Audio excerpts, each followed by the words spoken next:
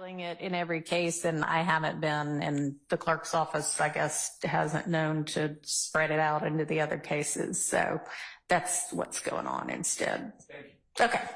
All right. Thanks for bringing that to my attention. All right. So are we ready with any portion of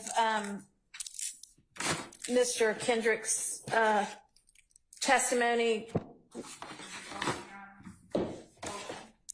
What did I say? Copeland. Yes. Kendrick. I said Kendrick. Yes. Are we ready with any portion of going back, either any kind of agreement as to what's already been testified to, and if y'all haven't been able to do that yet, then, you know, hashing through the evidence that we're going to have to face again? So, Your Honor, there's several statements. I think what's really helpful is when we have, and we do have some of the transcripts now where we argued, so that can kind of prompt everyone's memory. And last time we had to go through all the contested segments. What we did is the state played them in court, and then we made our individual arguments. And now that we have the transcripts of regarding some of the statements, I think we're ready to do that. Great. And I'm just giving the court a heads up. It's going to be somewhat maybe disjointed at times, but we just got to plow through it. And myself and Ms. Hilton did the best we could to try to figure out where we were previously. I don't believe, for the uncontested issues, I don't believe the uncontested issues have changed at all. I believe I speak for everyone on the defense that we haven't changed our view on the things that we agreed with the state. I think we just need to go over the contested issues. Okay, that works. Do you have the ability to play the statements in court today? Yes. Okay, good. And the other thing I was going to say, the January 11th is the first, January 10th going into the 11th is the first statement by Copeland, and logically maybe that would be the first one we review, but I don't believe that myself or Ms. Hilton saw a transcript of our prior argument of that one. Okay. So I would ask if we could start with the other ones first. Yeah, that's fine. I think there's still one day maybe that Ms. Weaver's working on, so that may be the day you're talking about. So yeah, we can start on whatever the next statement was. And are you going to be playing these through Zoom? So do I need to get on Zoom? Yes, Your Honor. Okay. You do need to get on Zoom. And do you have transcripts of the statements that are going to be at issue? Yes, we do have transcripts. What I wanted to know from the defense, if there were any that were litigated that are agreed upon, because if there are some that were litigated that we don't have issue with moving forward, I don't know if we need to rehash everything, and we haven't had that conversation, so I don't know. All right, do y'all want to take a minute and have that conversation? Yes. I think I can answer that. I think anything that was litigated before needs to be litigated again. Okay. And regarding the transcripts, Your Honor, June 10th, we have the same imperfect transcript, but it's generally gives guidance. For some of the other interviews, the state has a transcript. There wasn't like an official transcript. Now, when you say June 10th, are you talking about his June 10th statement or our transcript from June 10th of this year? You mean his June 10th statement? 2015. Okay. The state produced a transcript of that, and, you know, it's not perfect, but it gives guidance, and we're working off the same transcript. Great. For some of the other interviews, the state made a transcript at some point. Maybe, I don't know who made it, but it wasn't disseminated to us, and we made our own transcript, so we have like dueling transcripts. Okay, well, that's not for June 10th though, right? No. Okay, so maybe before we get to whichever statement has the dueling transcripts, y'all look at each other's transcript and decide which one you want to go by, or if some parts of it are better transcribed on one and some parts on another, combine them and let's get the most accurate transcript. And that's why we were playing the statements. Sure. I just wanted to give. Yeah, but. Because Judge Whitaker asked for a transcript, and there wasn't complete Yeah. And it's certainly a lot easier and frankly a lot faster with the transcript. So if there is a statement that I particularly need to see and hear the statement for the evidentiary determination I'm going to make, that's one thing. But if it takes me 5 minutes to read a transcript or 20 minutes to watch the statement, I'm going with the 5 minutes unless there's a reason I need to be watching the video instead, okay? Because, I mean, honestly, for most of these evidentiary issues, I'm not here like making a credibility determination. For the most part, that's for the jury. I'm here trying to decide, does this evidence come in under XYZ exception under the law, okay? However, right now I don't have any transcripts, so pass up whichever statement we're going to be looking at right now. If it's June 10th, 2015. Can I email it to you? Like, I don't have a... Yeah, that's fine. Okay. In fact, we might have some transcripts of certain of the statements, so. Yeah, under what?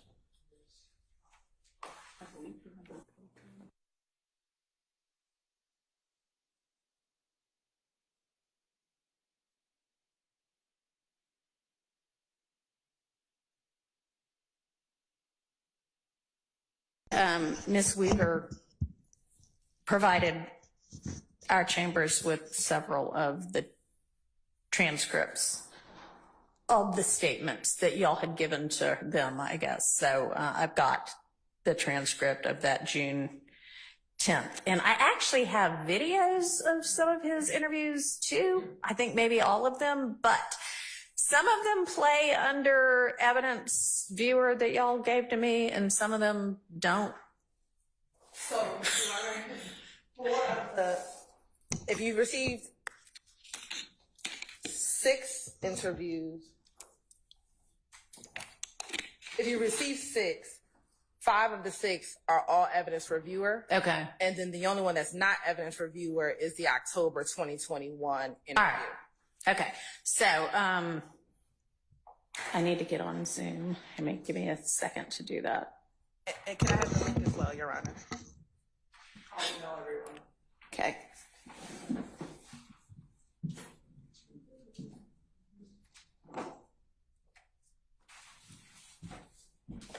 Your Honor, may I please use for a brief moment? Sure.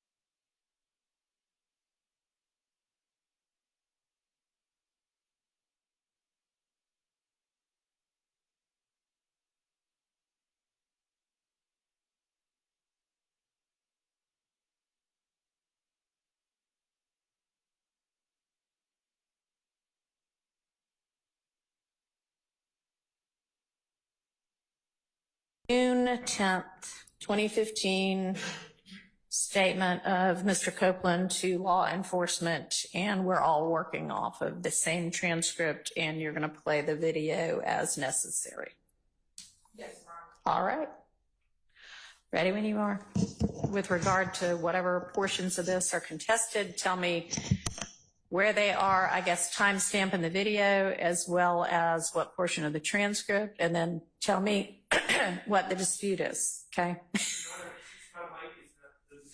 Yeah, you can just come up here. Sure. And, Laura, can you shoot email?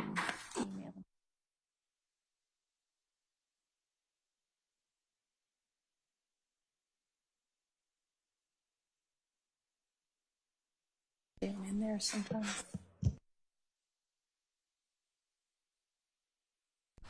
And if not, then we'll just get it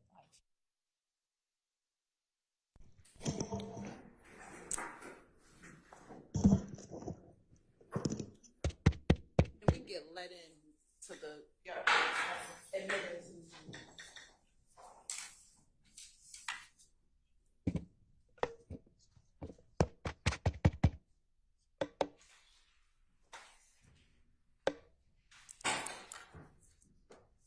All right, tell me. Yes, and Your Honor, just to orient the court. Sure. So the state had proposed several redactions of portions of the interview that we did not want played. And the defense, for certain portions, wanted that portion to be played through the state. Okay. It's the state's position that if we don't play it, and they choose to play it, they can, unless we believe it's inadmissible. Okay. So, with regard to any of those portions that you just think they don't need to hear this, but the defense wants to play, I guess, have y'all talked about whether the defense intends to play it so that you can tell me whether you think it's inadmissible? Yes, and so, Okay. so I just wanted to order All right. the jury that that's All right. where we are. So with respect to the June 10th interview, the first section, I'll just go in chronological order, that there was an objection. The defense wanted to redact timestamp 1019 to 1011. And I guess I'll let defense counsel explain why they wanted 1019 to 1011. 1019:11 to 1019:41, which is page 61, line 22 of, beginning at page 61, line 22, through page 62, line 14.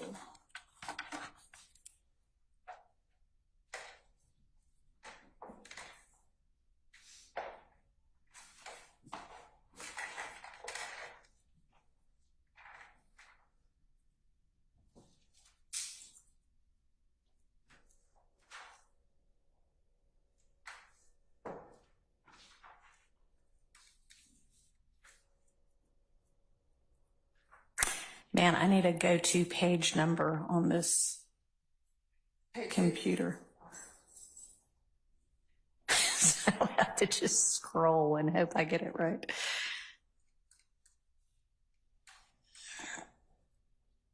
All right. Yes, sir. Can you repeat what you said about this segment? Who wanted what? This is a segment that defense counsel, you want it redacted, but we objected to it being redacted. Okay, so this is what you, because a minute ago you said stuff you're not gonna play, but the defense wants. So now you want this, the defense doesn't. Correct, Your Honor. So the way that we had organized it initially, I mean, if we're just gonna walk through the whole transcript and then that's fine. That's fine. I just need to understand what it is. yes, so this was a portion that the You defense, want, the defense doesn't. yes. Okay, and that is, I know it's 1019:41, no, 1019:11 to 1019:41. Yes, Your Honor. Okay, all right.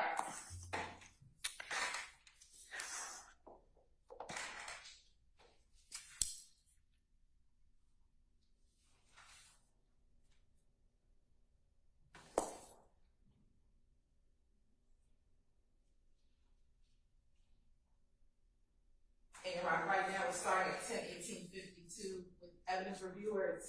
Sometimes a challenge to get it right at the right timestamp, so you just bear. All right, let me ask. So I had just said, I don't know that we need to actually listen to the video of everything. And I mean, I can read the words on the screen, so on the transcript. So unless we also, for some reason, I need to be hearing it out of his mouth. And if I do, and there may be times I do, then we'll listen on the video. But if I don't, I can read it. Okay. So the state's position is we wouldn't hear from the defense, but I think it's inadmissible. So that's what we were waiting for. Okay. Okay, so just a little context, if we're just looking at the statement as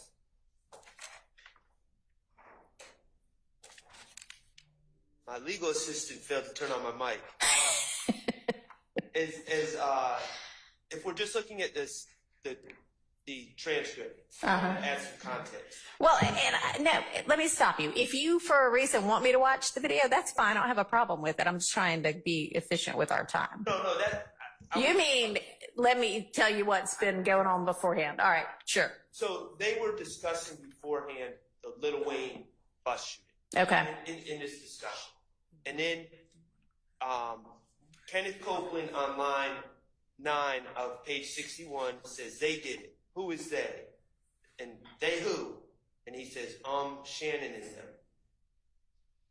So the first part of our objection is Kenneth Copeland giving information about the Lil Wayne bus shooting. What Your Honor needs to know from me about the Lil Wayne bus shooting is Kenneth Copeland, it's not been alleged at all that he was at Club Compound on the night of the Lil Wayne bus shooting.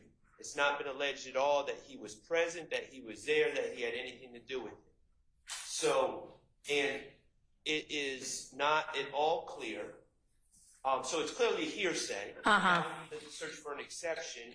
And I don't know what the source of his information is. There were, this was Dwayne Carter, is Lil Wayne, and when his bus was shot, there was all sorts of internet reports on gossip blogs and everything else. And there's just no way to ferret out what his source is to suggest that it falls under any hearsay exception. Okay.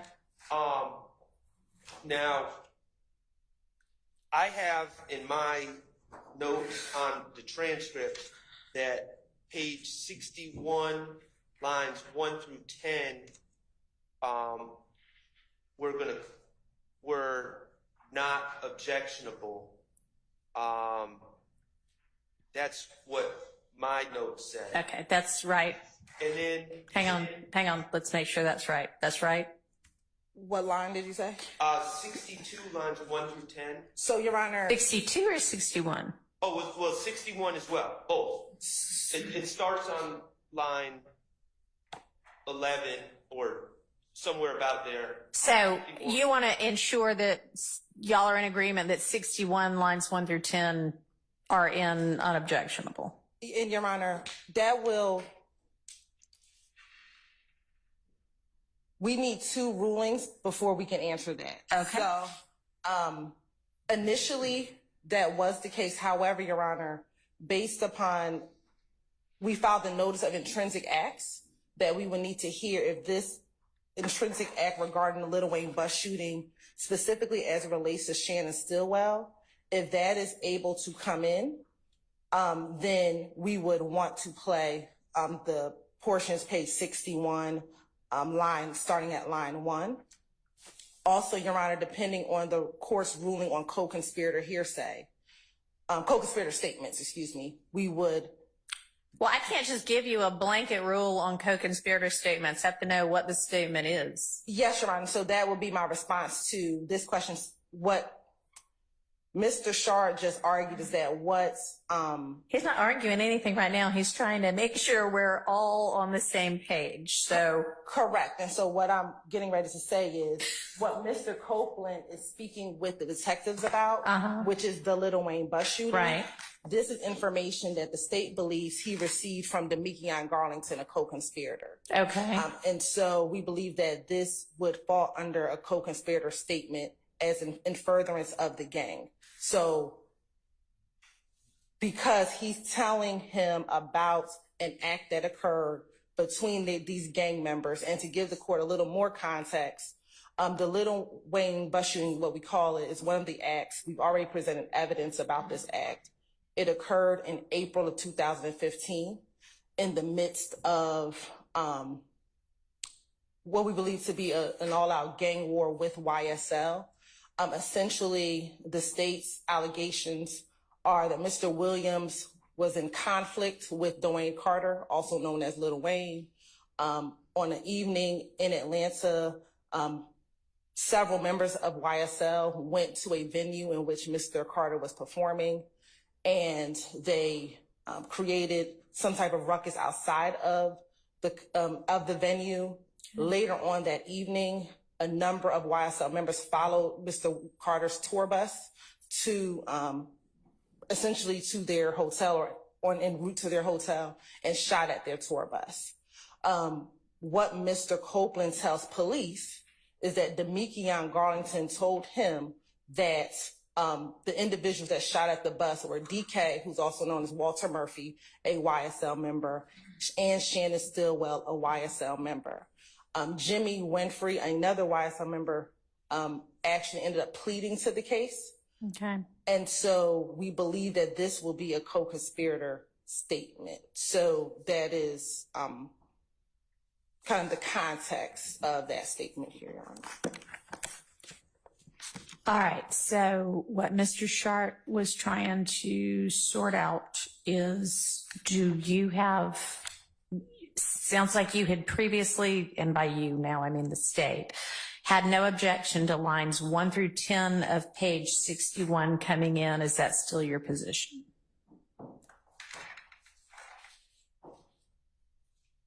No objection of it coming in. Yes, we have no objection of it being played. Okay. Right, that was never an issue. Okay, and it's still not. All right. So, and I don't think we need a ruling on the intrinsic, I mean, this doesn't really further my interest, but just to be honest with the court, I don't think this is an issue of whether it's an intrinsic act, because it's pled in the indictment as an overt act. Yeah. Part 1, so Okay. I don't think that's the issue. The issue is the state is just saying, well, we think he got this information from Demekion Garlington. There's 2 issues. A, we think he got this information from Demekion Garlington. I don't know where they're getting that from. That's 1, other than speculation. 2, then it also, if they were to be able to show that he was the source and that he's a conspirator, then we would also have to, it sounds a lot like spilling the beans. So there's 2 aspects to that where the state, the burden is on the state, and I just don't see them meeting it. So, DK, I'm sorry, y'all. It's going to take me a minute to get all the names. DK is who in real life? Walter.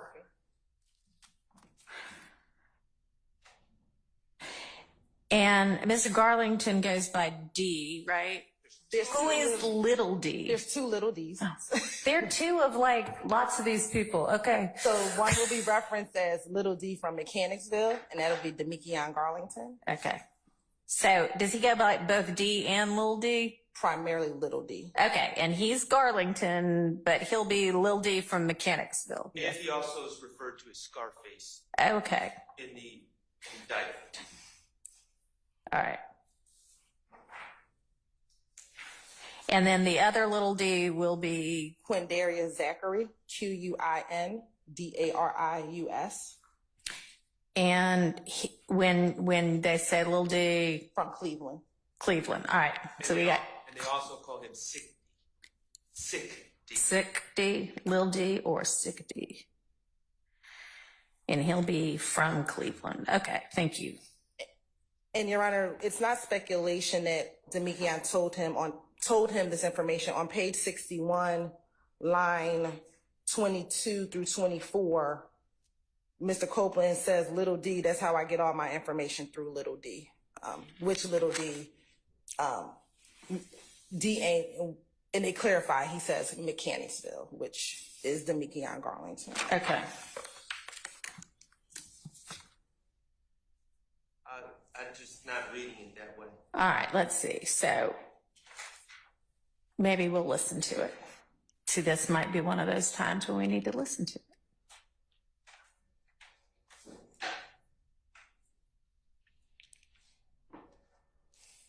And Your Honor, so start a little earlier. So sorry, about 10:18:52. Okay. But we're going to be listening around 10:19:12. All right.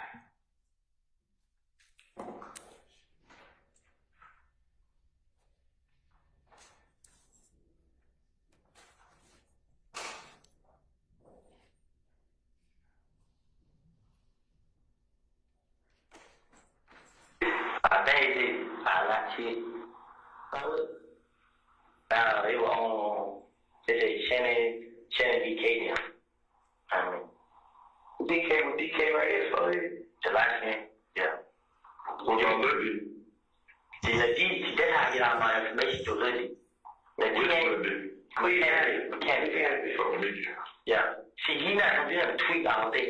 Twitter and Instagram, this is all he gonna do all day. I mean, he gonna be everybody, he'll miss everybody. Everybody, talk to him. You know what I mean? So, I always say, hey, like, I call you right now. If he ain't for you, he'll sit right and tell me what's going on. So, well, all I'm letting you deal about this, bro. If you know you ain't gonna plan on killing me, bro, why you never told me? You know what I'm saying? Say you plan on killing Tick, too. Sam gonna kill Tick? Nah, do it. Why don't kill Tick? I can replay it, Your Honor, if you need me to. So, Your Honor, this is my problem with this argument here. Typically, in every case I've ever dealt with a co-conspirator statement, every case I've ever read involving a co-conspirator statement, an appeal, declarant said to witness approximately 2 weeks after the murder, while at the Exxon gas station, that it was the defendant and his friend that committed the murder and that the person needs to be quiet about it, etc. There's a time, there's a place, there's what was said, it's who said it. Here, Mr. Copeland comes out with some hearsay, some vague hearsay information about the Lil Wayne shooting and who did it. They ask him, what about Lil D? And I'll concede it seems they're talking about Garlington. And Investigator Dennis is the one talking, and he's clearly asking about Demetrion Garlington, I think that's fair. And he just says, well, Lil D, that's where I get all my information. He's on Twitter a lot, he gossips a lot, essentially is what he's saying. There's I don't take a general statement of, oh, Lil D, he's a gossiper, that's where I get all my information, as sufficiently specific to this particular piece of information to say, Demetrion Garlington told me, and I know you don't need an exact date, but Demetrion Garlington told me, about a week after the Lil Wayne, if the state wanted to bring this in, I would expect to hear, yes, Demetrion Garland told me about a week after the shooting, we were hanging out at the Exxon gas station, and he told me Shannon and DK did this, but that's not what we have here. It's just a vague statement. Oh yeah, I get all my information from Lil D. So I don't think that's sufficient to particularly say that he's the source of that particular information. And then, of course, again, it's spilling the beans when it really comes down to it too, because there's no context that would would allow Your Honor or any of us to conclude that the state has proved by preponderance of evidence that somehow a statement that we don't even know was made, where it was made, the context of what it was made, was somehow in furtherance of any sort of conspiracy. So I just don't see how you are armed with making any sort of determination that it falls under 801 D2E, and of course the burden is on the state to arm you with that information.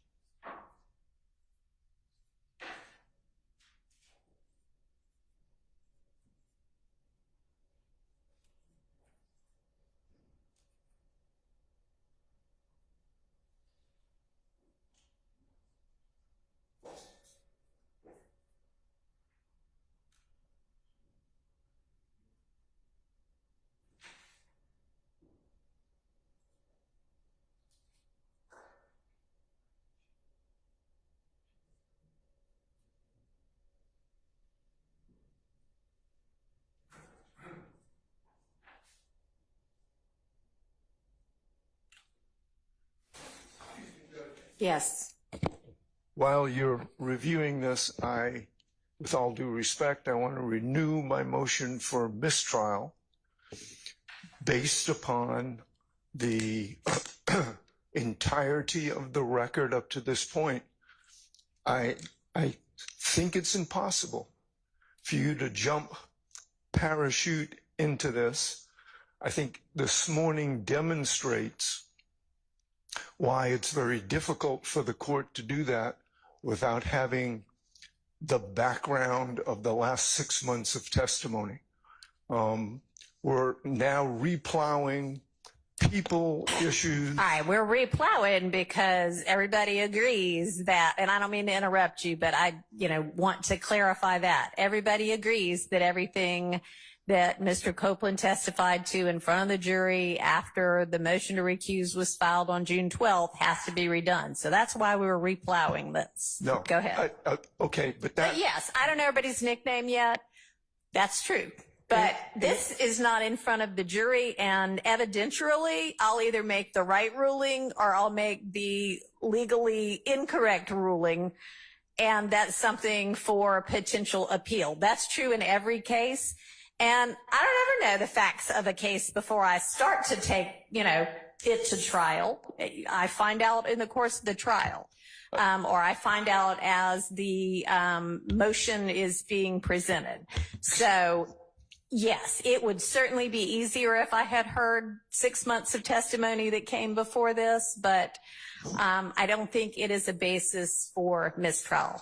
I disagree entirely. You would know the basis and the people's names and the testimony had you been the trial judge up to this point. And I get your point. Before trial, you don't necessarily know the evidence. We are way deep into trial now. You would have heard this evidence. You would understand the context, and we wouldn't have to replow the contextual basis. So I'm just renewing my motion. All right, I appreciate it. You're not wrong about factually speaking, it is more difficult, but legally speaking, it is overruled. Your Honor, can I Mr. Steele. Could you mind, as you're making this analysis under OCGA section 24-8-801 D2E, I'd like the court to just denote that in a good case is, that I think is a good case, is Stafford, Stafford versus State. That is 312 Georgia, 811. It's in Division 5A as in Elisa, 865 Southeast 2D 116, 2021 case. And the reason, I'm listening intently, I don't mean to interrupt, but the state's belief of the law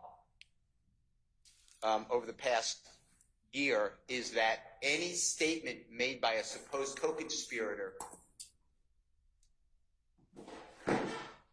to another co-conspirator who speaks with the police furthers a conspiracy. And as Mr. Sharp said, that is just spilling the beans unless it really does something to promote the conspiracy. So even what the state just said, I get my information from Mr. Garlington. My point is that doesn't help the state, because if I'm in a conspiracy with Mr. Adams to steal a pencil, and I tell Mr. Adams I stole the pencil, or Haley, who I'd like to introduce you to, stole the pencil as part of our conspiracy, Mr. Adams, then repeating that to law enforcement, doesn't do anything to assist us. Now, if he said cover for Haley, give her an alibi, that is different. So the point I'm trying to make to you is, I'm not so sure that there is a conspiracy. Like, I'm just telling you, I know you're working hard, and it's all appreciated, but Mr. Nichols hasn't really been mentioned in this case. He was not mentioned in an opening statement. He has one little section on I can't remember the year, 2014, but I don't know the year, small drug case. Otherwise, he's not mentioned. And I'm not trying to argue for the Honorable Ms. Westmore and Mr. Harvey, but that's why he's always asking for 105 instruction.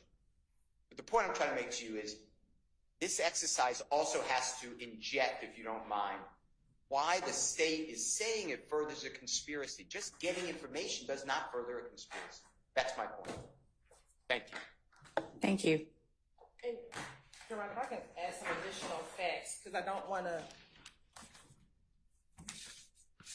This is not the only time in this interview that Mr. Copeland talks about the Lil Wayne bus shooting. So this is the first time. He actually talks about the details of the shooting.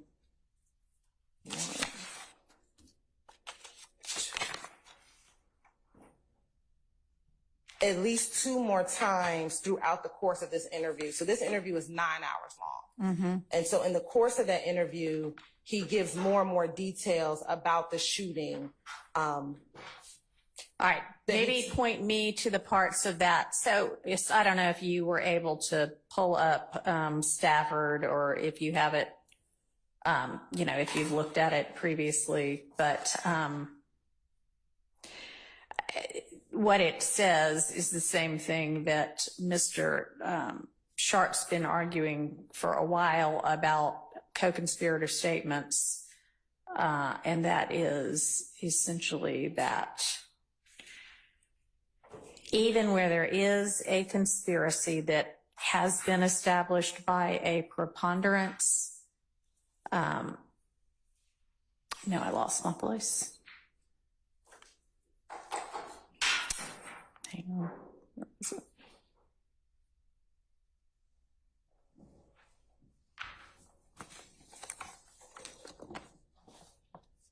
Here it is. Hearsay statements that implicate a co-conspirator but do not advance any object of the conspiracy, such as statements that merely spill the beans about the conspiracy, are not admissible. So if you can point me to how this advanced the conspiracy, and I understand your argument is, hey, the conspiracy is they're all members of an ongoing gang. They need to know what's going on in the gang so they can react like appropriate gang members and be prepared if somebody's coming after them. And that's a reasonable position to take. So tell me how it is that this is advancing an object of the conspiracy, and not theoretically where your evidence is going to show that. Yes, Your Honor. So during 2015, there were just a number of different events and actions that took place beginning in January of 2015 all the way through about October of 2015, Your Honor.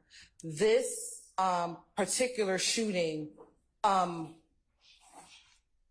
Lil Wayne's tour bus was a part of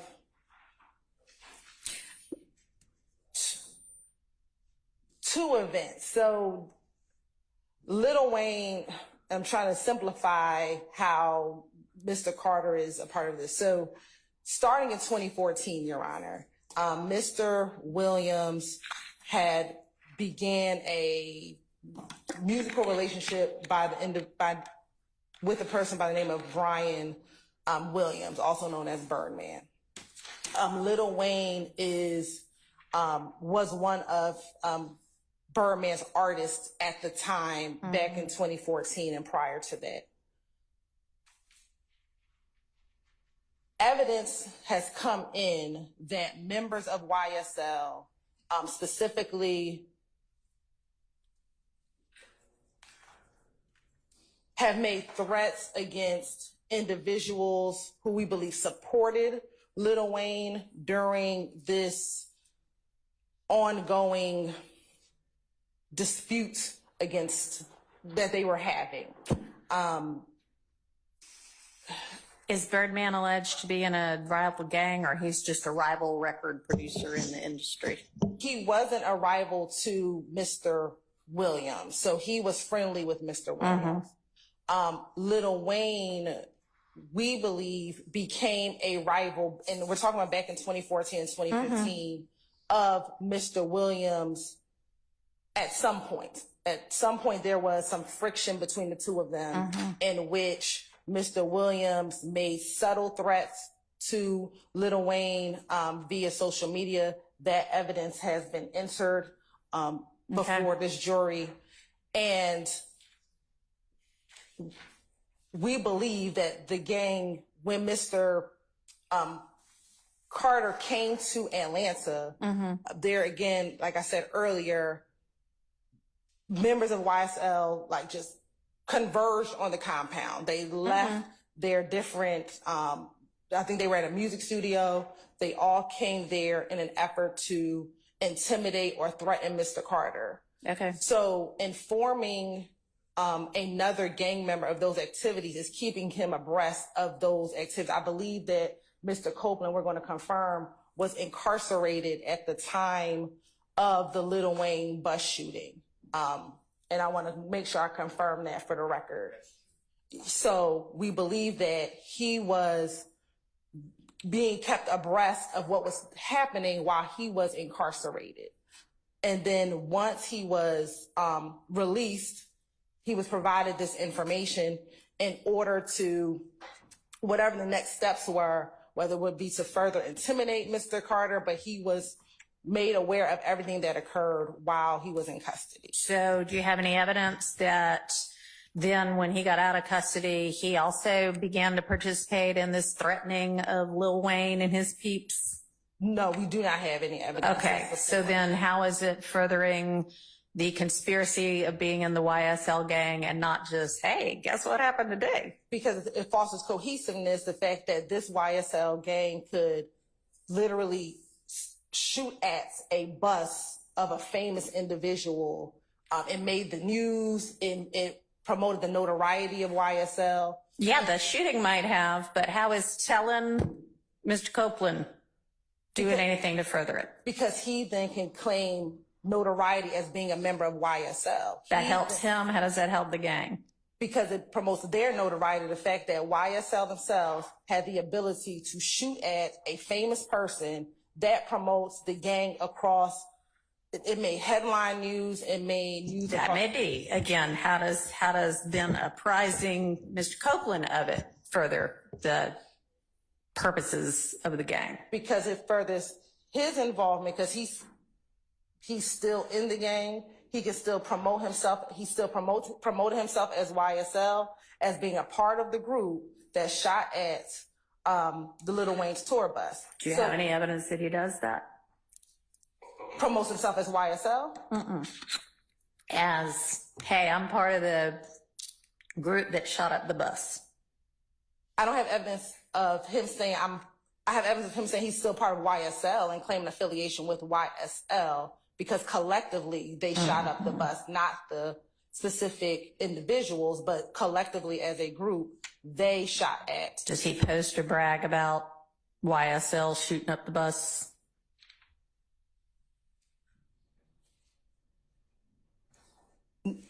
No, we do not have any evidence of him posting on social media YSL shooting up the bus. Okay.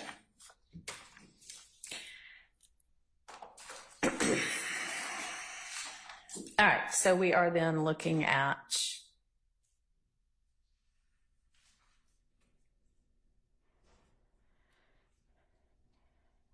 '61, line 22 through 62, line 14, where he says, I get all my information from Lil D.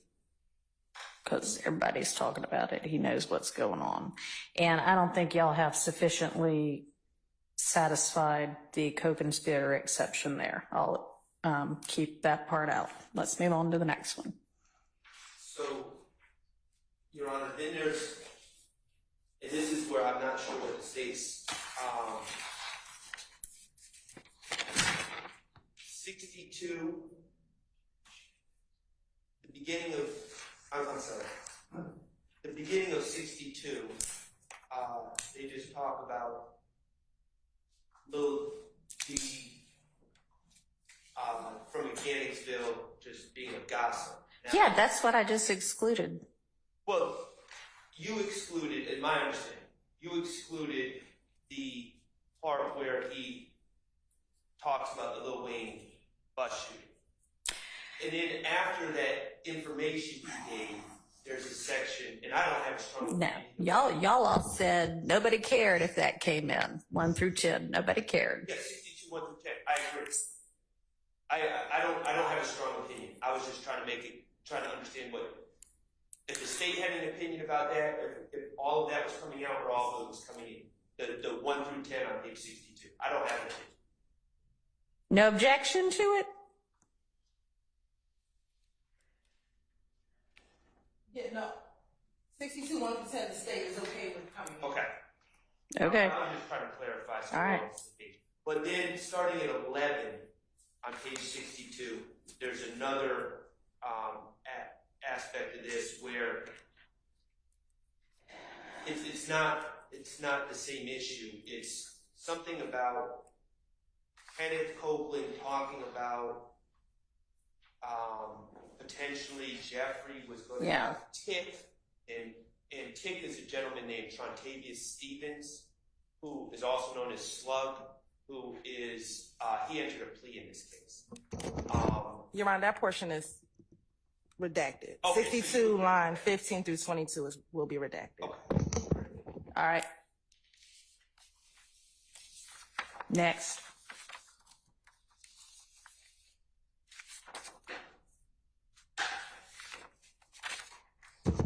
I believe the defense wanted next page 62, line 23 through page 70, line 16 out.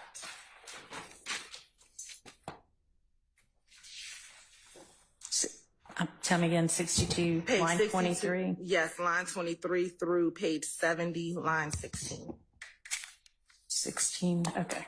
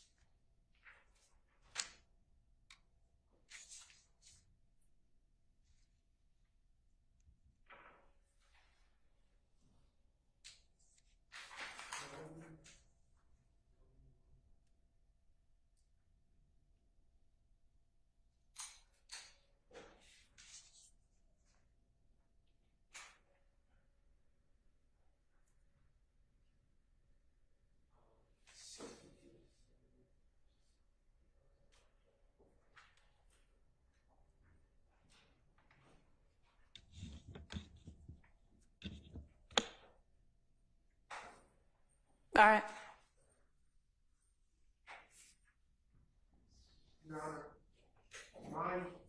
My recollection of this, and I'm not saying that the state's misrepresenting anything, but I don't think I don't recall having a blanket objection. Now, there's certain parts in this transcript as a whole, and they're coming up not to 72, but a little bit after 72 that go back to Lil Wayne's bus shooting. And our stance is all that is covered under your last ruling. I mean, all of it's the same general situation. But regarding these pages, 61 to 72, what I have is I objected to 70, page 70, lines 16 to 19, where it's just Investigator Dennis identifying, it's not Copeland talking, but Investigator Dennis says, If Shannon is a shooter. Shannon is meaning Jeffrey's shooter. Why would he put these? Yeah. I think that's inappropriate to have the investigator, just put that out there. And then after that,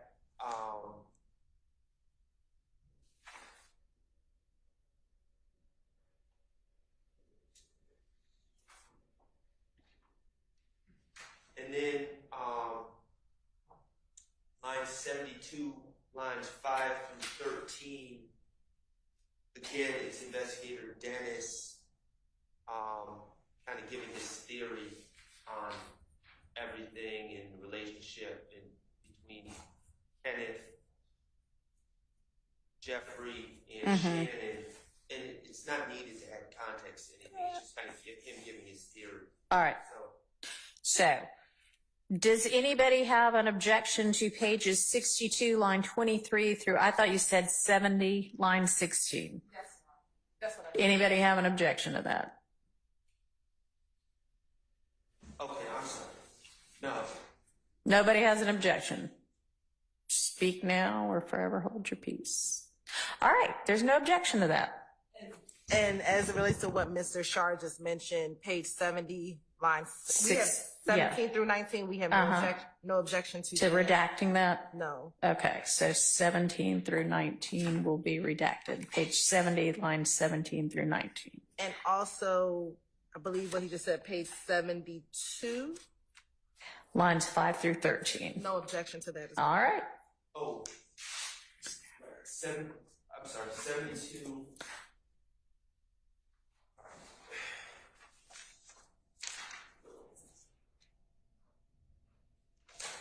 Okay, next.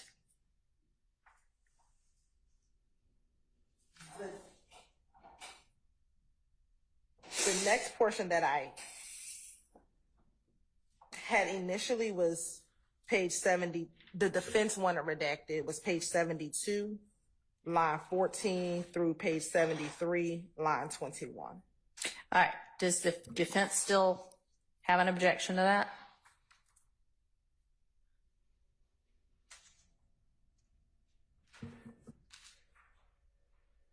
The 73 line.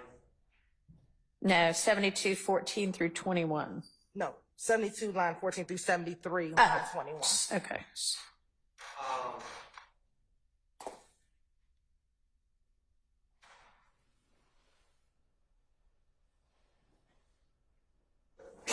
God bless you. No, God bless you. speaking for Mr. Okay. Stillwell. Anybody, any of the defendants have an objection to that portion?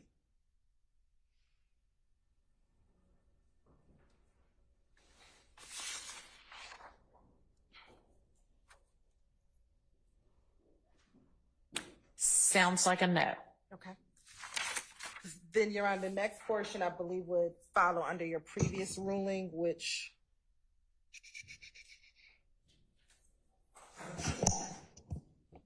would be redacted, which would be page 73, line 22 through page 78, line 16. So Okay. I don't think there needs to be any further discussion. All right.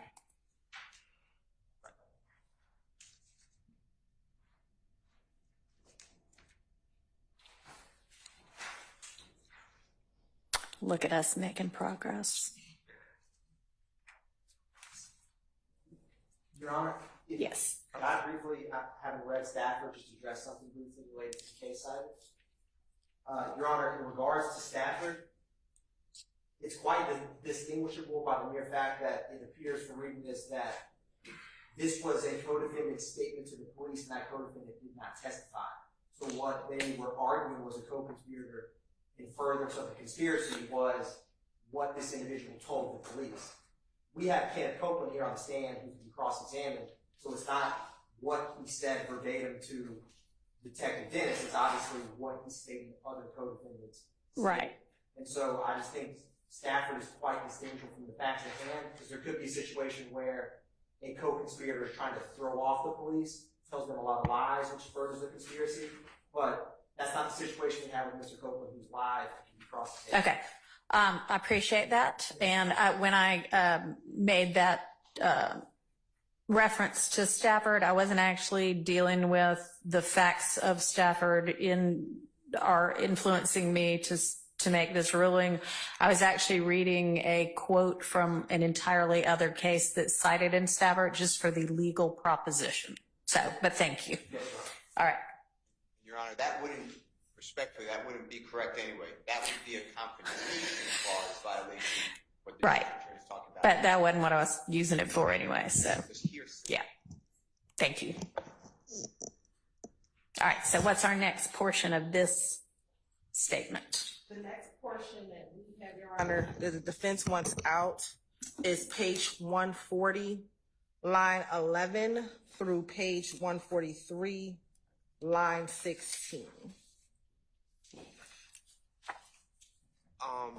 Ms. Hilton, Yes. I have 89, page 89, 3 to 25. Did you guys agree to that? You said page 89. Lines 3 to 25. Yes. And I believe the full redaction that we agreed upon last time. Correct.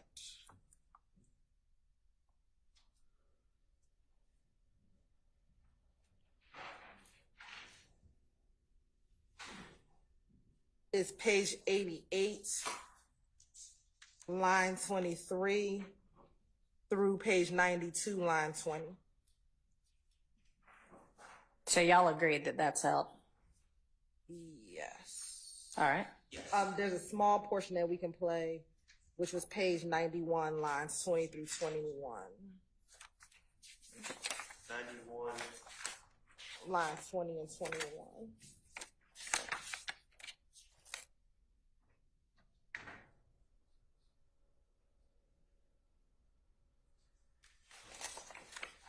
Everybody good with that? I don't know. I mean, in reality, I don't know how. Yeah, I'm fine. Logistically, they're going to do that? Well, they can figure that out. All right. So then we're looking next at what line, I'm sorry, page 140, line 11 through, did you say 143, line 16? Or did I get that Page wrong? 140, line 11 through page 143, line 16. Yes. And I'm sorry to keep doing this, but just so I'm certain, the other three before 140 is the 112, 24 to 114, 25. We agree on that? Page 112, line 21 through page 114, line 25? Yes. Yes. Okay. And y'all agree on that being out? Out. Yes, Okay. Your Honor. And then we also agree upon page 122, line 20 through page 124, line 10. Being 22, 20. Okay, I'm in concurrence. And then 129, I have 129, 20 to 130, 20 approximately. I have 129, line 18 through 131, line 25. Is out by agreement. Out. Okay. 131 line 25? Yes, sir. Okay, great. All right. On the same page. All right, so now I'll read 140:11 through 143:16.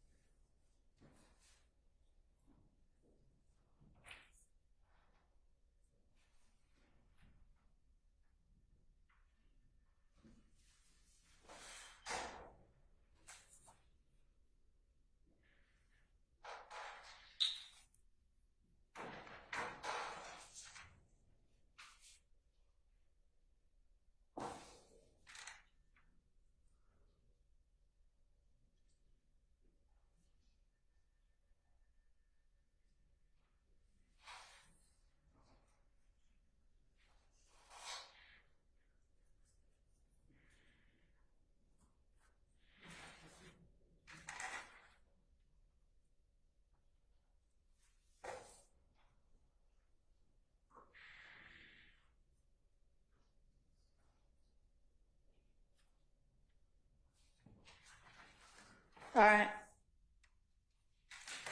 So you're right. For this part, I want to give a little bit of a brief context. All right. So after the January 10th murder of Donovan Thomas, there were a number of retaliatory shootings. Right. One of those retaliatory shootings was on February 19th, 2015, in which Mr. Copeland is coming out of his home with his daughter and his child's mother. At that time, some members of the opposition gang drive by his house, shoot at him. He shoots back at them, and he's able to find safety. He goes to the police that evening, and when he goes to the police, they ask him for the gun that he uses. Initially, in February, he tells them he'll get the gun. He'll give them the gun. He'll give them the gun. Of course, he never turns in the gun. Now in June, he is explaining to them why he did not turn in the gun. And so I wanted to give the court that context before we go into argument. Okay, and so what's our issue with this portion of the transcript? Defense counsel, the state believes it should be played. We believe that this is intrinsic to that act from February 19, that it completes that particular story in which this is now the answer as to why that gun was never turned in. And so that's the state's position, that it is, if it does places we don't think it's character, the fact that Shannon Stillwell had this gun. I believe that was the previous argument, that the fact that Shannon is a convicted felon and has a gun is bad character. We don't believe it's bad character, and if it is character, it's incidental character. But this explanation of where the gun is intrinsic to completing the story of what happened on February 19, 2021. Couple things. To the extent that the shooting on February 19, 2015, where individuals shot at Kenneth Copeland, the story, the full context, individuals allegedly drive up, shoot at Kenneth Copeland while he's holding his baby, and he's with the mother of his child. He shoots back. He hits people, causes their car to crash. They're charged with this crime.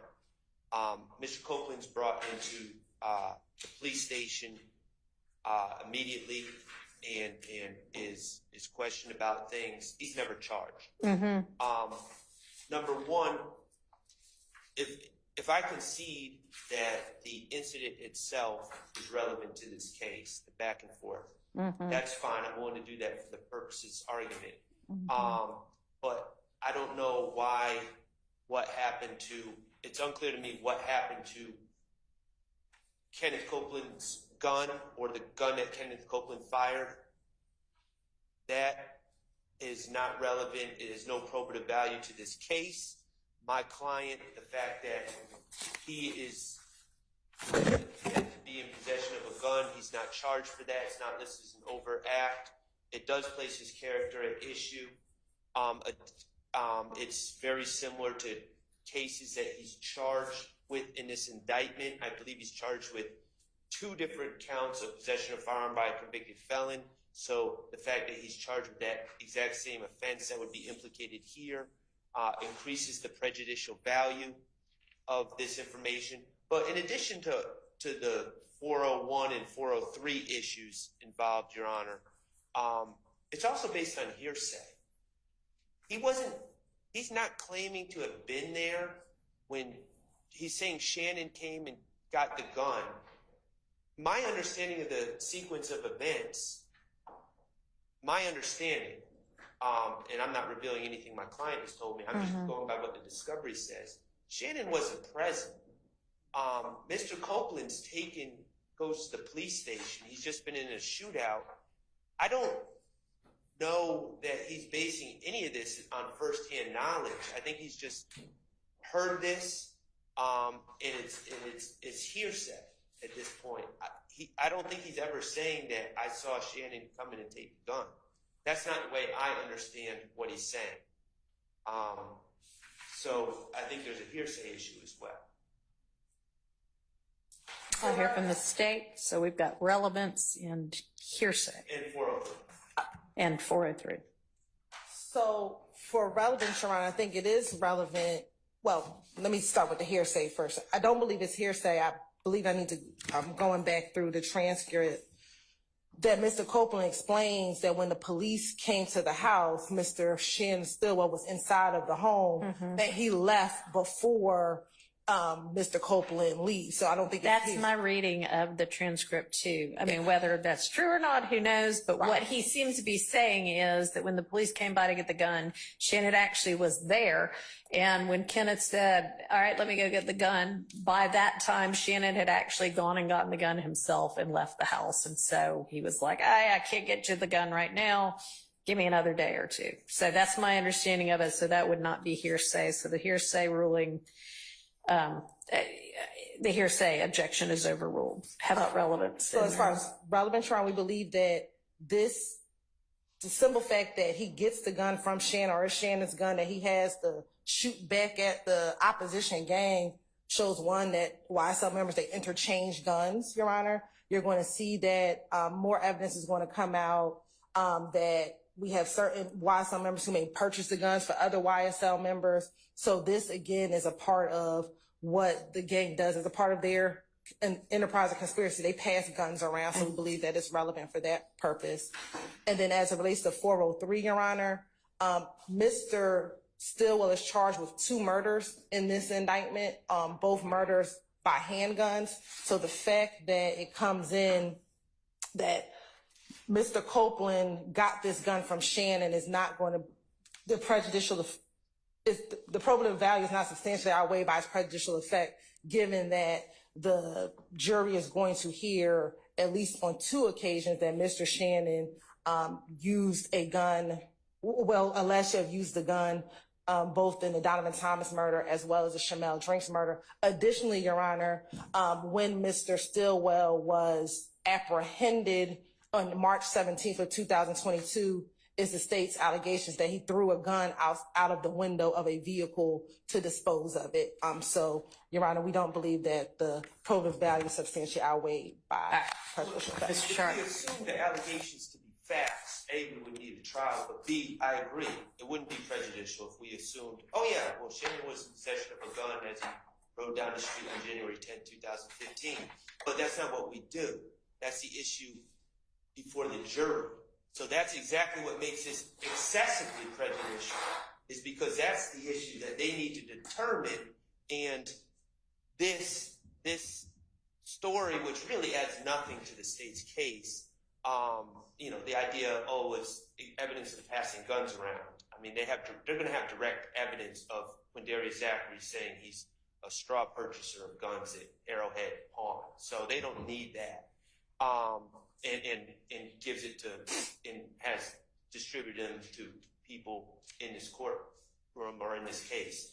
But that's exactly what's so prejudicial about this is they're bringing in propensity evidence that is going to be prejudicial to the issues at hand, which is whether Mr.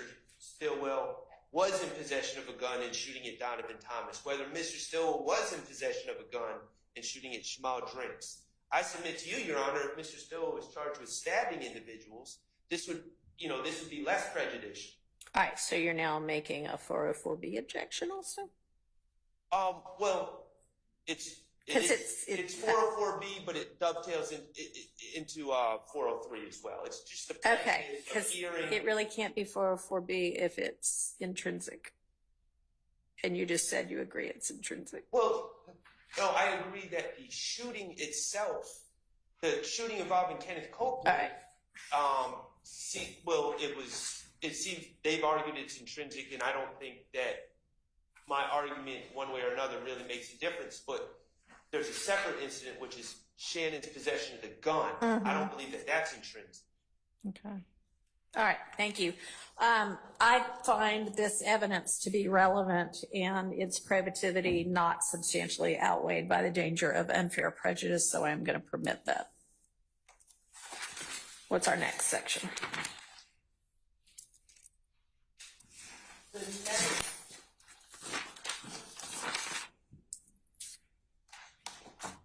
section I have, defense wanted out was page 188, line 9 through page 189, line 9.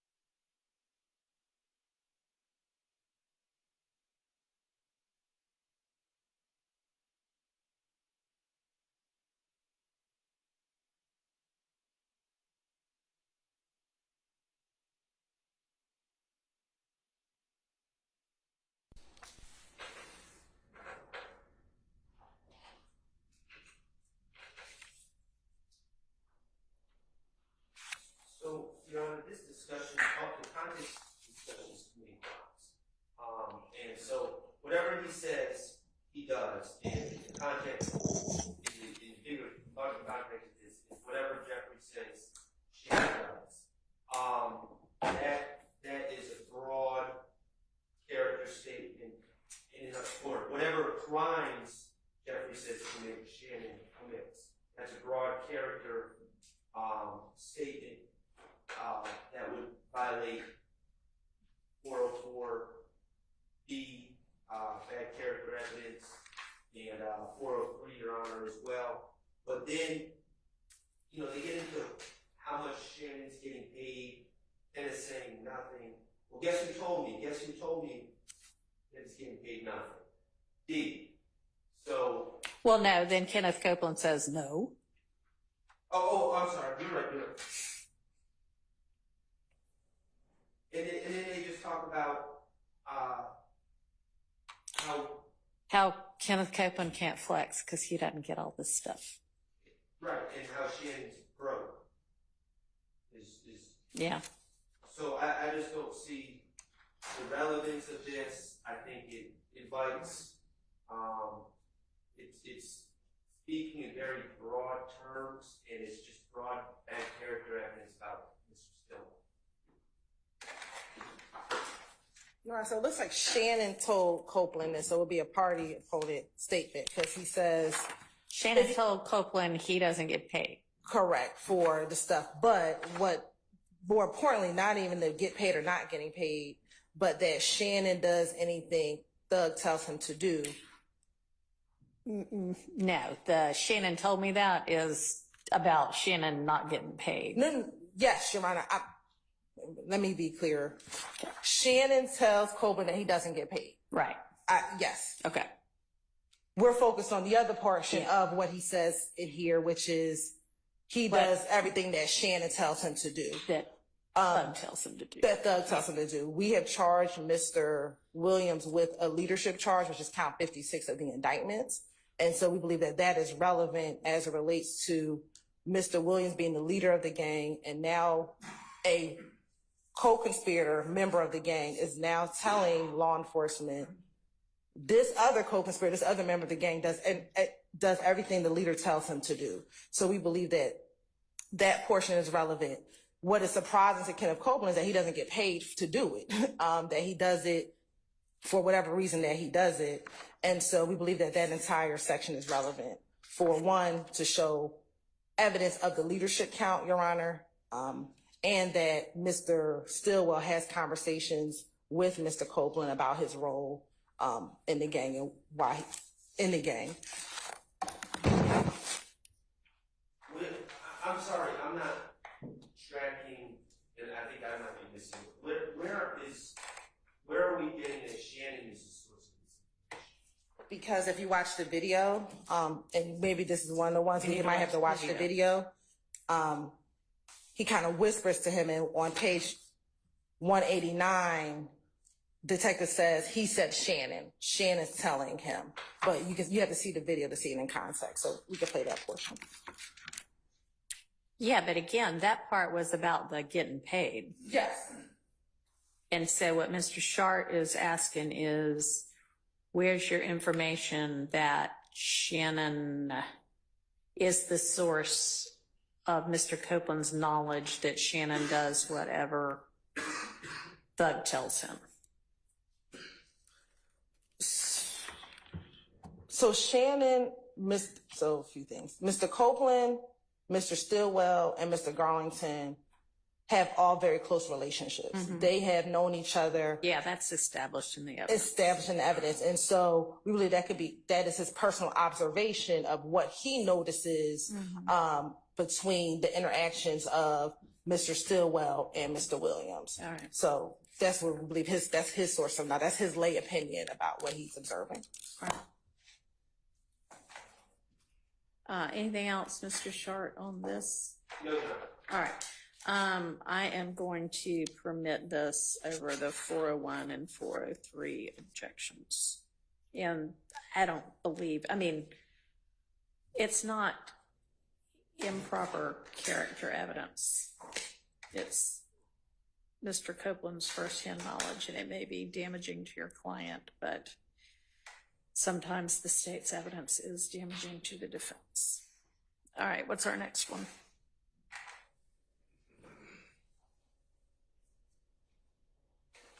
Your Honor, the next one that we have that the defense wanted out was page 202, line 14 through line 20. And we are in agreement, Ms. Hilton, 197, 14, 199, 4. Yes. Did I get those? Did I get it? page 197, line 14 through page 199, line 4. And that will be redacted, Your Honor.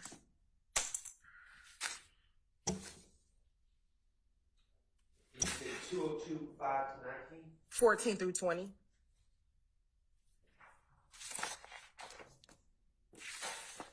Okay, let me ask a question that is entirely irrelevant to what we're doing right now, except for the fact that we're all sitting in this courtroom. How's the temperature for everybody? It seems a little hot for me. I was going to say the opposite. It seems a little. Dang. All right, well, I agree with Ms. Sullivan. darn it. Okay. I'm just going to have to get a fan up here. Well, it's not up here. Okay. And Your Honor, heat does rise, so it may be hotter up on the bench. Okay. Your Honor, since we called it higher elevation, we have a Yeah, we can have a convenience break. Sure. Let's break for until 10:30. That's down as far as it'll go. It needs to be adjusted.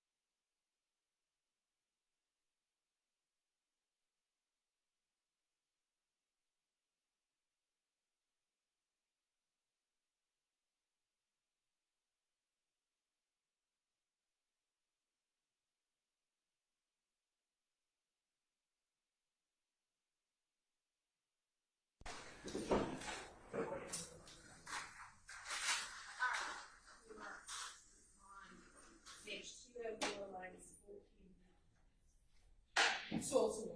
That's right. That's right now. I just read it wrong. 202.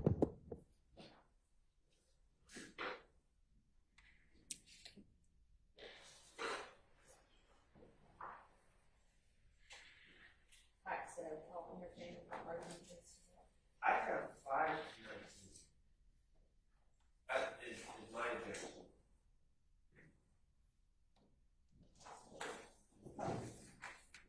If you're amending what you did before, that's fine, but before I have, for you, page 202, 14 through 20, but you're saying it's, I have 2 5 and 19 in my notes. But either way, Okay. 202, 5.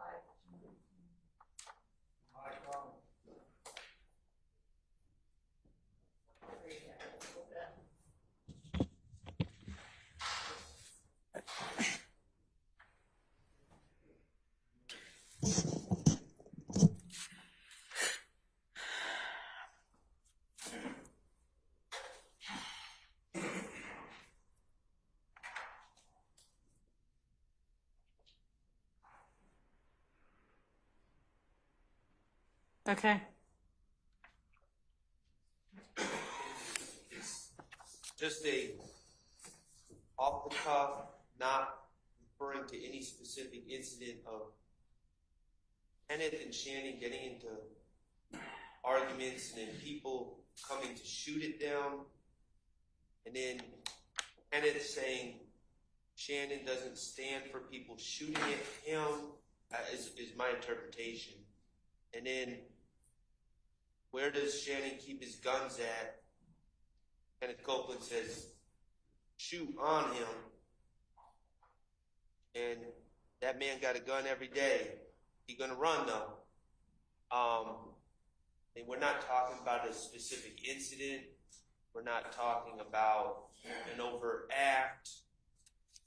We're just talking about character. Shannon keeps a gun on him. Get into arguments with people and they shoot at us. Again, not talking about a specific act. Just generally, and Shannon ain't going for it when people shoot at us. I mean, all this is just. All right, so let's kind of take it piece by piece. So there's kind of like the 5 through 13, and then the kind of 14 through 19. yes, Your Honor. So first with 5 through 13, Mr. Copeland talks within this interview specifically about another retaliatory shooting that occurred in January of 2015.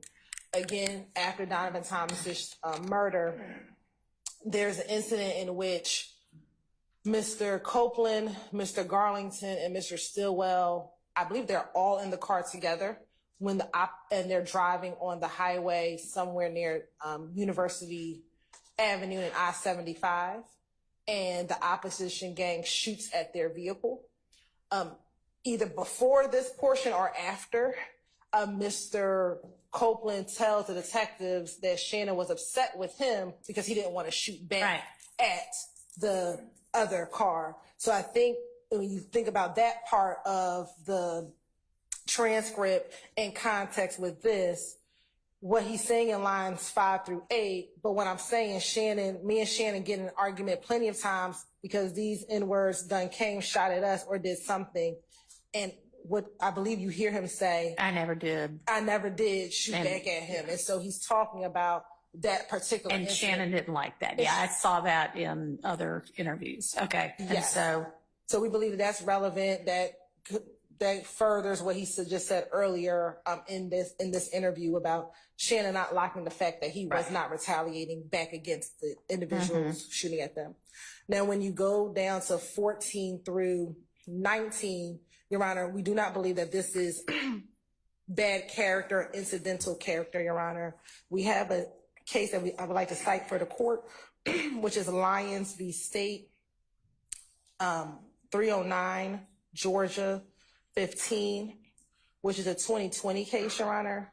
And this case specifically talks about the defendant in this case thought that the trial court abused its discretion in admitting a photograph showing the defendant in possession of a gun because it improperly placed his character in issue and was highly prejudicial. And the Supreme Court disagreed, and I'll just go to what they cited. 309 Georgia 15. Yeah, I mean, is it basically just for the proposition that owning guns and having guns isn't character evidence? Correct, Your Honor. And what we've also, and it won't, owning or frequently carrying a pistol does not impute to him generally bad character, Your Honor. Okay. So the fact that his friend knows that he keeps the gun on him would be relevant, especially in this overall conspiracy and gang indictment that we have before the court, Your Honor. Anything else, Mr. Sharp? I'm trying to look at Lyons real quick because I have a suspicion. If you have a Lyons a convicted felon? Your Honor, I don't know if Lyons was a convicted felon, and I have not found a case in which the court distinguishes if a individual is a convicted felon, that imputes more bad character than not. And I don't know if that's the argument that Mr. Sharp is about to present to the court. Well, okay. So I'm reading Lyons very quickly, but it seems that in Lyons there was an argument that the gun in the picture could have been the weapon used in the crime. I mean, that's not what we're dealing with here. Okay, but is it standing for whether it stands for it or not, there is a general proposition in the law in Georgia that owning and frequently carrying guns isn't bad character evidence. Unless you're a convicted felon. Do you have evidence? I mean, not evidence. Do you have case law on that? I don't, but Maybe let's put that issue on pause then, and y'all do some research and get back to me on it, because that is maybe potentially a different issue than just in general. So we'll have y'all take a look into that. But I'll also point out in Lyons, Your Honor, it says the photograph was relevant to show that Lyons at some point possessed the type of gun used in the crimes at issue. The probative value of this evidence was not substantially outweighed by its prejudice. So we don't have the same probative value here either. All right. Well, how about we come back to the 14 through 19 portion of this page with the gun. And I never argued about the first part, 5 to 13. I don't believe I did. Go ahead. But it's, again, we've got an intrinsic act of them being shot at that's come out in trial. Mr. Copeland and Mr. Stillwell being shot at. Right. I don't know why. I don't understand the relevance other than propensity to show that Mr. Stillwell's a quote-unquote hothead. I don't know what the relevance of him being upset that we didn't fire back or retaliate or do something. I'm not following how that's relevant. Okay.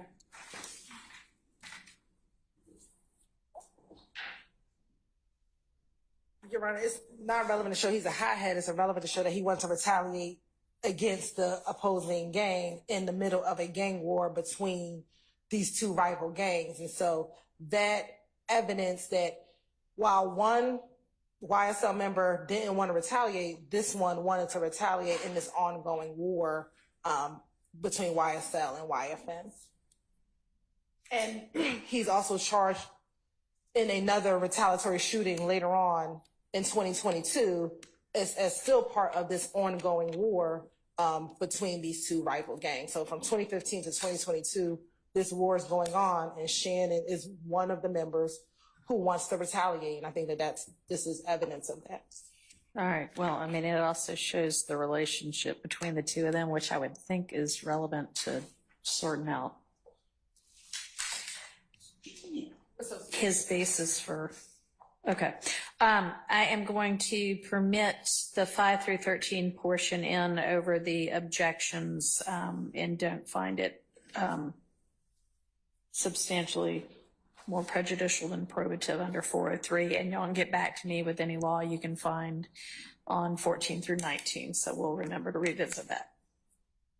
You want a case, Your Honor? Yeah, if you've got one now, that'd be great. So, Hall, Hall versus State.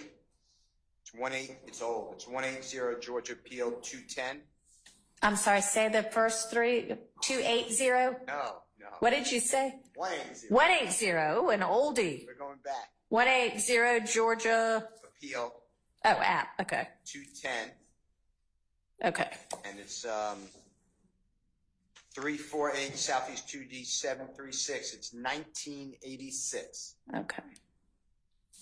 And Your Honor, what it says is the defendant stated on direct that he knew what was in the bag. At worst, he admitted only one of the elements of the crime of possession of a firearm by a convicted felon.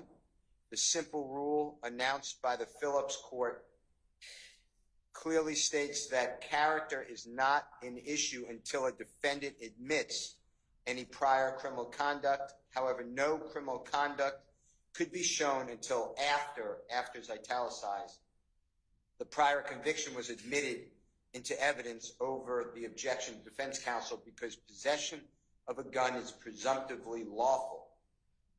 Allowing the prior conviction into evidence in order to place the defendant's character in issue demands circular logic and defies even the broader parameters of the simple rule in Phillips. Here, I'm telling the court that there's an exhibit, I don't know the number, that Mr. Stillwell is a convicted felon. And additionally, he's charged with possession of a firearm by a convicted felon several times in this indictment. So that increases the prejudicial value because it goes right to a substantive charge. And to say that he runs around with, I'm sorry, did I interrupt? Go ahead. To say that he runs around, he being Mr. Stillwell, runs around with a gun at all times, his conviction is back. It's in this case. Somebody, please help me, but I'm going to tell you it is before the supposed conspiracy even started. The conviction's back to like 2012, I think, but I'm not sure on that. I don't want to make that representation.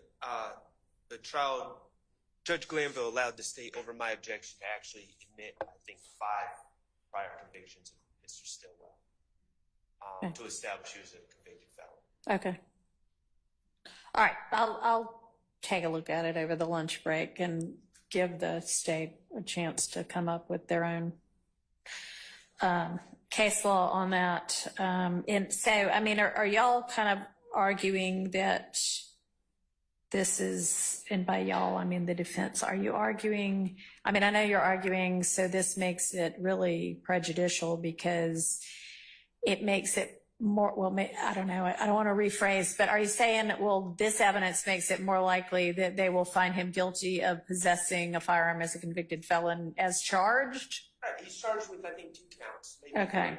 3. And essentially, Mr. Copeland saying, hey, he always illegally carries a gun as a possession, Okay. as a convicted felon.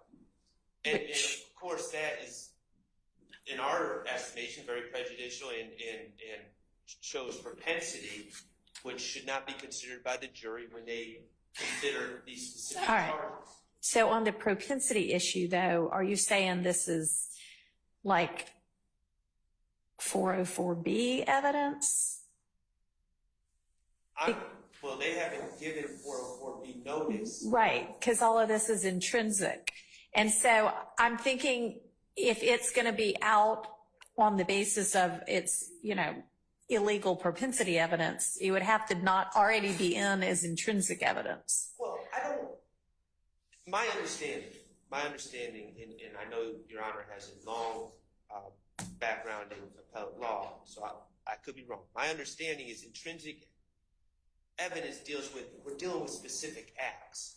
This isn't dealing with a specific act. This is just a gentleman saying, oh, this man is known to carry guns. This man always carries guns. He always has one on him. So, I mean, it would be like if someone's charged with murder and then like someone just says in a tape, oh, well, this guy's everyone knows he's the biggest killer of all time, and it's just like, well, that's that's a problem in front of the jury. Well, okay. So, I mean, this is essentially, to my knowledge, by me, I mean, at this point, Copeland saying, hey, as far as I know him, and I know him, he carries a gun on him all of the time, which obviously y'all would not like to come in because it does make it more likely that he had a gun on the instances in which he's charged in the indictment with having a gun. But why does that get excluded? So y'all find some law and then we'll take it up after you've presented whatever you have and after lunch. Because I'm not sure that being able to say, I know, you know, from my own personal knowledge of him, that he typically carries a gun is excludable simply because it makes it more likely that some of the charges against him might be true. That makes it relevant. So I don't know, y'all come up with something, hand it to me later. Let's move on to the next thing. We'll circle back on that one. The next one.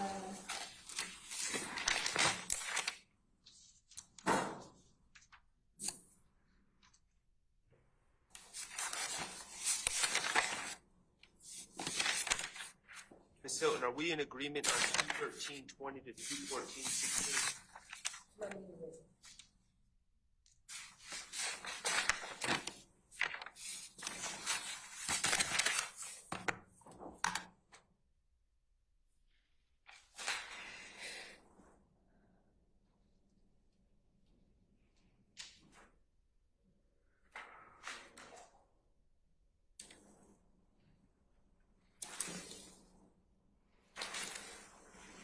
Yes. You agree? We're in agreement. Yes. That it's out. Okay. All right. And I just want to confirm, we're in agreement 220, 11 to 21? I have 22012 through 15. Well, 11 just says overlapping conversation.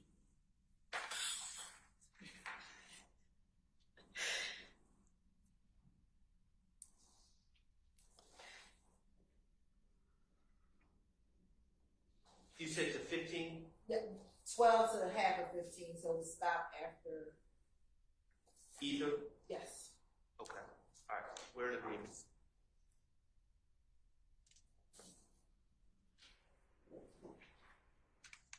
And then 222:17 to 223:6. Is that what you have as next? Yes, 222. Yes, 225 to 223 last.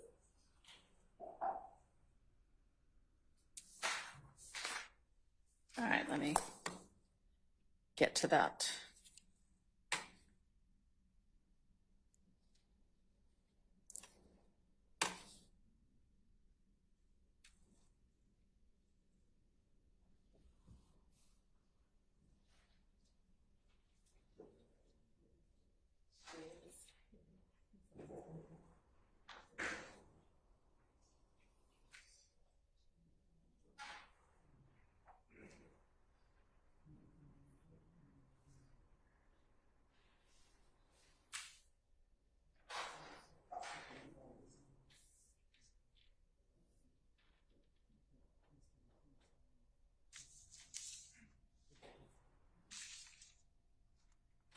Sorry, I was reading the wrong page.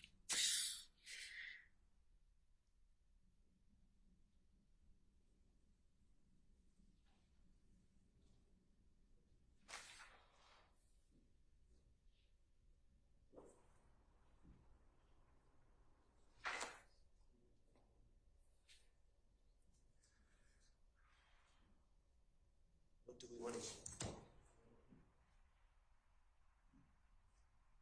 All right. Your Honor, I'm just going by the transcript I have and the amount of writing I have on it. I don't know if the transcript, this might be one that we need to hear the Okay. audio.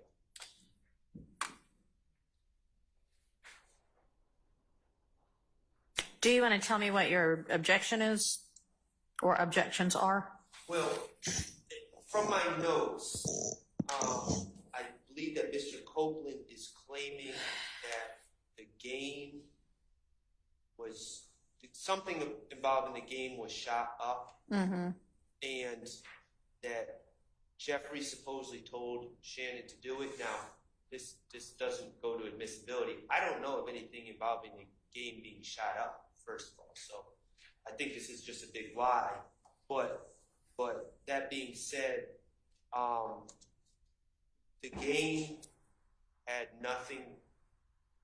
I mean, this is an overt act.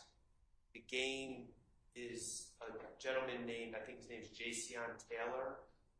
He is not, to my knowledge, we've heard no evidence that he's affiliated with Lil Wayne or anything else. This is just like a completely separate incident that's uncharged in count 1 and uncharged in any other count as well.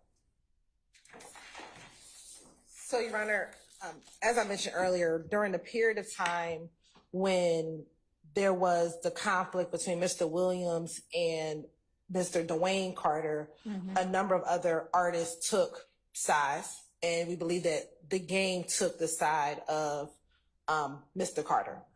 And during that portion of time, we actually have entered into a video in which Shannon Stillwell and Quindarius Zachary are in a video threatening the game. That, you know, if he comes here, he gonna have to come see me, and he's threatening him. Right. Now, what they're discussing in this portion, my understanding, but we'll play it, is Detective Dennis asks, well, how is the beef with Game and them? And Kenneth says the Game was fixing to get his ass shot up, and Thug would have, if Thug would, and Thug would have and told Shannon to do it. Shannon told me out of his... It probably says if Thug would have told Shannon to do it. Because then it says Thug told him no. Right, and he says Shannon told me out of his mouth he was up. Where does it say Shannon told me? When you hear it, so when you hear where it says indiscernible. So I think the last time we heard this portion, there was a lot of dispute in the courtroom as to what it said. So we need to play it. All right. And I also we'll believe that's the context that's right. Okay, but so this is essentially somebody not doing something. Maybe y'all want this in. Well, you wouldn't, but Right. Mr. Williams might. But so why is it relevant? Because so it shows that Shannon's ready to do anything on behalf of YSL. Is why we believe it's right. All right. and that's exactly why it's problematic. Okay. It's problematic. Why is it evidentially inadmissible? Well, because it's showing what type of, I'm not asserting this, but the state's asserting is showing what type of person Shannon is. Not that he did this or did that. It's just, as far as the charged acts, it's just showing, oh, he's a hothead that's ready for action. Okay. Why is that evidentially inadmissible? Because it's propensity. To say this is somebody who stands ready to act. Well, yes. Well, not only stands ready to act, but wanted to act. On you know, it's just like. All right. It's bad character, and it's. He's not charged with these events, and they're just essentially Mr. Copeland saying he's the type of guy that would do these events. And I just don't think that he's the type of guy argument. I think that just gets to bad character, and I think that's the essence of bad character and propensity, respectfully. Okay, well, maybe you want to come up with some law that shows me that it's inadmissible, evidentially, character evidence to establish in a gang RICO case or something similar that somebody who's essentially charged with doing tasks for the alleged leader is ready to do such tasks or anything that the alleged leader sets. And Your Honor, also, I'm going to defer to the tape when we hear it, and I've been notorious for mishearing some things on tapes, but I'm hearing was shot up, and if that's what's being said, I would ask that the state provide us with some reports about something happening to the game at some point. Your Honor. Because I don't know anything about that. John, can I add Yeah, flavor when you get a chance? I'm listening. Okay, thank you. I also think it's important for the court to be aware that the state did not call Mr. Carter, Mr. Dwayne Carter. He's on their witness list. They said that they were going to call him. They did not call Mr. Brian Williams. Okay. On their witness list. They stated at one point they were going to call him because we have a short list. And evidence came out that, and I don't know how familiar the court is, but when people are in the entertainment business, they advertise themselves, promote themselves, drum up interest by doing things that are, I'm promoting an event for young children, or come to my concert, I'm going to kill somebody. It floods the internet, and it's a marketing tool. Mm-hmm. So you're being told like it's proven. It's not proven that there was this feud and Mr. Stillwell is going to do this. There's zero evidence. I've interviewed these people that the game, it's a band. It's a musical band. Game is GAME. That they were shot at, that they were bothered, that there was any issue. This is all the theory of the state. It's also, their real theory is that there's this gang war. I'm just repeating a term, between a alleged gang of YSL and alleged gang of IF. These other people have nothing to do with that. I heard you ask earlier, so this was involved in the, there's nothing. This is just what we've been dealing with in this case. It's just everything has come in on a state's theory without the evidence backing it up. Yeah. And then the gang experts, quote unquote, come in and they say, well, this is what we said, and we found out. And I asked, well, who'd you find out from? And they say, I don't know. I don't have a file. I can't give you a report.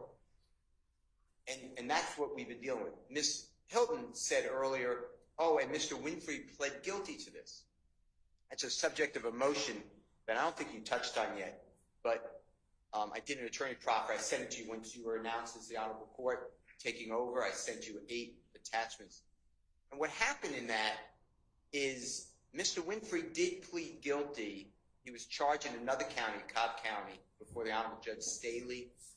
And he pled guilty. He was charged with a RICO violation, gang act. It was a long indictment. He was indicted alone with the shooting on April 26th of 2015. You've been referred to it today as Little Wayne bus shooting.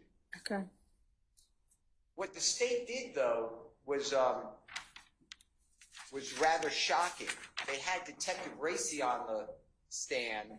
Over objection, they played a recording from jail of 2 people who are not testifying in the case, saying that when Mr. Winfrey gets out of jail in Cobb County, there's $250,000, $250,000, and a Porsche waiting for him, a Porsche vehicle waiting for him. The state took that with Detective Reese, it was under the directive of Ms. Hilton, and said, well, that's his reward for not folding and giving testimony against the gang. And then Ms. Hilton asks Detective Reese, and within a month, Mr. Winfrey pled guilty. So I asked to approach the bench. There's a case. It's Winfrey versus State in the Georgia Supreme Court. I could get to the site. That vacated that guilty plea. That guilty plea was found to be coerced by the Honorable Judge Staley, and it's void and cannot be used. I raised that with Judge Glanville to say, well, how did that happen just now? Judge Glanville would not let me ask Detective Reese about the fact that Judge Staley coerced the plea. It was not a plea. The state comes back after that compensate, and then within the next year, was there just, for whatever reason, another guilty plea entered by Mr. Winfrey? That wasn't true. It was 5 years later, and Mr. Winfrey entered an Alfred plea, specifically said, I do not admit guilt. This is on the record. Yeah. And he had the Honorable Steve Sadow, which is S-A-D-O-W, representing him. And he specifically said, I'm going to trial, except I've been in jail for 5 years. Right. And the time served said. The point I'm trying to make to you, and thank you for allowing me to speak a long time. I didn't expect to go into all this, but it is, you know, you need the lawyers to tell you what went on because you're catching up and accurately. And just to say that this is intrinsic, this is extrinsic evidence. This is not dealing with the gang war.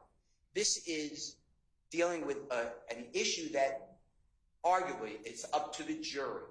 I understand that. Arguably is all advertising or puffing.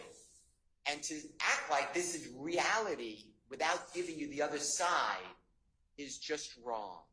So that's what I want. All right, thank you. I understand that a lot of this, portions of this case, the state's theory is, hey, they may be saying this in the context of promoting or of singing even, but they're talking about real life and we can use it as evidence. I know that the defense position is, and I assume you're going to argue to the jury if we get to that, is, y'all, this is a music industry kind of, this is how the business works. And that's all it is.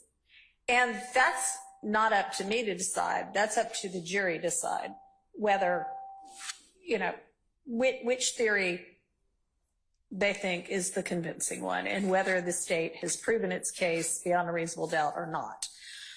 So I appreciate the background and I understand that.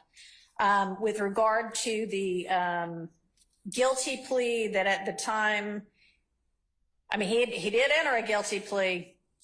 My understanding is, and I read what you had filed, I didn't know that there was anything still pending in terms of anything for me to decide because that's already happened in this case. And even if his later plea was an Alford, we all know that an Alford plea is this, I mean, he may not be admitting guilt, but it can be used. He's saying, I'm pleading guilty because I think it's in my best interest. Man, I've already basically done the time. I might as well plead guilty and have this done and in my past, but it still can be used as evidence against him. So, you know, I may have, I don't know what I would have done with regard to whether I let you probe that issue or not with this witness. But that already happened. So is there anything still pending that I need to rule on with regard to that? Yes, and this has happened a lot. So Mr. Winfrey, to my belief, is not going to testify either. He's charged in this case. Okay. He's in the Copeland County Jail, as I'm going to say has counsel, but now I'm not 100% sure. I believe he has counsel, but I'm not sure. But there's a case, so he's not here. We can't cross-examine him. The tendering of an Alfred plea or a guilty plea or a Nolo plea. Nolo plea can't be used. So Well, ignore that. right. A guilty plea or an Alfred plea. The person, Mr. Williams, has the right, that's a confrontation clause. That's a statement made in court for purpose of prosecution. That triggers a confrontation clause. Mm-hmm. And that's under Overstreet, O-V-E-R-S-T-R-E-E-T versus State. It's 312 Georgia, 565. Your Honor, it's in footnote 8, 864 Southeast 2D 14, 2021. And in that footnote, it argued a case called State versus Jefferson, like the third president. And what it says is a co-defendant, co-indictee's guilty plea, when they're not testifying, is a confrontation clause violation to be used against, in this case, Mr. Williams.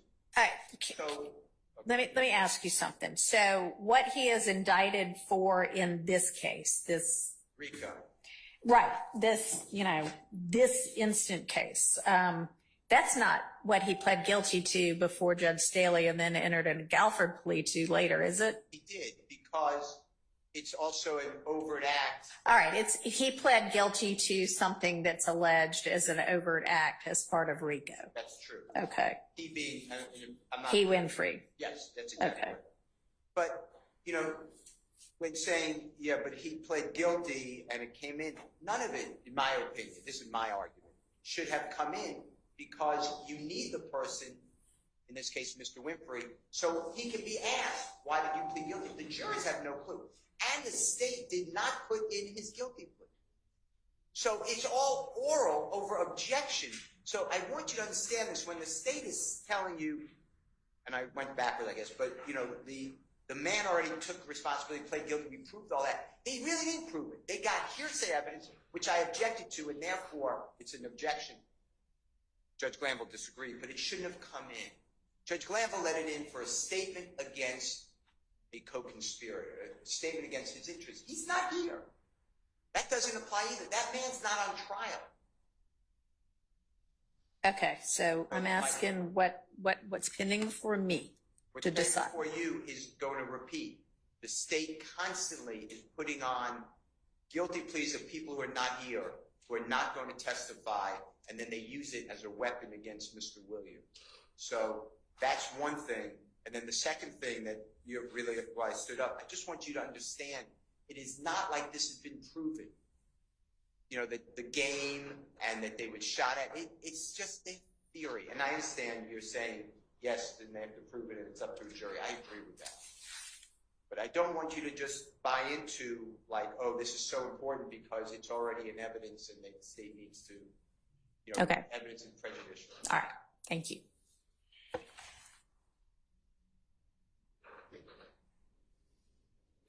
Okay. So I'm not even sure where we were with regard to this. Play it. Yes. We're just, Exactly. Okay. Your Honor, we're going to start just slightly before at 12:16:45. And this will probably be somewhere around page 222, maybe around line 1.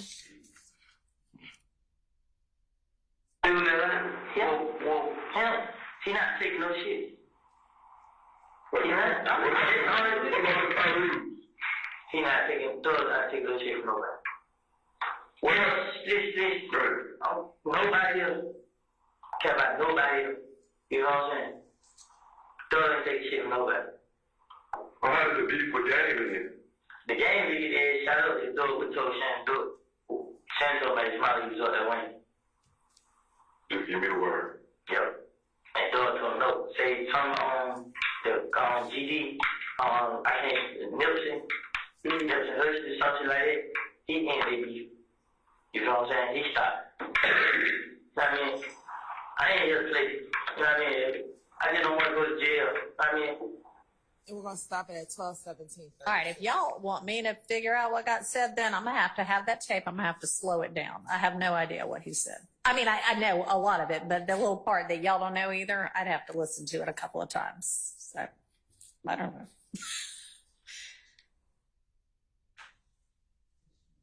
You want to play it back? Yeah. Something else? Yeah. Not the whole thing, just that part that is kind of hard to, line 19, the game fixing to get their ass shot up, as I think. But after that is what the...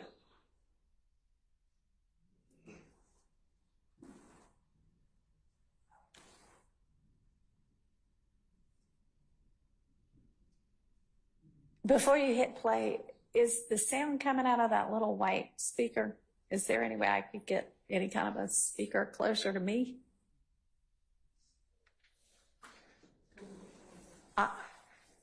Is that where that's coming from? I can't Nipsey, Hurston, something like that. He ended the beef. It may not move far. In which case, think that's about as far, Your Honor, but It's not going to do much. So just put it back where it was. Thanks, though.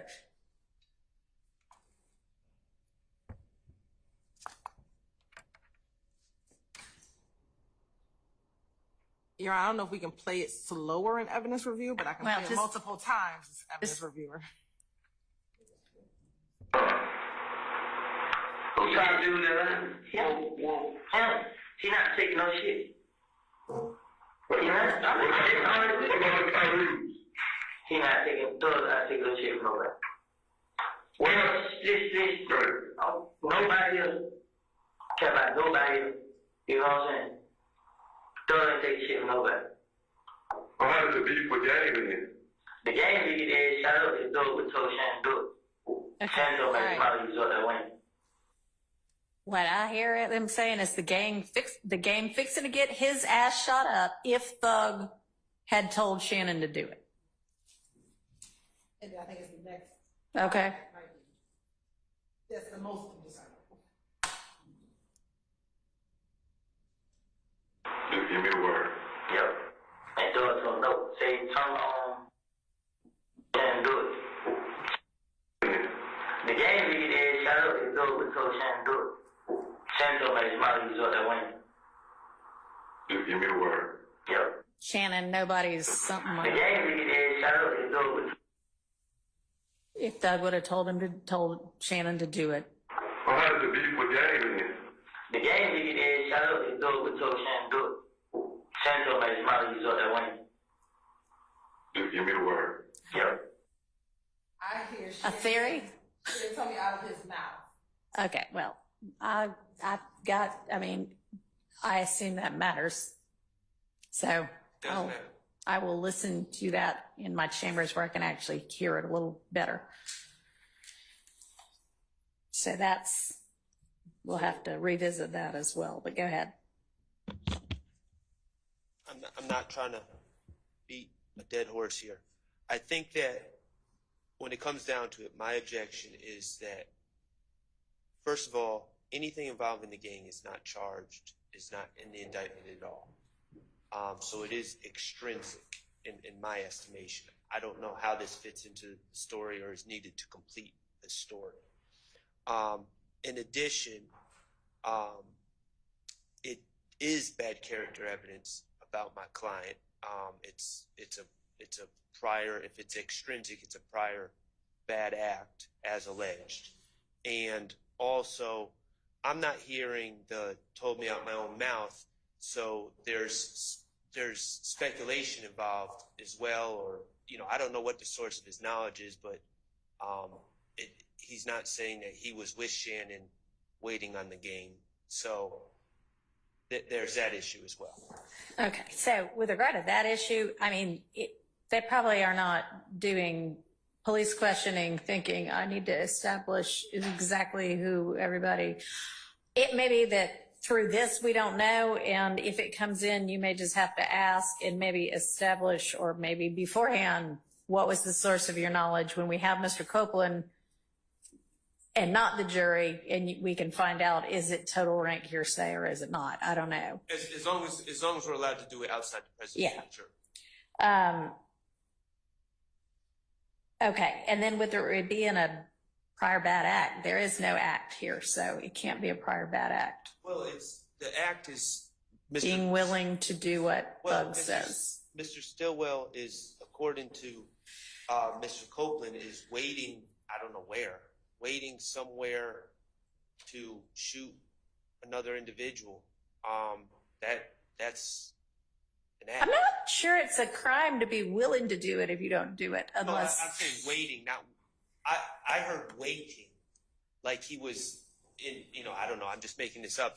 I'm speculating, but an alleyway or something. I hear he was waiting. Okay, I don't think that's what it said, but I'll re-listen to it. Okay, let's move on to the next one. The next one, we agree with, based on, of course, prior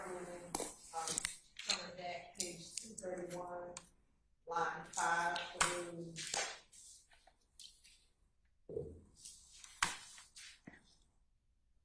233, line 24. I think it should start at 230, line 20.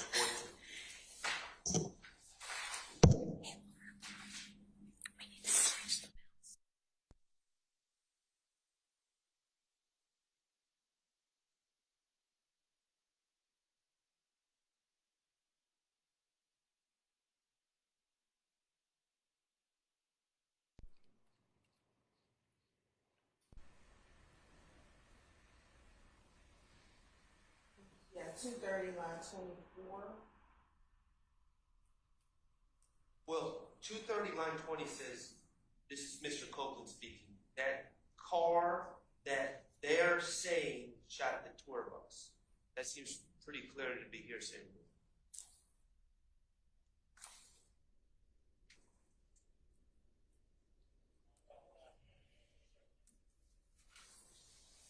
That's fine, Your Honor. Page 230, line 20. And where did you say it ended?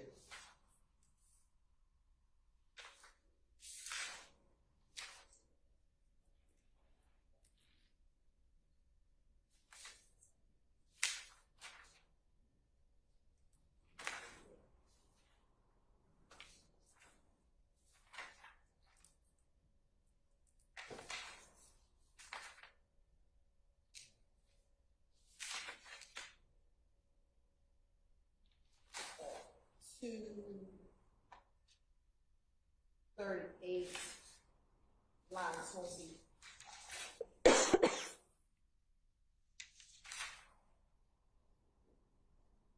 Really, 239, line 2.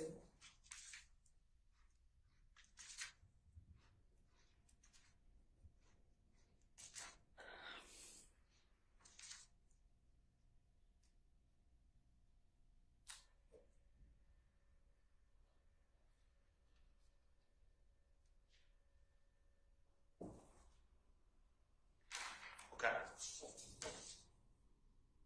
All right.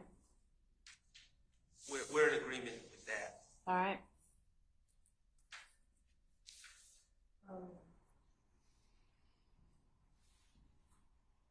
Next, I have that we agree upon page 243, line 9, and page 256, line 7. I have 241, line 3, where we get there, to 242, line 21.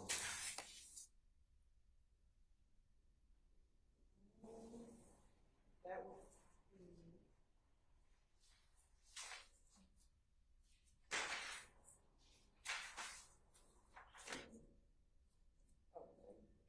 It's talk about one of Pee Wee Longway's people shooting up a club named La Cura, which is on Metropolitan, and Kenneth Copeland was initially blamed for it, but it's just talk about that shooting, and then there's talk about Tick, who's Trontavious Stevens, robbing Bentley, who's known as OG Bentley, who is Kelvin Treadwell. It's just a bunch of, I presume, rumors, because I don't think Mr. Copeland was there, about completely unrelated things that he's heard.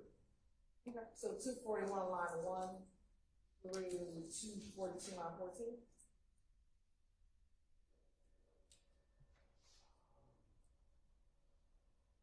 I have 242 line.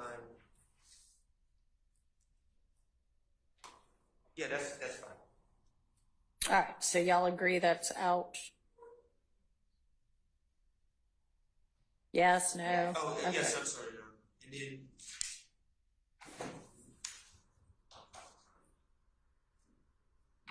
the next one I have is 243 line, I'm going to say 1 because I don't have a line. 243 all the way to 248, line 11.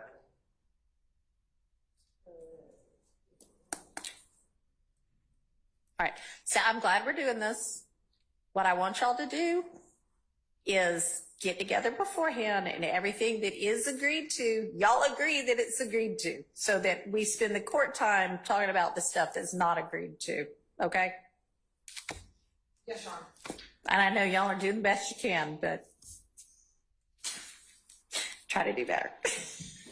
So the next one that's not agreed to, that I can move on to, that I think is page 321, line 21 through 23.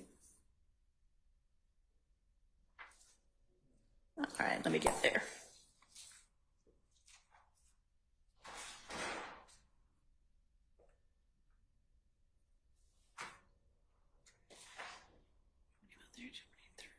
So.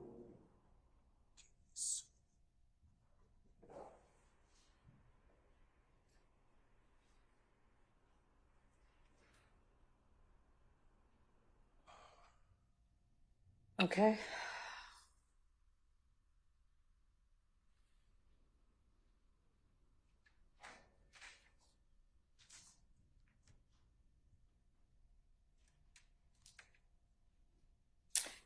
Is the objection speculation?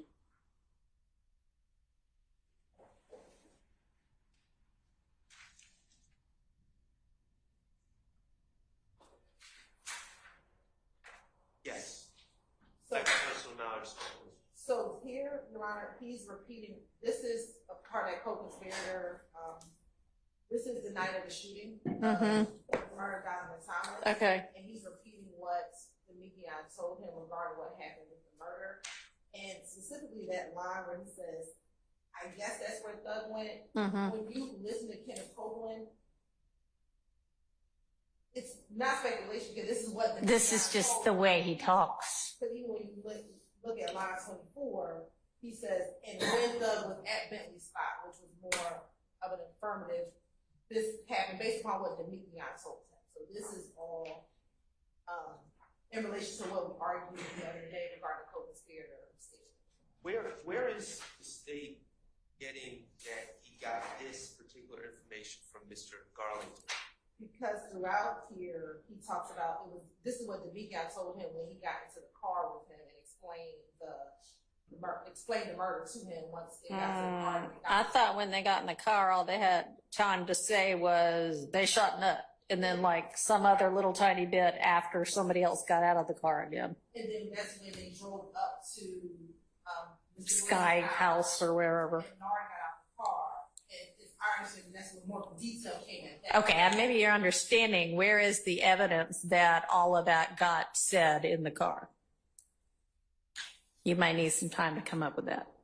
I'll look again, but what we do know is that he says in this interview that Demekian told him everything that happened that night. Now, whether All right, that well, was in the car or not, I mean, if you show me the part where he says, D told me, what's his name? What's his little D from Mechanicsville, told me everything that went down that night, then we're in a different situation. So, visiting him. 20.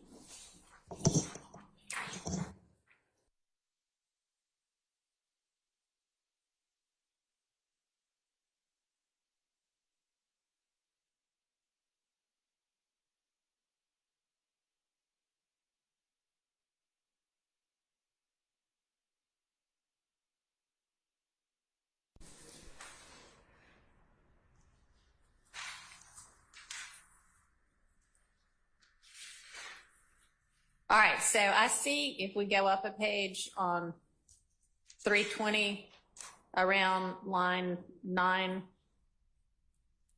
through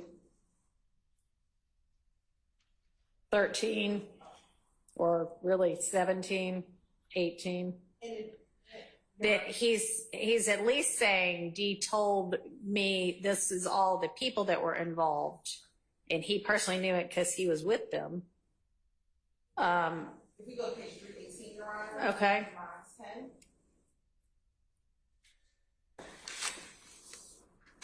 Right.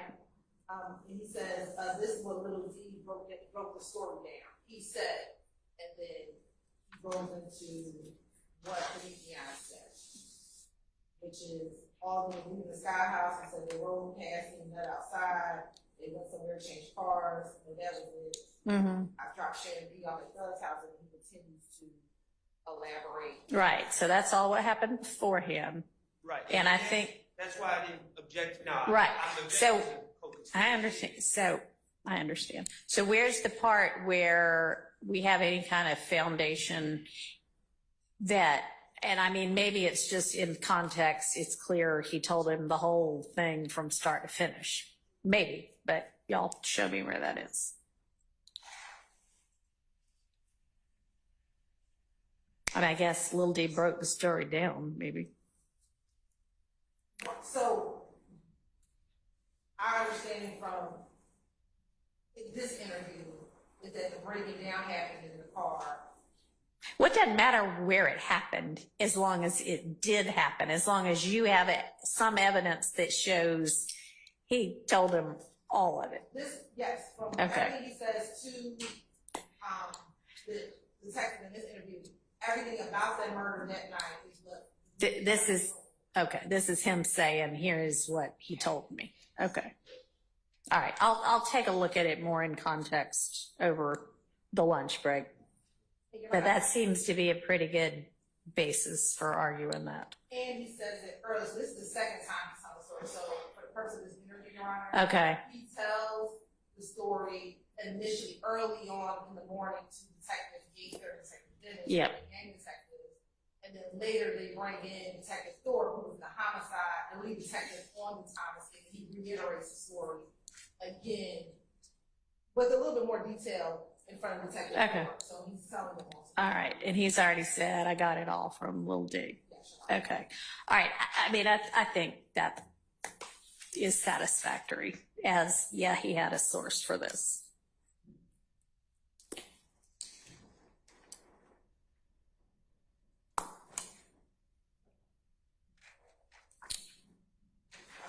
The next,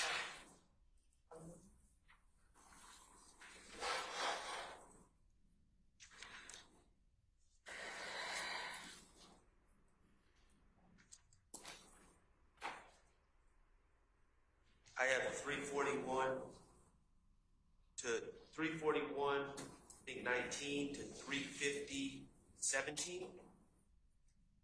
is that the whole BB? Correct. Yeah, that's not an issue. Okay. So that is out by agreement? Okay. And then 356, 9 to 19 was the same issue, I think. Yes, I think I have the full redaction, 341 line 19 through 350 line 13. What about 356?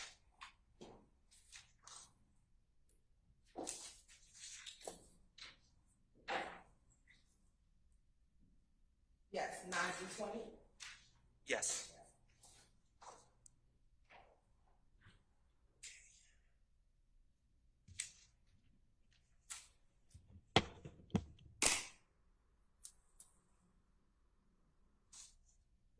And Ms. Hilton, the next one I have is 361, line 1 to 362.10. I don't know if we had agreed to that or not.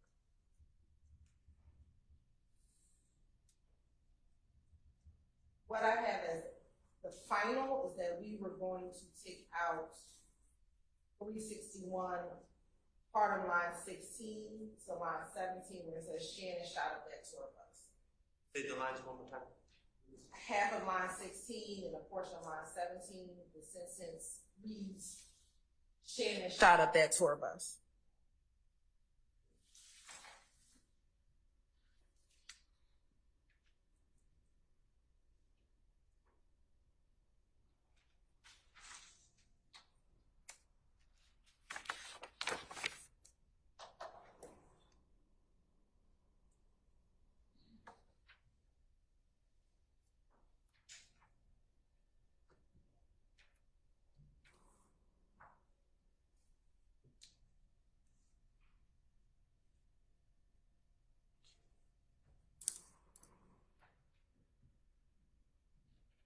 All right, so that's out by agreement. There may be another part we need to take up, right?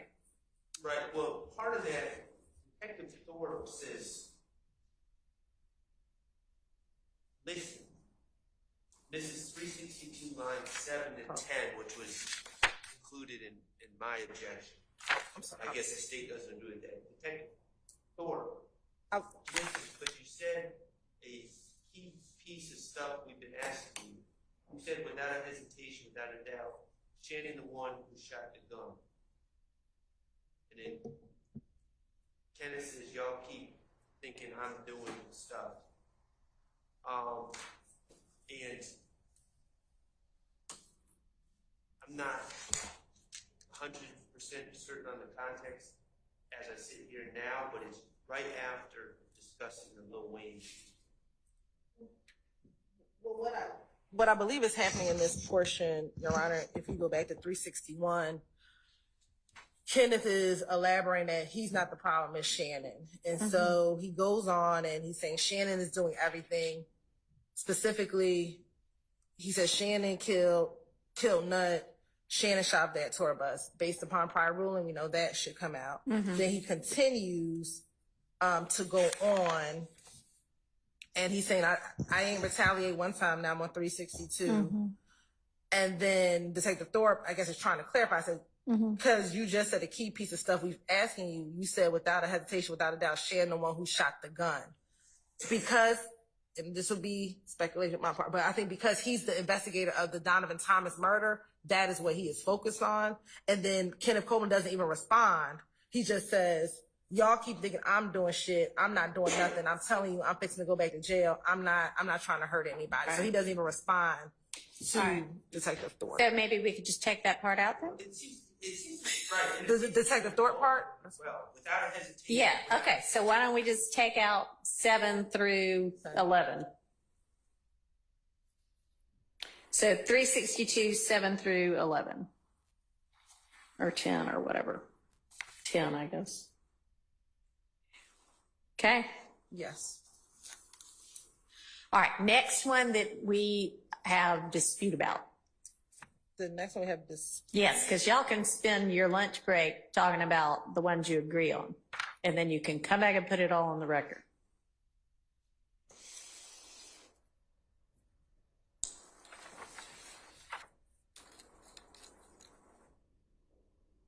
I guess if you don't know, then we have to talk about it now. 365 lines 6 through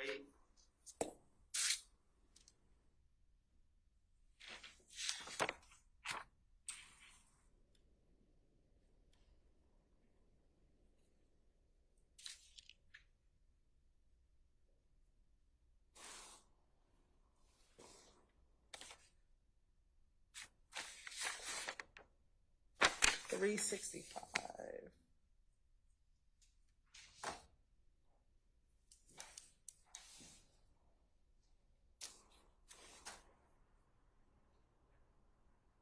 Yes, that's in dispute.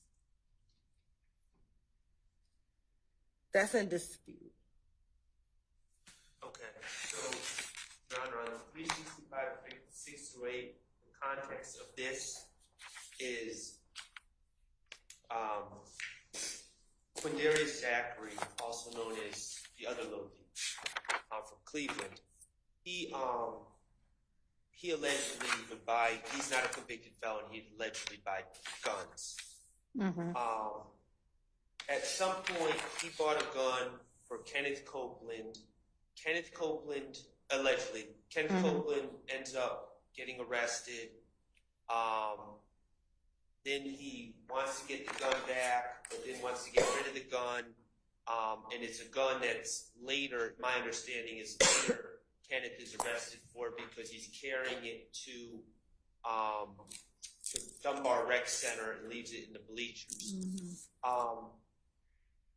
Kenneth is saying that Jeffrey told Quindarius to buy the gun back from Kenneth.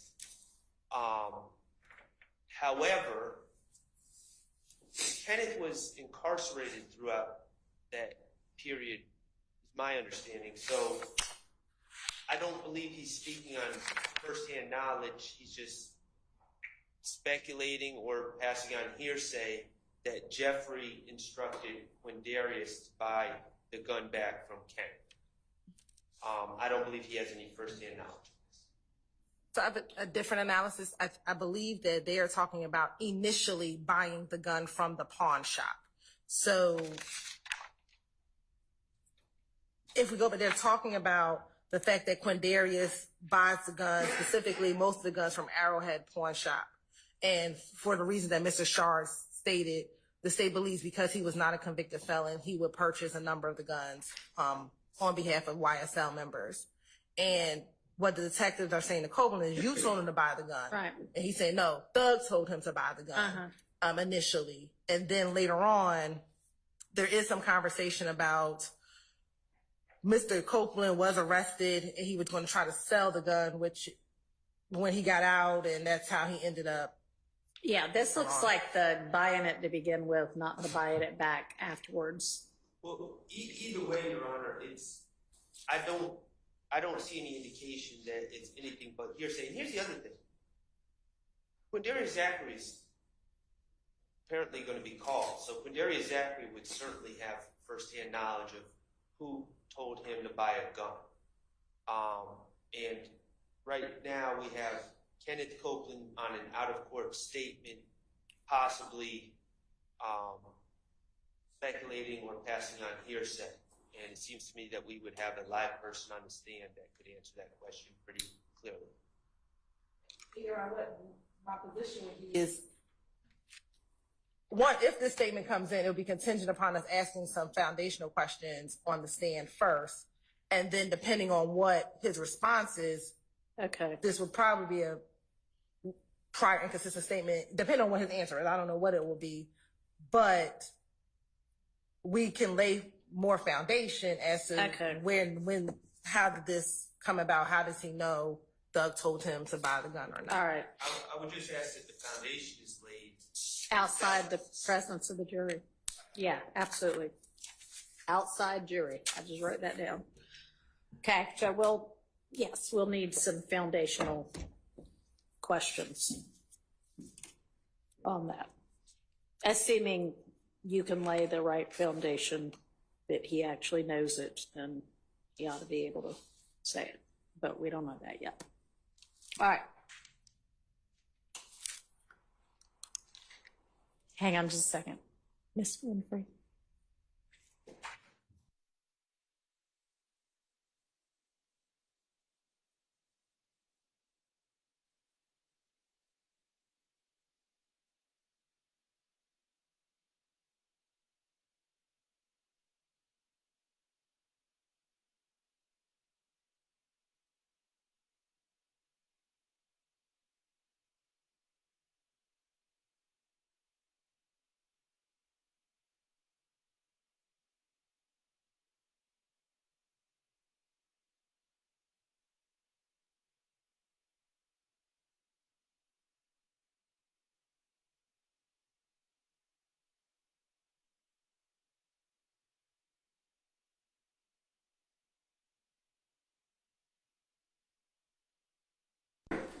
Portion.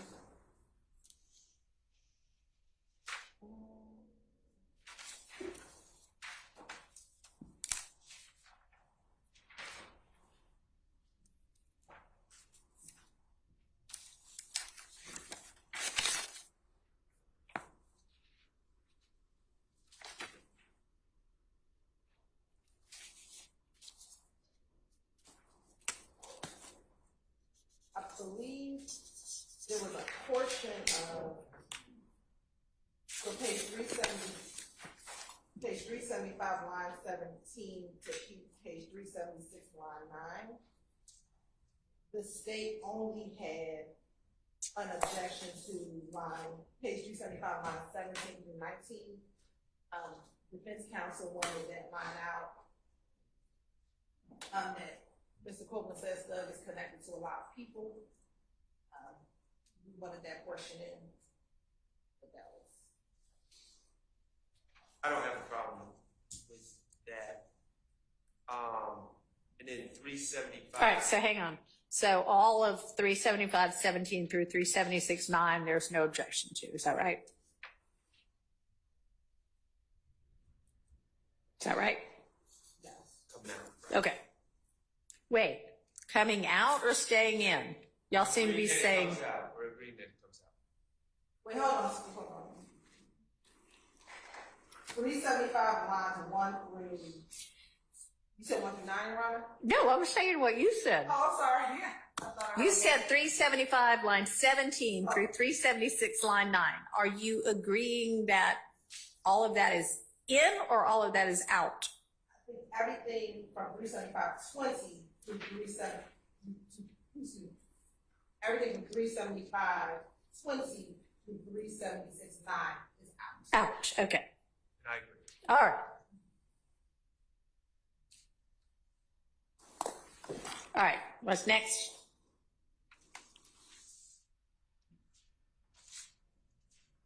I have 378, 1 through 8.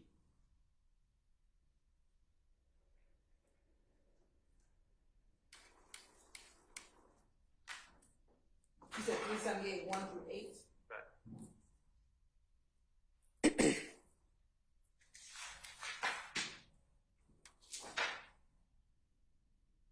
Yes, that is. Agreed. Out. No, that's in this. Oh, okay. All right. Tell me why that's in.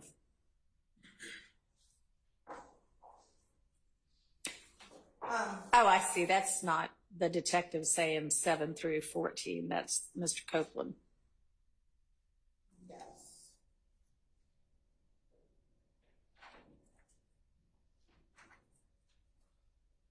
So then, Mr. Sharp, tell me why that's out. Well, two reasons. First of all, it's speculation about what other people will say. And also it's to comment on individuals' right to remain silent. I mean, they're asking, if we call people in here, who's going to tell, who's going to give it up, and then he just speculates. And I don't think that's relevant. I don't think that's appropriate. So I don't know why it would be a big.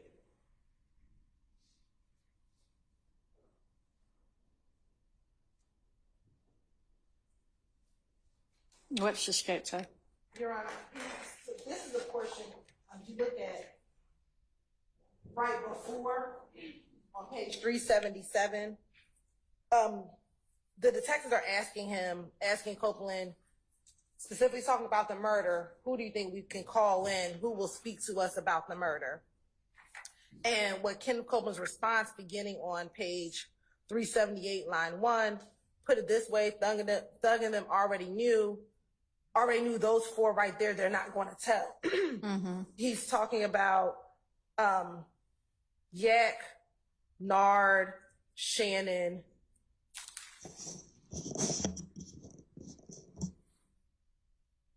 and one other, and it's slipping my mind who's the 4th person. And he says, I don't know about doo-wop, but them niggas not going to tell. That's why they not saying it. You feel what I'm saying?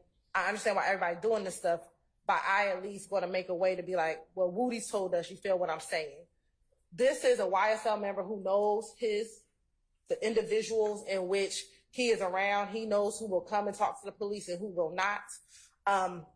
And so who will protect the enterprise. And that's what we believe he is telling them. Like, these people are not going to talk about our activities. So there's no use in you trying to speak with them because they're just not going to talk. And Thug knows that they're not going to talk as well.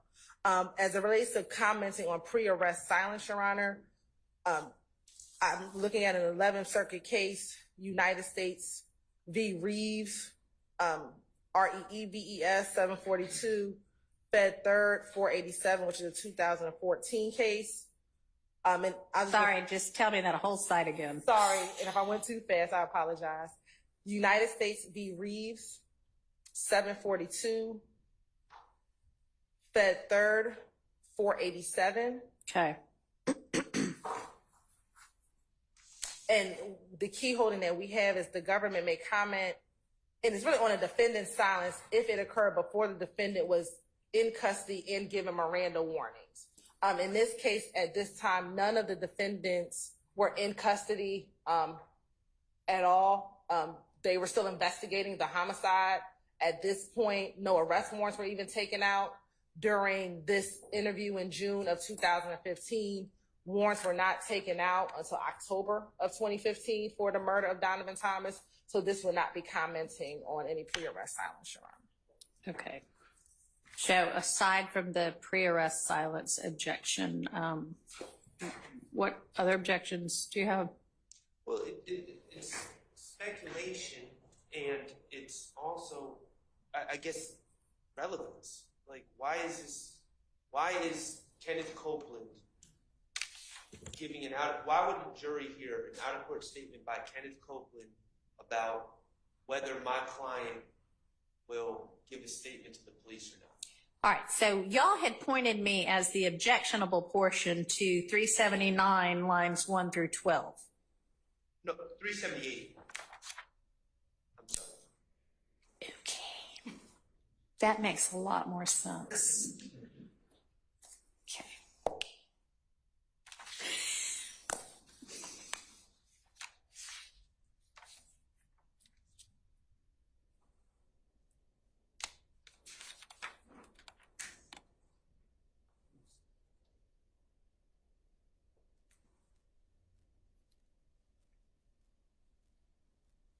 All right, I don't find it to be any kind of a pre-arrest silence kind of potential violation. And this is his opinion as to how strong they're going to be with backing up and keeping silent about what the gang is or is not doing. I think that that's permissible for him to say. I don't think I mean, it's only speculation to the extent that anybody's opinion about anybody else is speculation, but it's valid to come in. So I'm going to permit that in.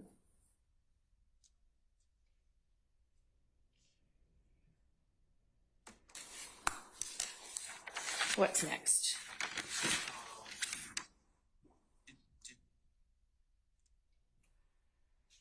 The next portion that I have as in conflict was page 386, line 20 through page 387, line 12. And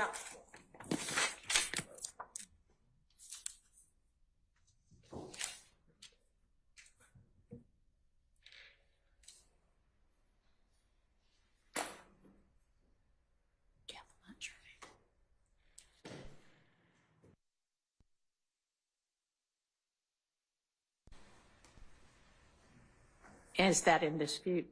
yes, yes, Your Honor. Okay.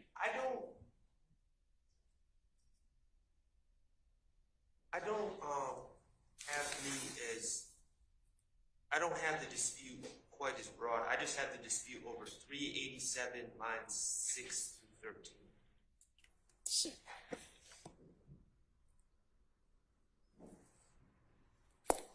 And it's just simply hearsay.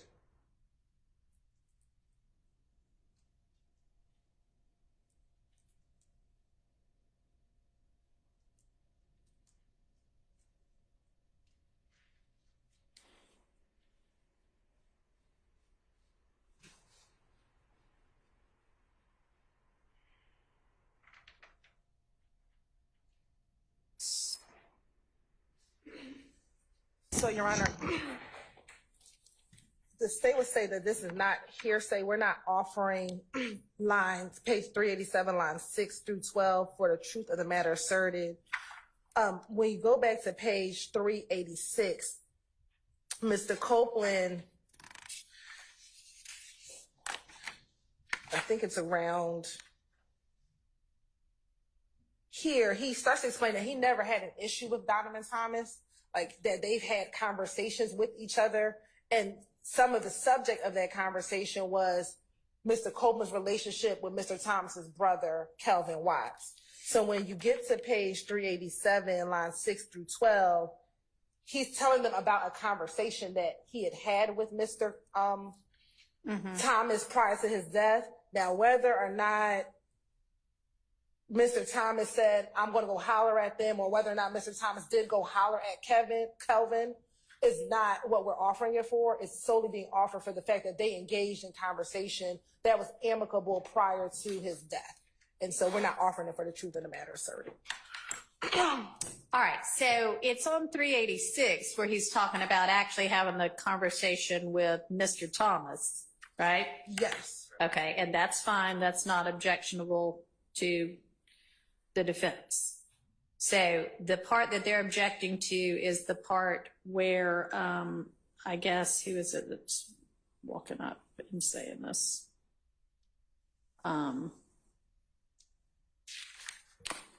Shannon, right? No, so when we go to 6 through 8, Yeah. he's saying that Shannon was right there in the presence when the conversation was happening. And it's Shannon who says, if I'm understanding it right, man, what's up with you and Kel, right? No, it's Donovan Thomas. Oh, and he was like, And he's referring to is Donovan Thomas. So And I agree with her. okay, all right.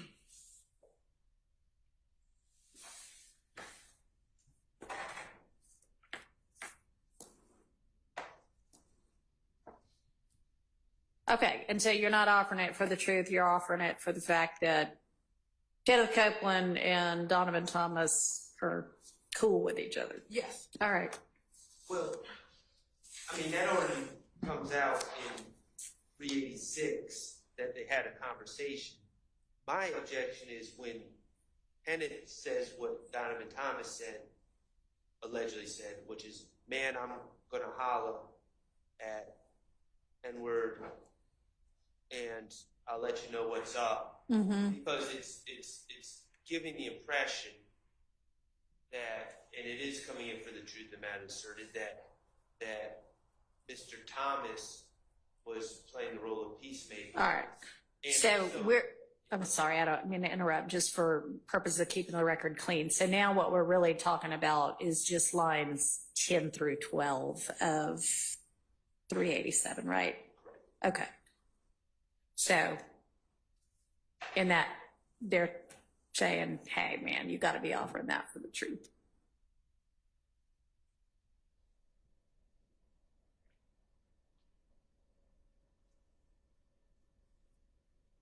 I mean, they make their point without, the point that they're claiming to be trying to make is made without that last part.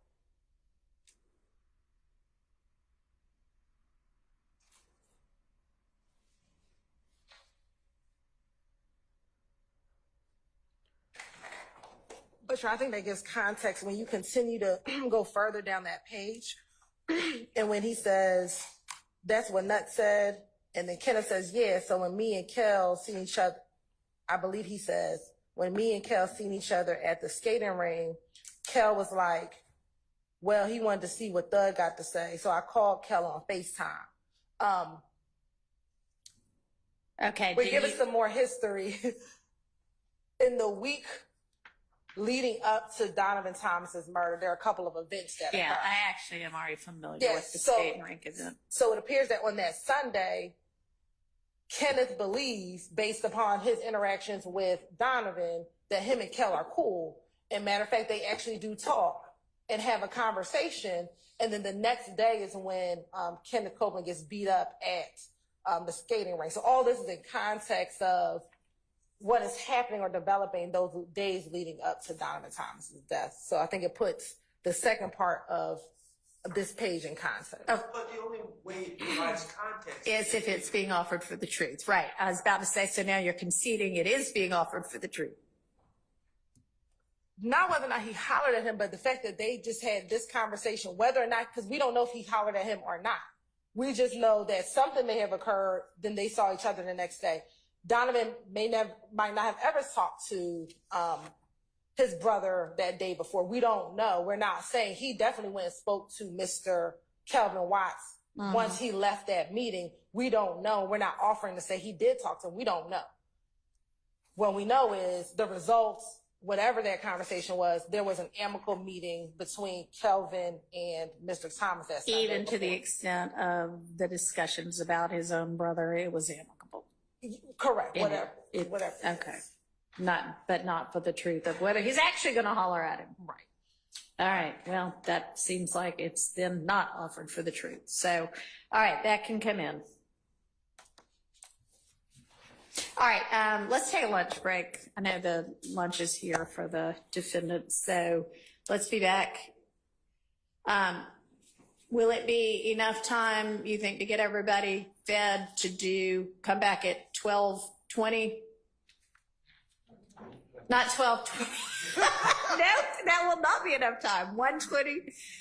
1:20, will that be enough time? I'm asking the deputies. Yep. 1:20. Yes.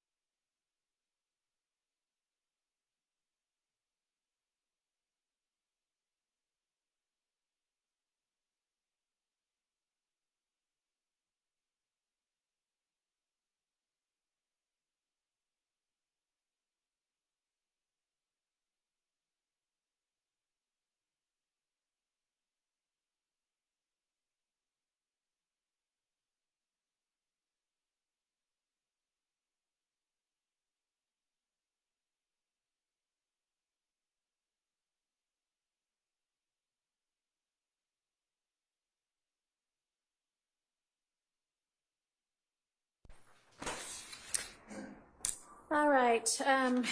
So over the lunch break, I did not get a chance to do any of the things that I told y'all I was going to do. However, one thing I did do was work on the further revision of the jury instruction. I saw that the state had sent over a couple of different proposals, and I thought a part of those were good. And I'm just going to tell y'all, I'm just going to read out what I've come up with, which is a little bit from here and a little bit from there. Ladies and gentlemen, my name is Judge Whitaker. Judge Glanville is no longer the judge presiding over this case for which you have been selected and sworn to try. I will be the presiding judge in this case moving forward. You are not to concern yourself with this change. And I propose to say, and to calm any concerns, Judge Glanville is fine. Because if I don't say something like that, they're going to be like, oh my God, did he have a heart attack? Or, you know, so that way nobody's searching on the internet. Okay, then let me remind you, as I assume presiding duties in this case, that none of my decisions and nothing I say during the trial is evidence, just like none of Judge Glanville's decisions and nothing Judge Glanville said during the trial is evidence. The decisions and remarks of a judge do not mean that the judge favors or leans to one side or another in the case.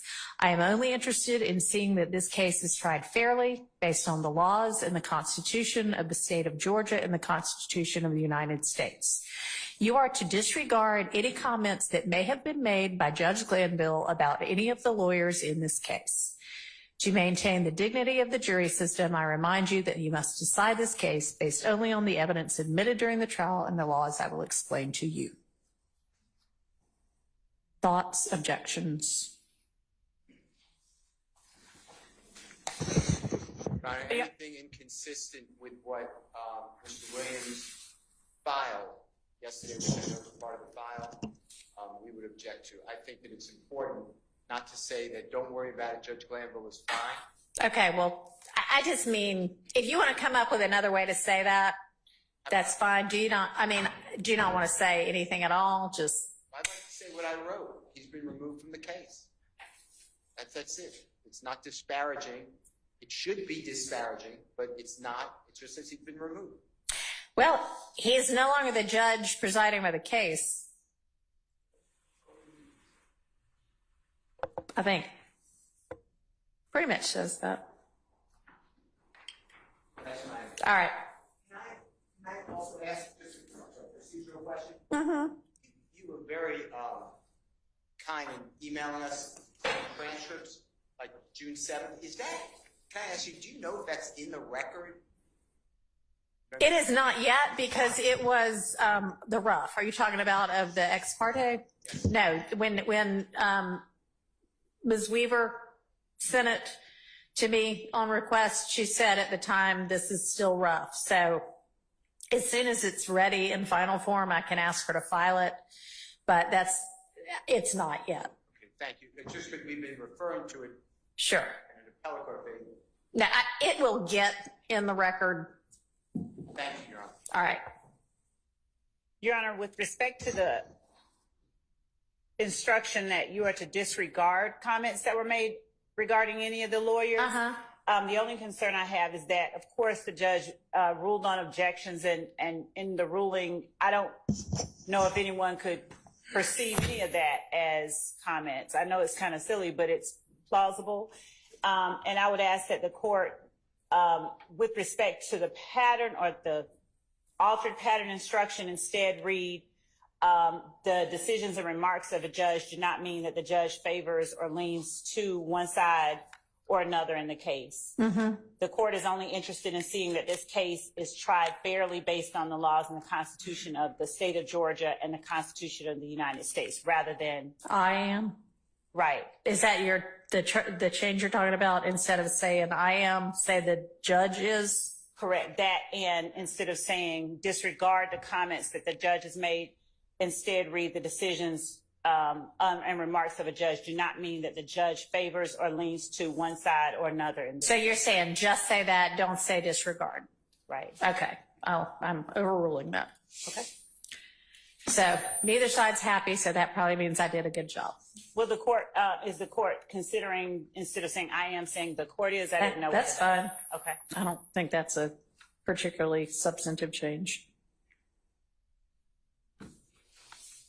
All right. So that takes care of that. And we were on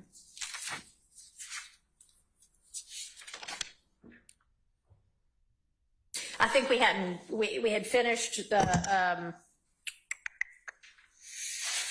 387 lines 10 through 12, and we hadn't moved on to the next thing yet. So let me know what the next portion is. Yes, Your Honor. We will actually have to go back a little. Okay. Mr. Shard and I had the ability to meet Okay. During the lunch break, and we did discuss those redactions that we agreed with, and there were a few early on that we realized we still disagree with. So Okay. the first, Your Honor, is page 266, lines 14 through 24.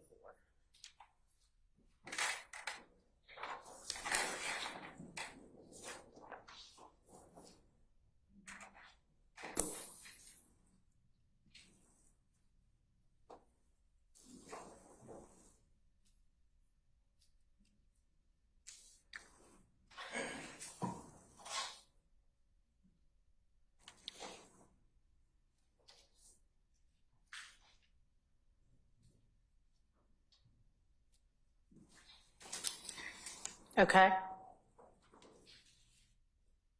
My stance, my belief is that this goes back to the issue of hearsay about what he believes, quote unquote, Doug, Mr. Williams, said to other people. And so really the key part of this is the last section. So Doug was like Yeah. that gun, you know what I mean? And it just It looks we need to know if he has that, yeah, that's definitely nothing but hearsay at this point, and we have no idea. So that we need a foundation. And that also outside the jury. Agreed. All right. Your Honor, page 270, lines 4 through 18.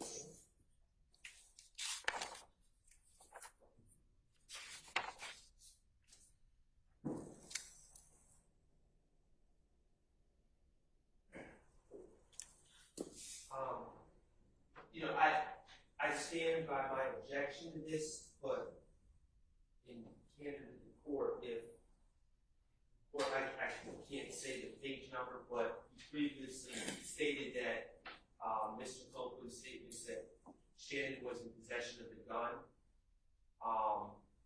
would be admissible over my objection. Mm-hmm. I think this falls under the same. Okay. So you're just making the objection to this part as well. All right. Thank you. So the next, Your Honor, I think we're back on track, and we're Okay. at page 389, lines 1 through 17.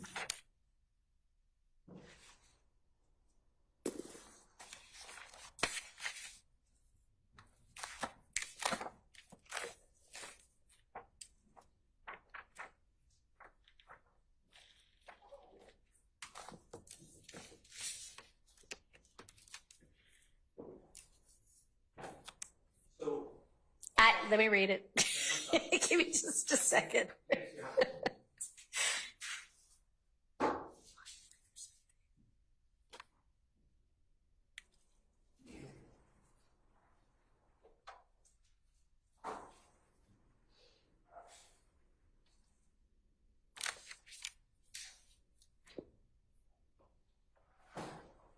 Okay.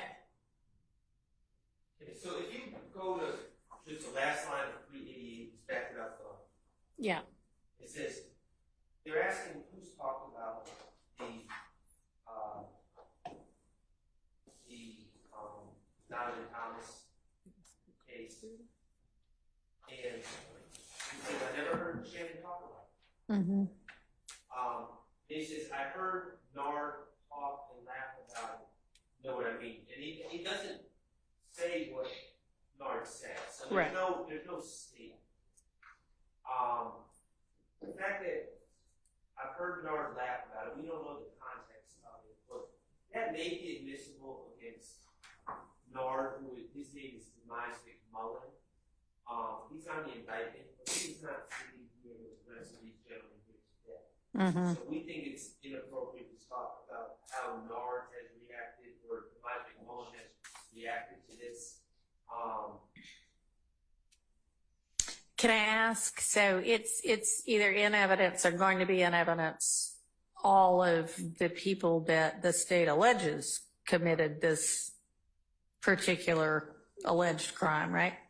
I mean, the jury's going to know they think Nard did it, that they, the state, think Nard did it? I would say the state thinks Nard did it. The state in their opening statement has stated as much. I'm standing by my objections about Kenneth Copeland's testifying about what Mr. Darlington said. But that's their stance, that Nard was there and involved in the car. But, so yes, I would say that's their theory. I don't know what the evidence is going to show or how strong the evidence is going to be, but again, his reaction to this and laughing about it is prejudicial to our clients and irrelevant because he's not sitting here with us. All right, I'll hear from the state.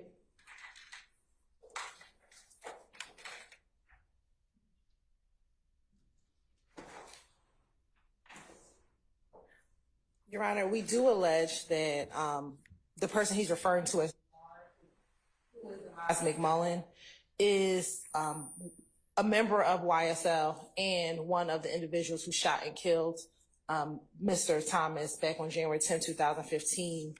And so what precedes this conversation or this portion of Mr. Copeland's, what he tells police is that they ultimately brag about the fact that they killed Nutt, either by laughing or Mr. Williams' sister.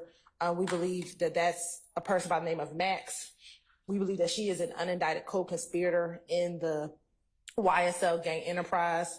We have put in evidence already phone records of Miss White, specifically with the Little Wayne bus shooting, that she was in the vehicle following that bus, so actively being part of the enterprise. We believe there'll be a jail call that's going to come in regarding some comments that she made specifically about the murder of Donovan Thomas, basically claiming that they were the ones responsible for killing Donovan Thomas.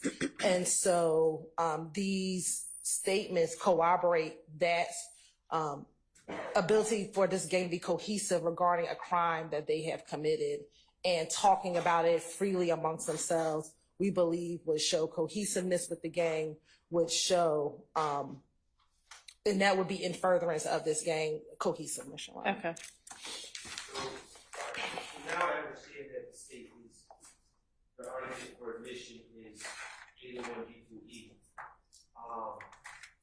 I don't understand how states arguing that Nard, according to Mr. Copeland, saying, laughing and saying, man, F that B, furthers the conspiracy in any way. We don't know any of the circumstances around when he supposedly said this, who was around, or how that would be speaking for anyone other than Mr. McMullen himself. And then when we get to Max, who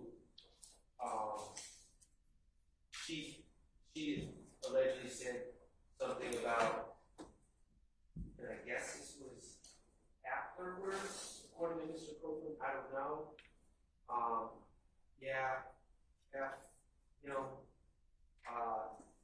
You better not live with my brother. I don't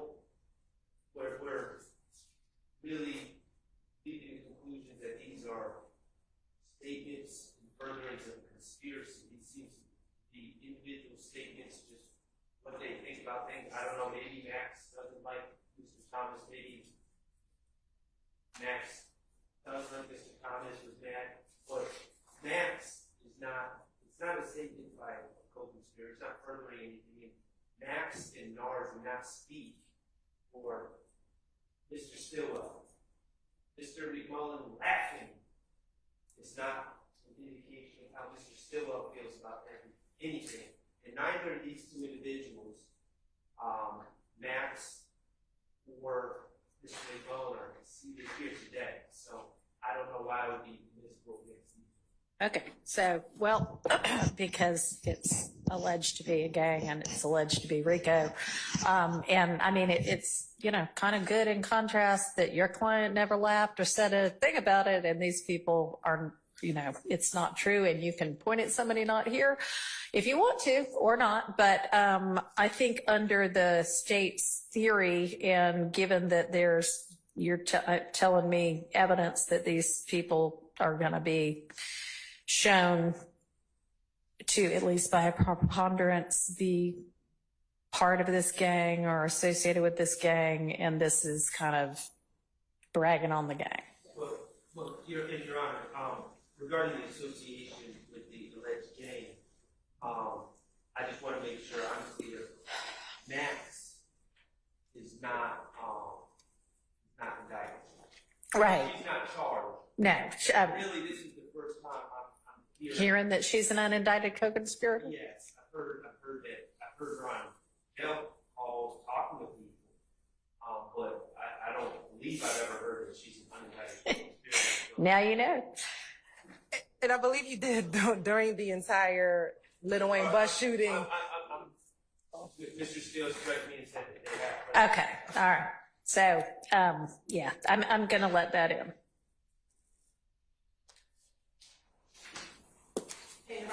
Part A, we're complete. I know Part B is probably going to be handled by Mr. Adams, I think. So we have Part A and Part B. I don't know where you are now. So Mr. Shar handled some of these redactions previously, and then Mr. Adams handled the rest of those redactions. All right, take it away, Mr. Adams. So give us the next portion we're going to be contemplating. We're actually going to go from page 413 Okay. to the end of the transcript. Ooh, that's a lot. It was good news. And I believe that I'm really just going to be reciting for you what we have already argued, discussed, and agreed to. All right. I don't, and Ms. Hilton will correct me if I'm wrong, I don't believe there's going to be any disagreement about what I'm about to go. But if I can have about 30 seconds just to share one. Sure. All right, so you're just going to put on the record the stuff that's agreed to? Yes. Okay. Sounds good.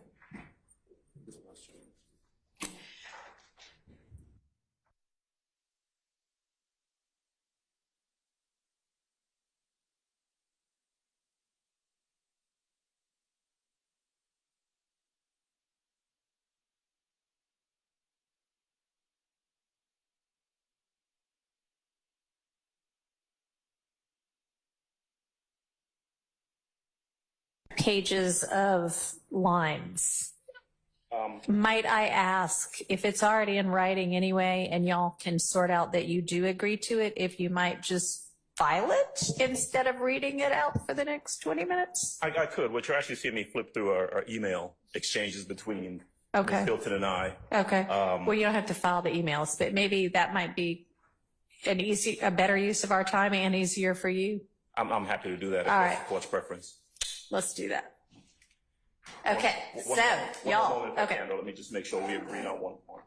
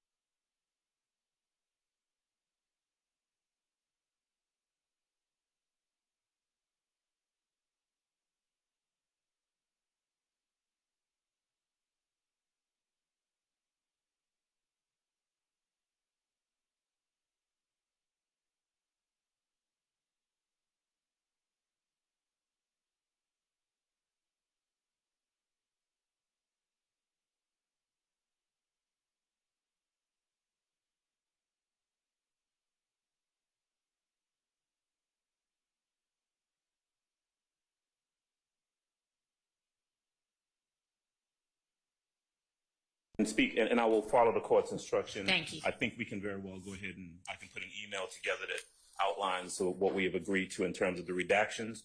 There is one portion that we may or may not have agreed on. Okay. And between checking the transcript of that and also just talking, we can go ahead and resolve that. We don't have to do that right now. That sounds good.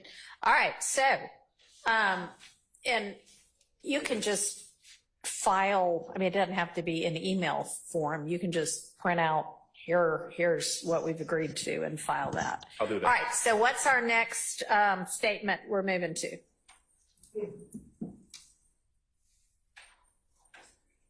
That was my break. Apparently. Mr. Adams got the easy part.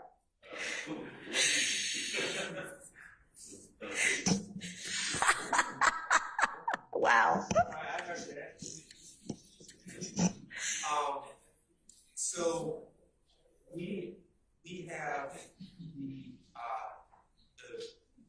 statement on the 21st, January 21st? February 21st, 2015. Okay, right. We've got January 11th, January 28th, February 20th, February 21st, and June 10th, right? Right. So this is February 21st. Yes. All right, let me get that transcript and y'all can switch to that video to the extent we might need to ever watch a portion of that video.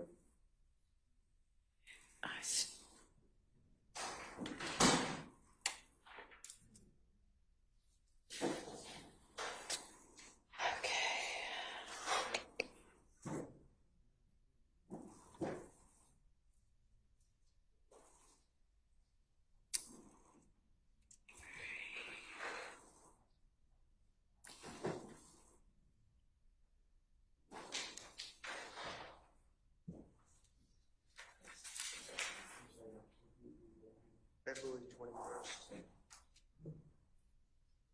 My best.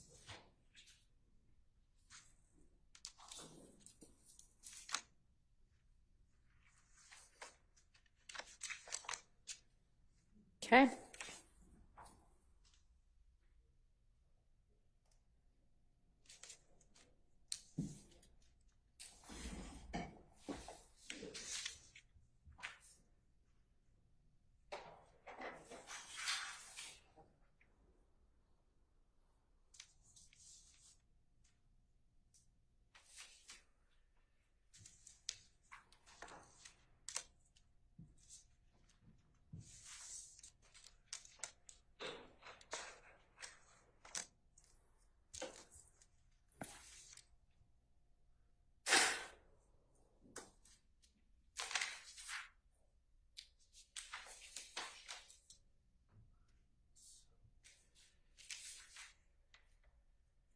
Your Honor, and I apologize.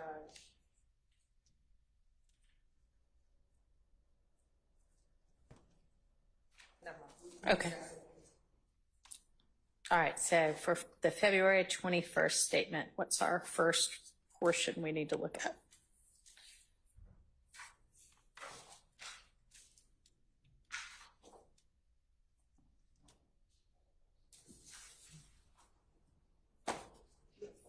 For February 21st,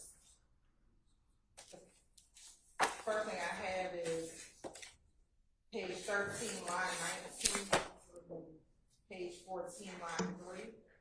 Okay.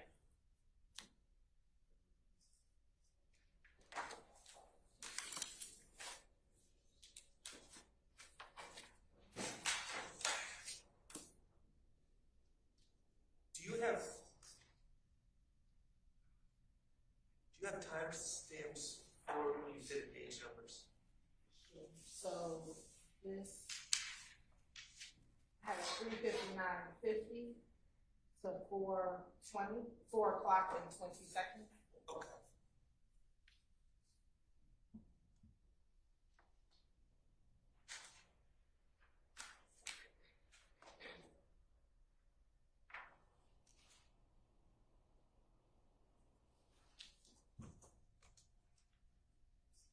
All right. What's our issue? Ms. Hilton, I'm sorry, Ms. Hilton, could you say now that I have the time, I wanted to make sure we were talking about the same thing. what, page 13, line, Line 19 through page 14, line 3.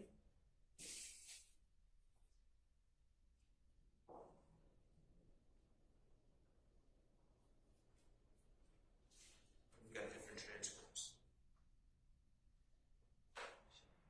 So is this with Detective Gaither starting? You have it in your mind? We can't do nothing about it? Yes. Is that a different transcript? I can email you what I got. I got whatever I got from Miss Weaver. Okay, Laura, can you? Yeah, no, that'll be crazy if we're not working off the same transcript.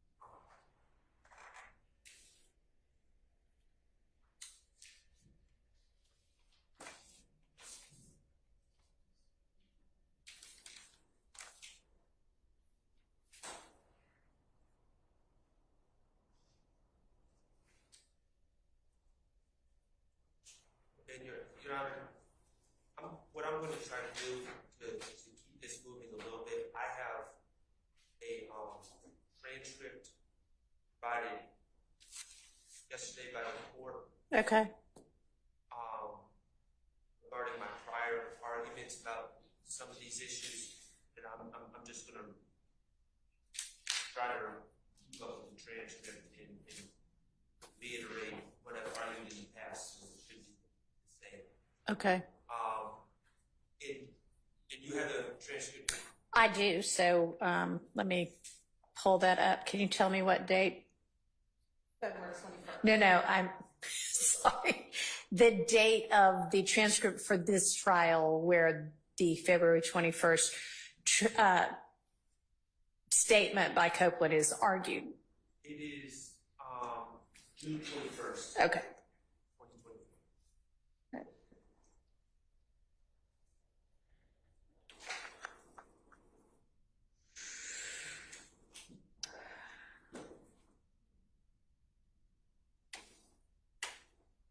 All right. I have that up as well. Okay, so if I seem to be arguing something that's not consistent with the transcript, please just let me know it's not intentional. It's just I got too many transcripts going on. But my understanding of what we're talking about here is Investigator Gaither is prodding Mr. Copeland for information about who shot at him. And in this context, it is the February, I believe it's February 19th or 20th shooting that they're prodding information about and asking Mr. Copeland to tell them who shot at him and his child and Right. his mother's child. And Investigator Gaither goes through an extended, I'm not going to say a monologue because it is broken up, but she is attempting to extract information from Mr. Copeland, and she's talking about the need to protect the community, to keep babies safe,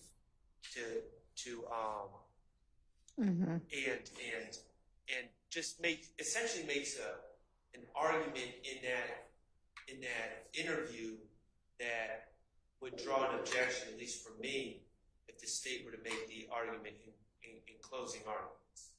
So I don't believe, I think, the focus, if we're admitting these statements in part, if they are admitted, they would be because they're inconsistent statements by Mr. Copeland. And I don't know how that somehow opens the door to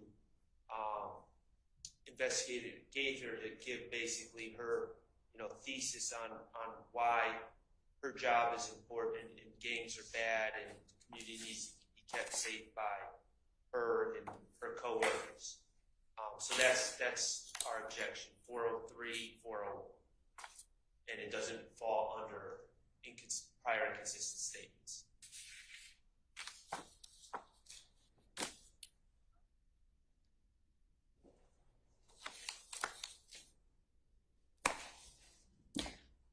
Okay, I'll hear from the state.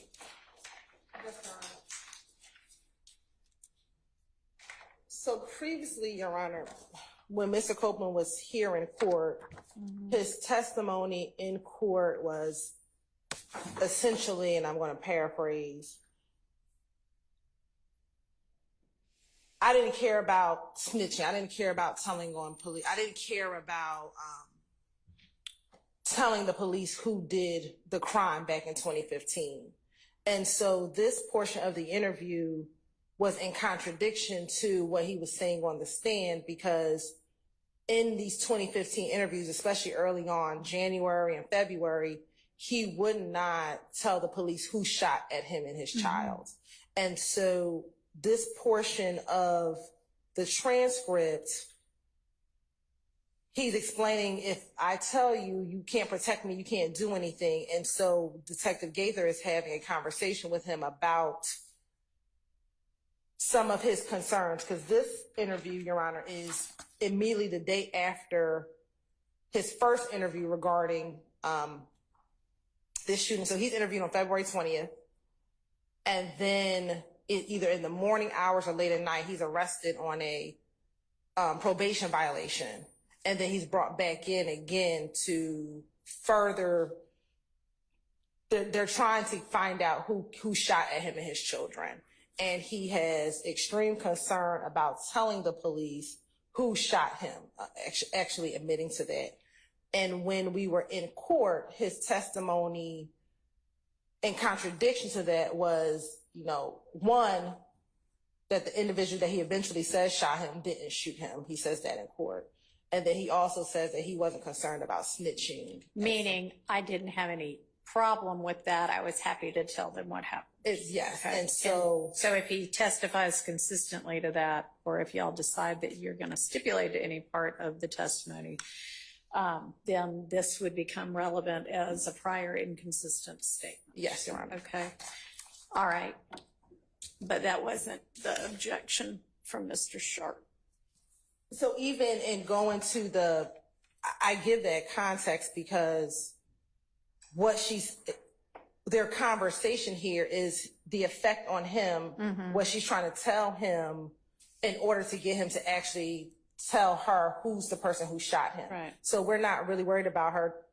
We're not offering her commentary for the truth of the matter asserted, but we're offering it for her, what she's saying, the effect that it has on him in order for him to come forward and finally tell who shot at him. Mr. Sharp, I'll give you the last word. Well, I mean, I understand the state's argument, but I don't think necessarily the need to provide context opens up the door to investigators just going in long. Okay, well, I mean, it may be that there are other portions of this that we're going to take up. Right now, I'm looking at 13 line 19 through 22, and then basically 14 lines 1 through 3, where she's saying essentially, hey, buddy, you got to tell us what's going on, which is pretty much the beginning of any conversation, interview, interrogation between the police and anybody. And it shows that Mr. Copeland is very hesitant to do that. And so if he ends up testifying, man, I don't have any problem with that, then this, I would think, can appropriately come in as a prior inconsistent statement. I don't see any real other kind of like 403 or anything issues with it. So this is in, assuming obviously the foundation for getting it in as a prior inconsistent statement is laid.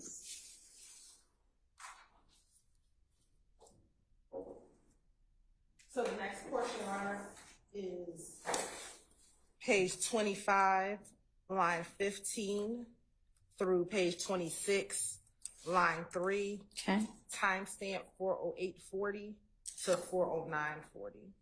And Your Honor, last time we discussed these, we this one, the one we just discussed, the one we're just about to discuss now, and the next one, we discussed all together because there's the same issue. Okay, well, I'll look. And you, I think you'll see, I hope you'll see that the, that Gaither says more and more, investigator Okay. says more and more.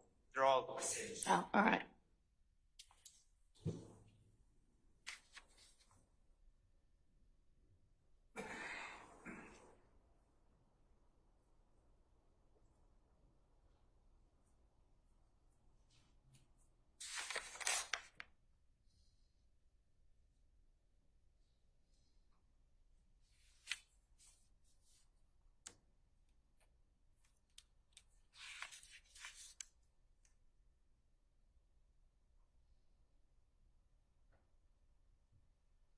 So y'all said 26 line 3?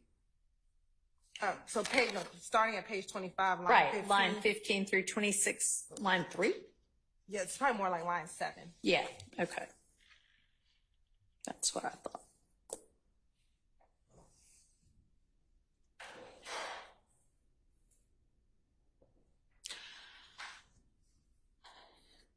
This one looks okay also to me. I'm going to let this in. I mean, she doesn't seem to be saying we're the heroes. She seems to just be saying, God, tell me something if you want it investigated. All right, what's the next one? Page 28, line 7 through 14. Okay.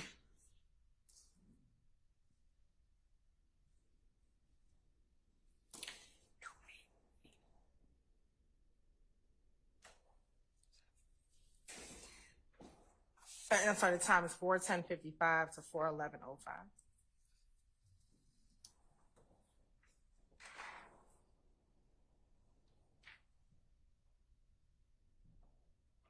Any additional argument, Mr. Shard, on this?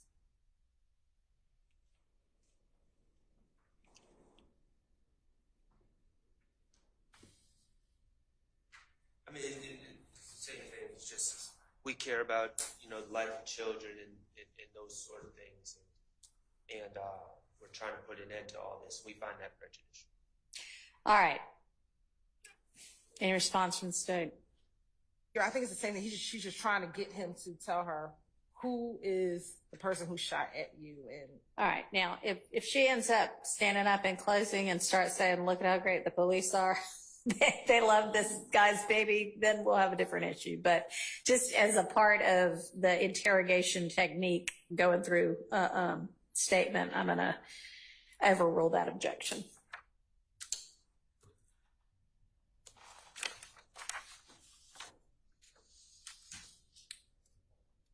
the next, Your Honor, is page 29, line 9 through, I think I might have this. I have page 48, line 11, but I think that's his course indulgence. Because I didn't do this. So.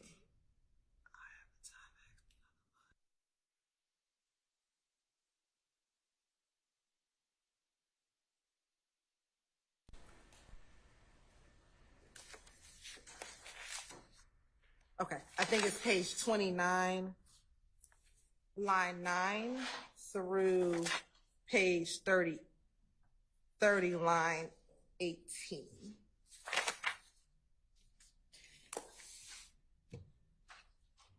All right, and what's our issue with this?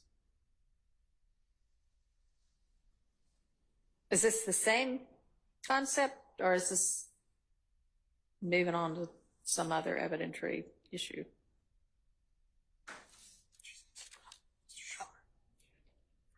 Yes. And I believe Mr. Shar wanted it out initially.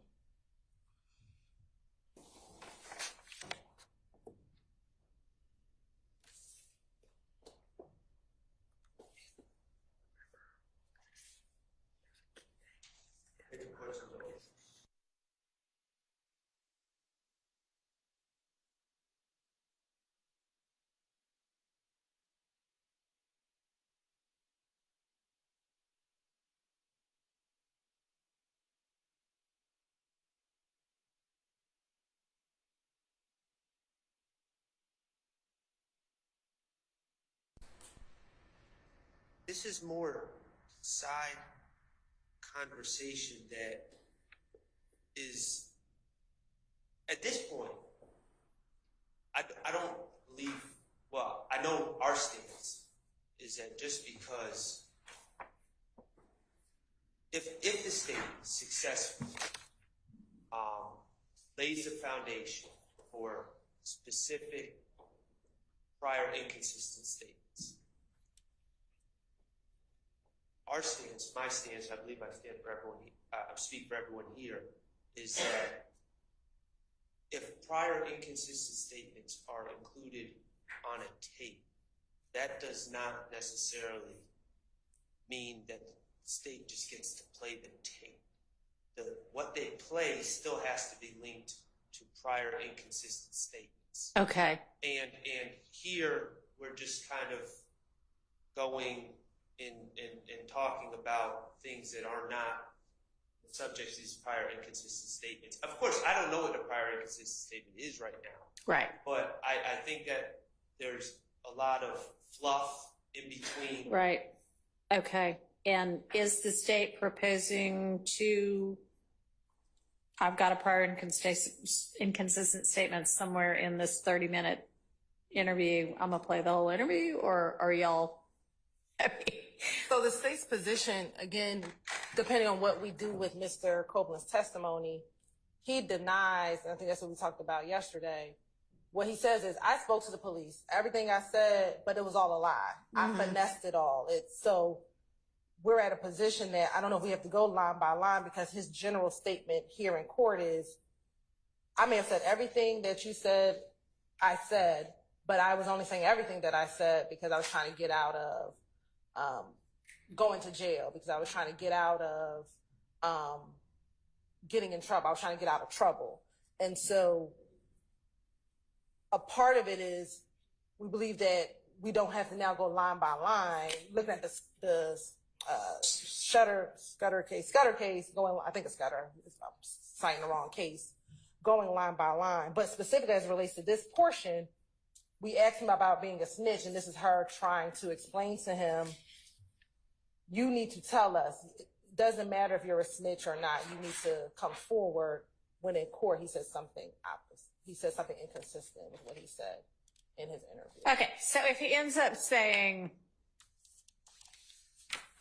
I don't know what I said before, but everything I said was a lie, then you can't necessarily just play everything he said.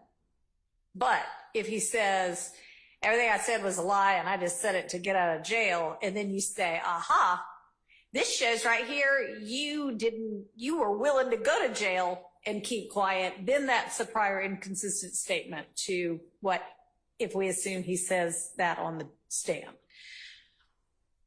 But no, you do not.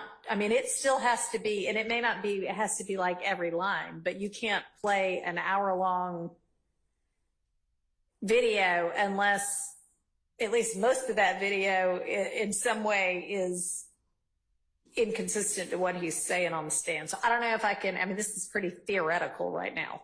But I think we just need to see what he says, while well, it says a lot of, we believe two things, not that it's just a prior inconsistent statement, but he's also, contradicting what he says. So he'll testify, at least previously, that he'll testify, they were trying to force me to only talk about thug. They were trying to force me to do these things, and that's inconsistent. that would be, this would show that's not true. Okay, so yes, potentially then, I mean, obviously for all of this, we have to, but I guess what I'm asking is, Mr. Sharp wants to make sure that y'all don't operate under a theory that something in this, and I'm just making it up, I don't know how long the video is, but 30-minute video is an inconsistent statement. We can get the whole video in. Y'all know that, I mean, is that your position? I think it depends on when he testifies. Okay, so, yeah. Okay, so then assuming that, I guess we don't have an answer to that right now, but I would not think the entirety of something can come in just because one sentence in it is inconsistent. So for y'all's edification, that would probably be my position.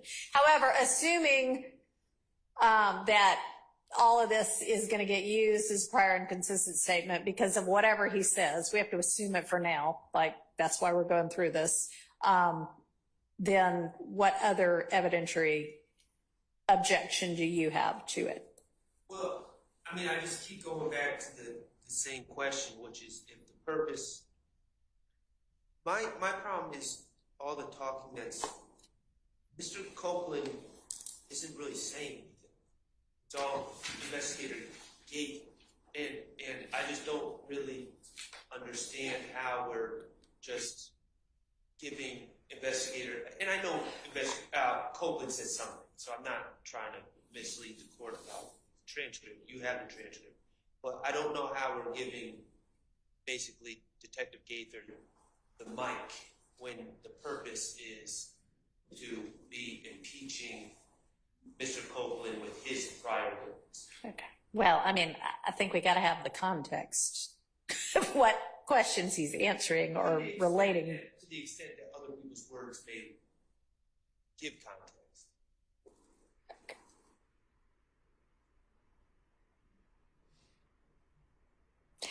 So, I mean, I would think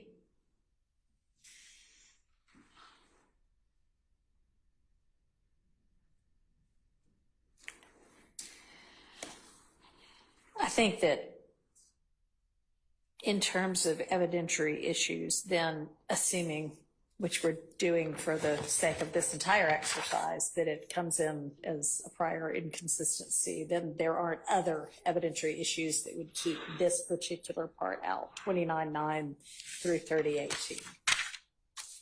All right.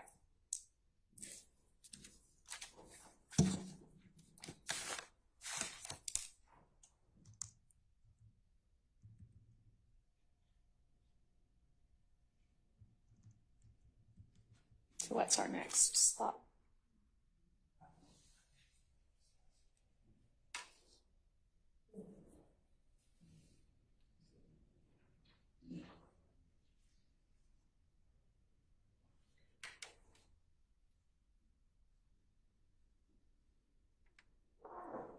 Oh, I'm sorry.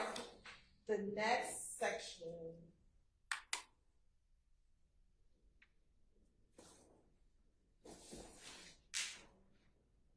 is page 47, line 9 through page 48.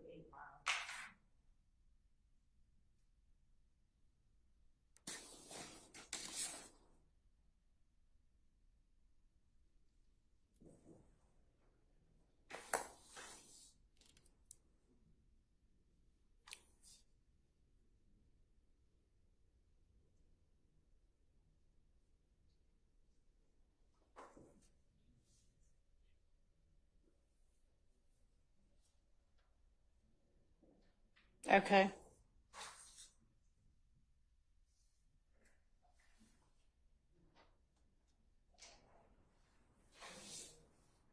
All right, what's our issue?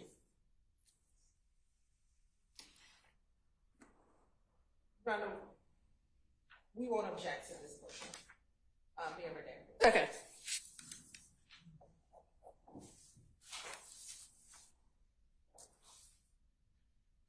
And I think it, She just said she's fine with it being out. right, I'm not sure. You said it begins at 47:9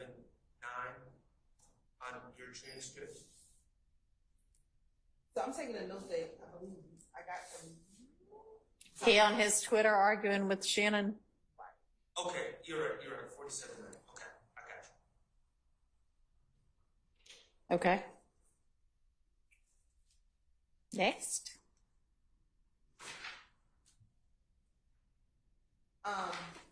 So the next is page 65. Line 1 through 5.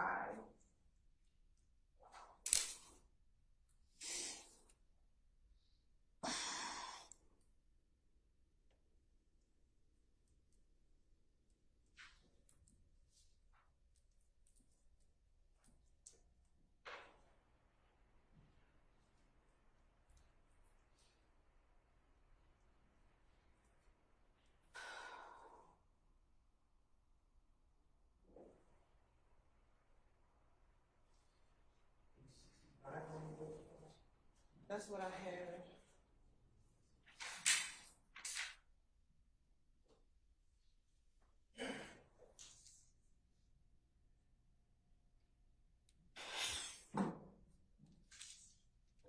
Okay.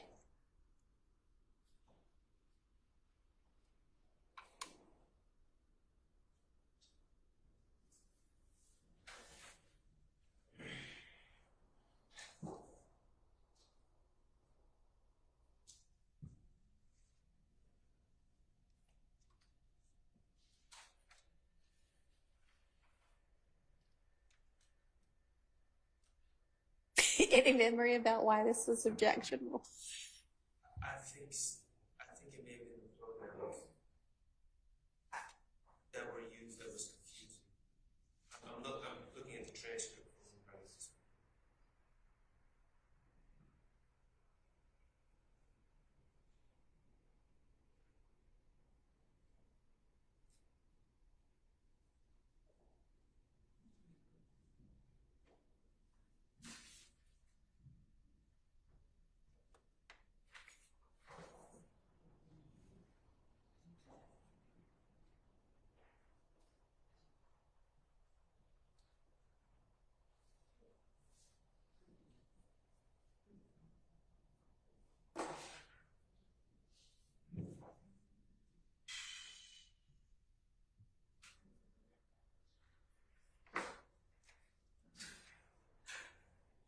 Y'all. Anybody know?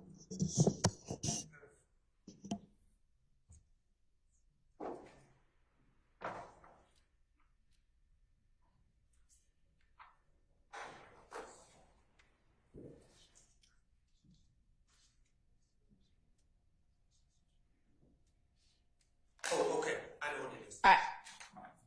This was my objection. Because it was, okay. It was, I think it's likely to confuse the jurors.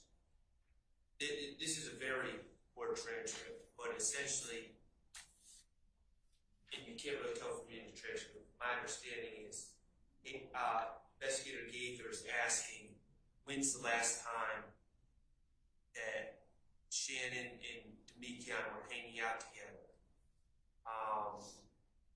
And when it comes down to it, the answer is, his answer, it comes down on page 65, line 5. It says, since they shot at their car. And when I hear that, in that context, it seems that he's referring to They as in Shannon and Shannon as shooting at a car. I believe what Mr. Copeland meant by that is it was an incident where they were all shot at.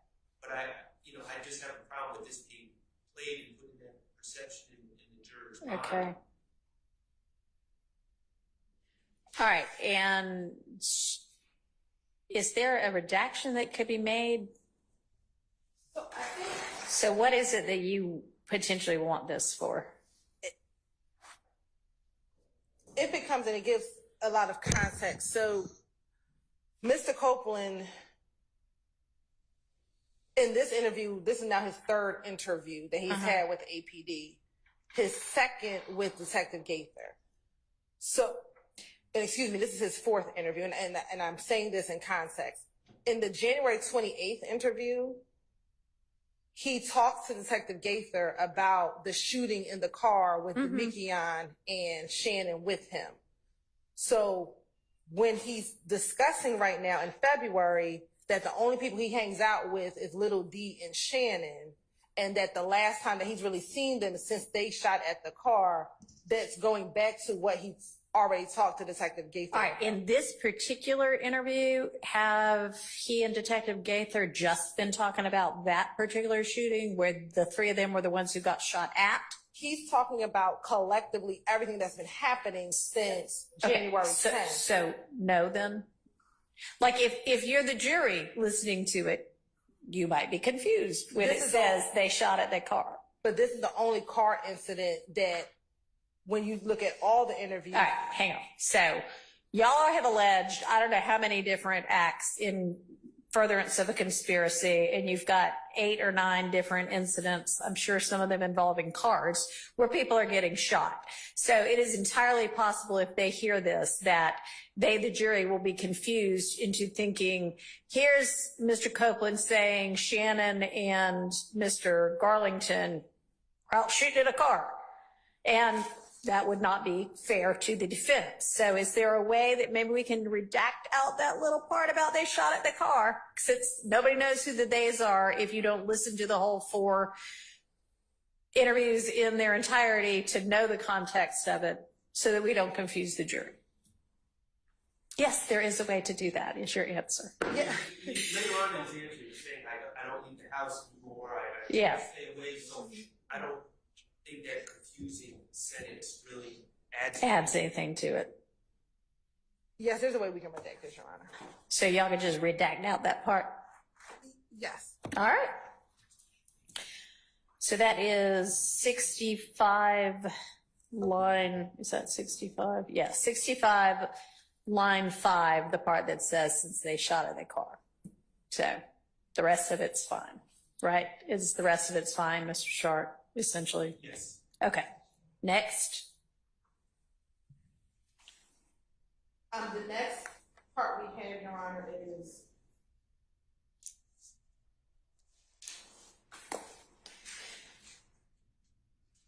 page 155, line 1 through page 156, line 2. Okay.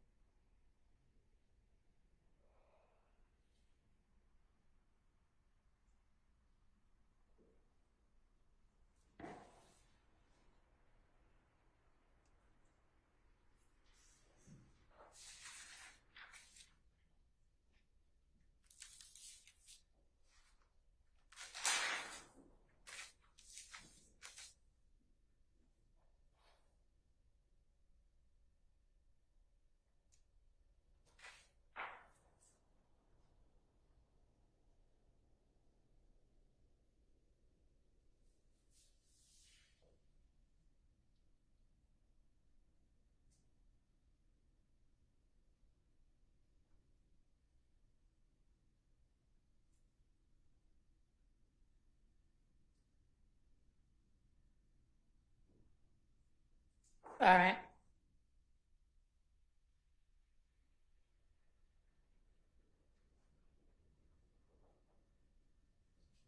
I'm ready for argument.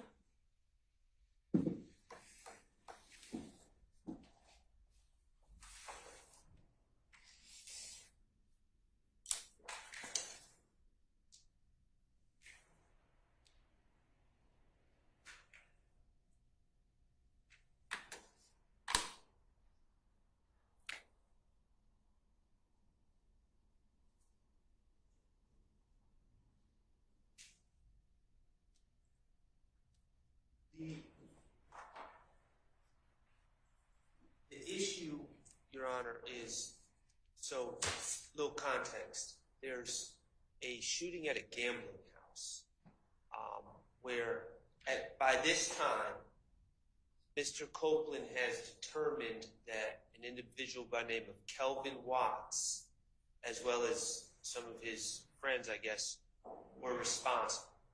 And I think Mr. Copeland was allegedly shot out. I think Mr. Williams was allegedly shot at or present in the gambling house. Maybe some other individuals as well. Mr. Copeland tells a story, and it's tough to really grasp from the transcript, but no one knew who did, according to Mr. Copeland, no one knew who did this shooting. It was supposedly, and everyone thought it was another group called NBC who had jumped Demekion Garlington on that same day at a club somewhere. So the thought was NBC was responsible for shooting the gambling house. Now, by this time on the interview, Mr. Copeland has determined it was Kelvin Watts. How did he determine it was Kelvin Watts? What's his basis? Okay. Well, Kelvin Watts was apparently dating a lady named Trivia, who Mr. Sledge also dated. So the flow of information, as I understand it, is Kelvin Watts, according to Mr. Copeland, Kelvin Watts tells Trivia that he was responsible for shooting up the gambling house. Then Trivia tells Mr. Sledge, and then Mr. Sledge tells Mr. Copeland. So these are not observations based on Mr. Copeland's firsthand knowledge. These are, it's like game of telephone at this point. And he was under the impression that it was NBC based on speculation. So, you know, if Mr. Copeland gets on the stand and starts talking about what he saw at the gambling house that night, that's one thing. My understanding he was there, but to say who did it and all the rest is just layer and layer of hearsay. And then on top of that, he's talking about Mr. Garlington being jumped at the club by NBC, and my understanding is Mr. Copeland was at the gambling house and not at the club, so I don't know what his basis of knowledge on that is either. So he's talking about two different things that he doesn't know. Okay. So I'm not sure what the chart saying. He doesn't know about the shooting. He does know about the shooting because he was present at the shooting. So the shooting. Right. For that, it's who's responsible for it might be hearsay on hearsay on hearsay. What do you say to that? Well, what he says here now is that Gucci, he found out from one person, which was Gucci Red, and that is not Trivia Smith. That's two different people. Gucci Red and Trivia are two different people. Okay, so where's the part where he says, here's who I knew it from? So if you go to page 156, it says unintelligible, so you need to hear it. But it says Gucci Red. I can play that portion for you. What part of, give me a line number. Line 17. Okay. And if we skip to line 15, it says, goddamn, the next night we at the gambling house. They ain't putting no picture. We in there gambling. They taking pictures and shit. Then they came up and shot at us. Only reason we found out it was Kel, he had got into it with Gucci Red. And then she talked to them and she came back and told us, like, man, that was Kel and them that shot y'all. Make it seem like they did because they shot it up. Okay. And then they went and shot at another spot. And then Monday we got into it with NBC. And then he goes on to talk about whatever happened between them and NBC. So whether or not Gucci Red told them that Kel shot at them is irrelevant, because what this incident at the gambling house does is kind of form the basis of other events that happened after the gambling house. So some key incidents early on in this conflict between YFN and YSL is there's the gambling house shooting, and that becomes important because after the shooting, I believe it's the next week or the next day at Cascade Skating Ring, Kel, who's the person who shoots at them, and Mr. Williams have a phone call in the presence of Copeland, in which Mr. Williams wants Kel to pay for his car window. So this, whether or not Gucci Red told him doesn't matter. It's what happens afterwards, which is the impetus for this conversation about paying for the car that was shot up at the gambling house. Okay. I mean, in other parts in the discovery, it's the flow of information is described as different, but either way, if it comes from Gucci Red, it's still hearsay. Well, it is, but they're saying they're not offering it for the truth. Right? Yes, Your Honor, it's the effect on the listeners, which everything that happens after it derives from them knowing that it was Kel who shot at. All right. So if that's the only objection, then I'm going to overrule that objection. Okay.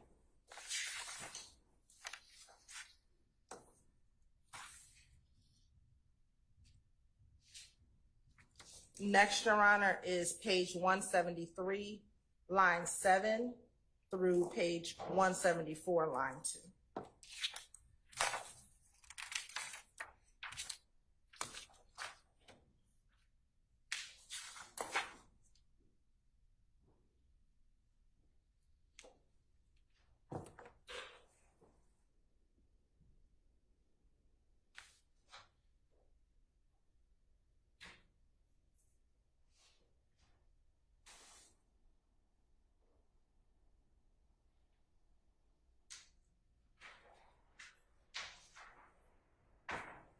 Okay.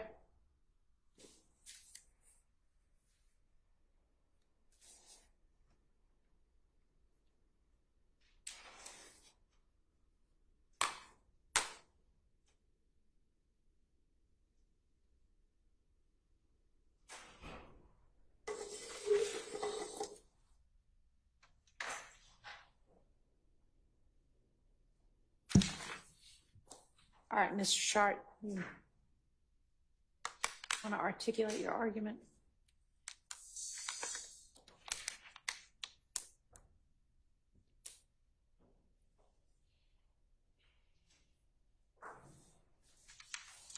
And Ms. Hilton, you said it ended in 174 too? Yes, sir. I'm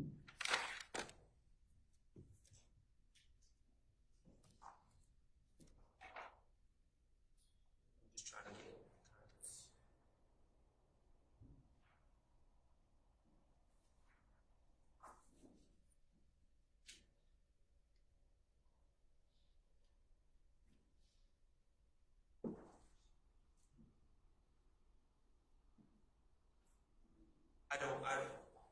We'll withdraw that. All right.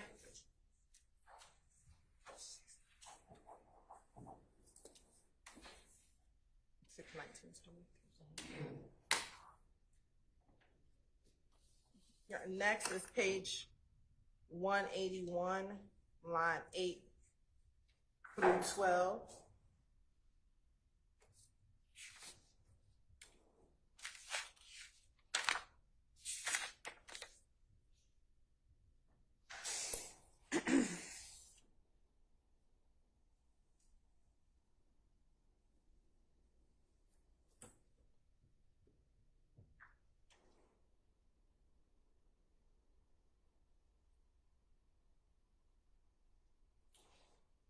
All right. Any chance we can just get rid of that? Yeah, we Okay. have an objection to that. There we go.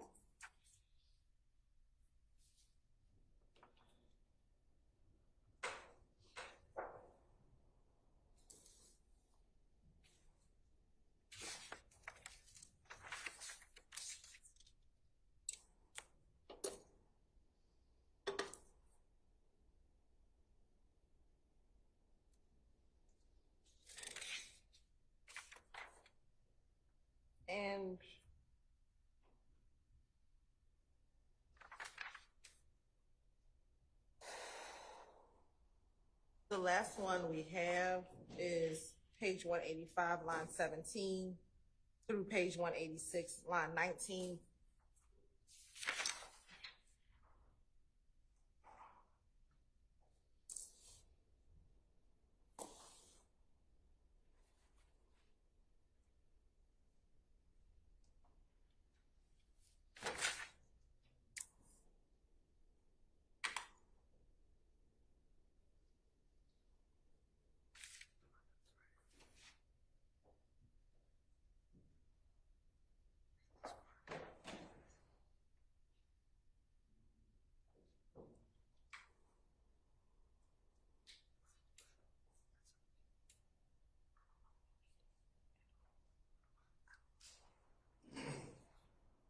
And you're right, we're okay with redacting. Entirely? Just trying to get clear what you're saying there. Yes. Okay, so that'll be 185, line 17 through 186, line 19 will be out by agreement. Okay?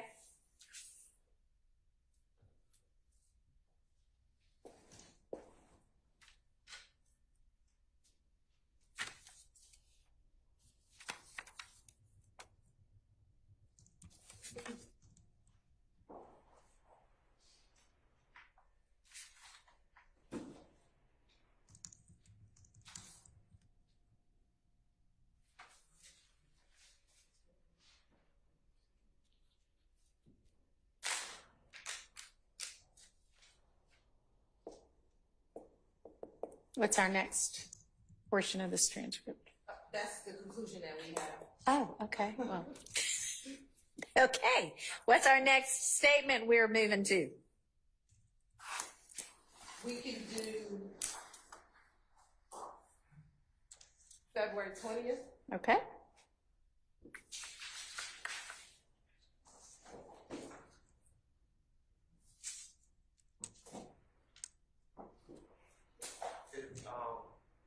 Send me to the same transcript.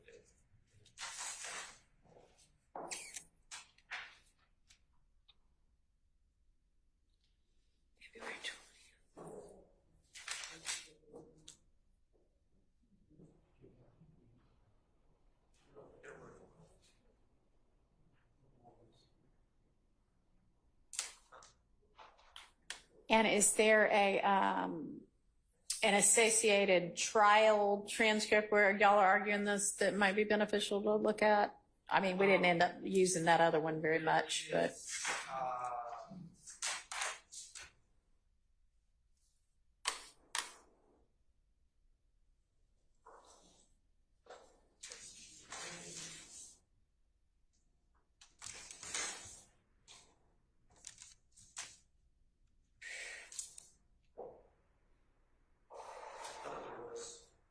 I mean, if you're not going to be using it, then that's fine.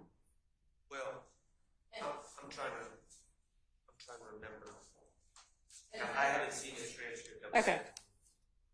And February 20th may have been earlier before the break. Oh, well, hey, then we don't need to rehash that one. And that's what I'm trying to figure out. But for January 11th and February 20th, I'm trying to figure out when we had those arguments because we actually played those videos on the. Okay. Right. We haven't received the transcript when we discussed January 11th or February 20th, so I don't have an independent recollection of what day the argument. And those who had the minimal, we agreed on most of that. Okay. The actions that came out, we agreed on. And they've already been played. Y'all just aren't sure whether it was pre or post recusal motion. Is that what you're saying? Yes, those two videos were played. Let me back up so the record's clear. The video for January 11th and the video for February 20th were both played in front of the jury. So, at least on the 14th and I believe on the 17th of June. Okay, but. I assume that the argument may have happened. Okay. I don't know if the argument happened post the 12th. Right. I can't recall, or if it happened pre the 12th. That's what I need to decide. So I have some notes. Okay. That were taken by Tim, who, I have that the June 11th interview, excuse me, thank you, January 11th interview was played on the 17th. And the February 20th interview was played on the 17th. So those were played after the motion. I just want to make sure. What does this mean?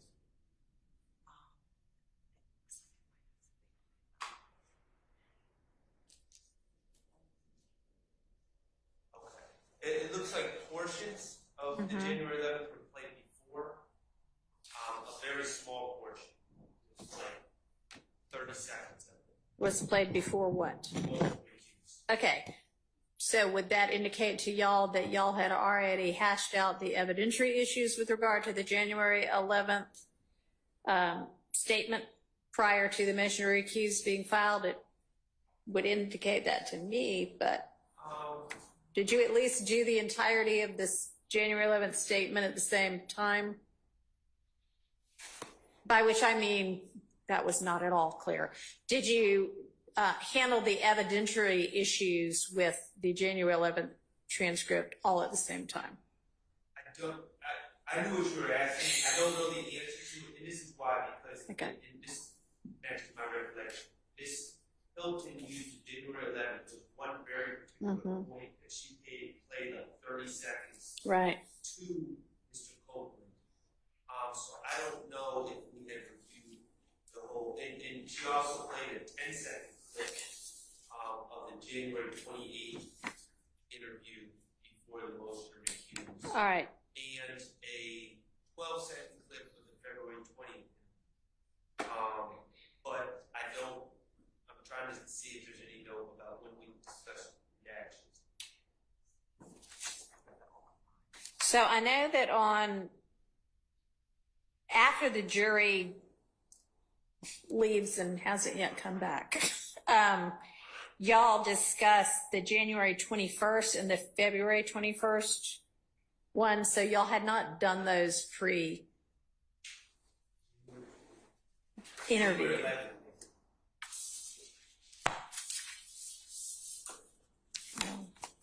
I'm not helping, am I? I'm making it more. Okay, yeah, no, I don't know what that means. February 21st. I don't know. So, if y'all don't know whether you dealt with all of January 11th at the same time or not. So, Your Honor, initially, I impeached Mr. Copeland as the issue or the topic came up. Then when it turned to everything's a lie, then we went to getting in the entire statement. Or playing the entire statement. And so when we had argument. All right, so you spent a lot of time after the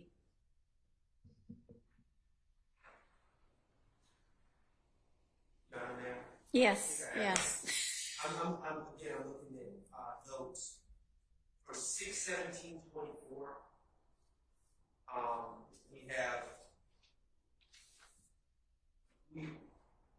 We sent redactions regarding.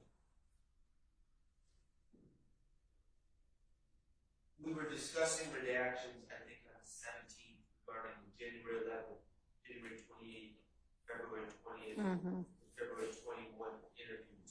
That leads me to believe that these were not redacted prior to the 12th.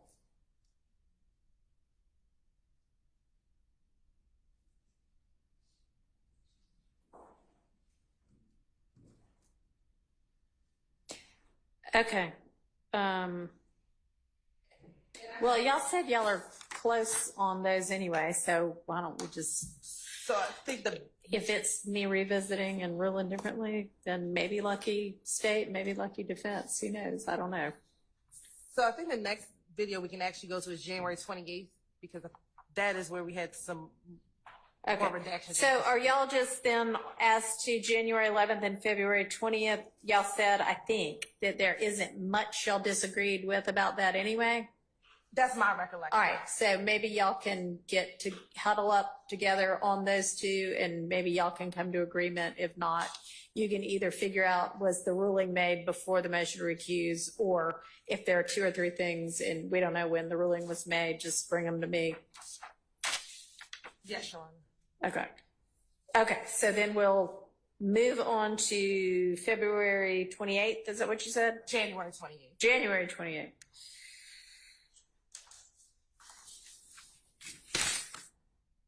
Right, February 21st, January 28th. I am just making it that much more confusing. Sorry, y'all.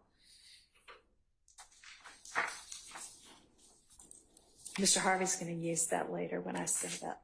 Even the judge admitted it. I'm teasing you, Mr. Harvey, although I bet you will. Okay, January 28th. Yes. So, And that has either not been discussed or it was discussed post-recusal motion. discuss post-recusal. Okay, and so do we need to look at a transcript, or Mr. Shart, you're just gonna? If the state has a transcript of this motion, this hearing, February, January I'll let it 28th. work out the same. All right, we can, I assume we have the one that,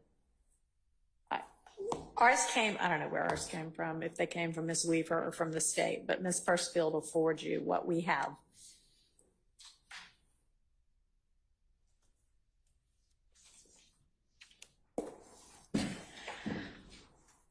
Is everybody good? Does anybody need a break? Quick break, 10-minute break. Let's come back at 3.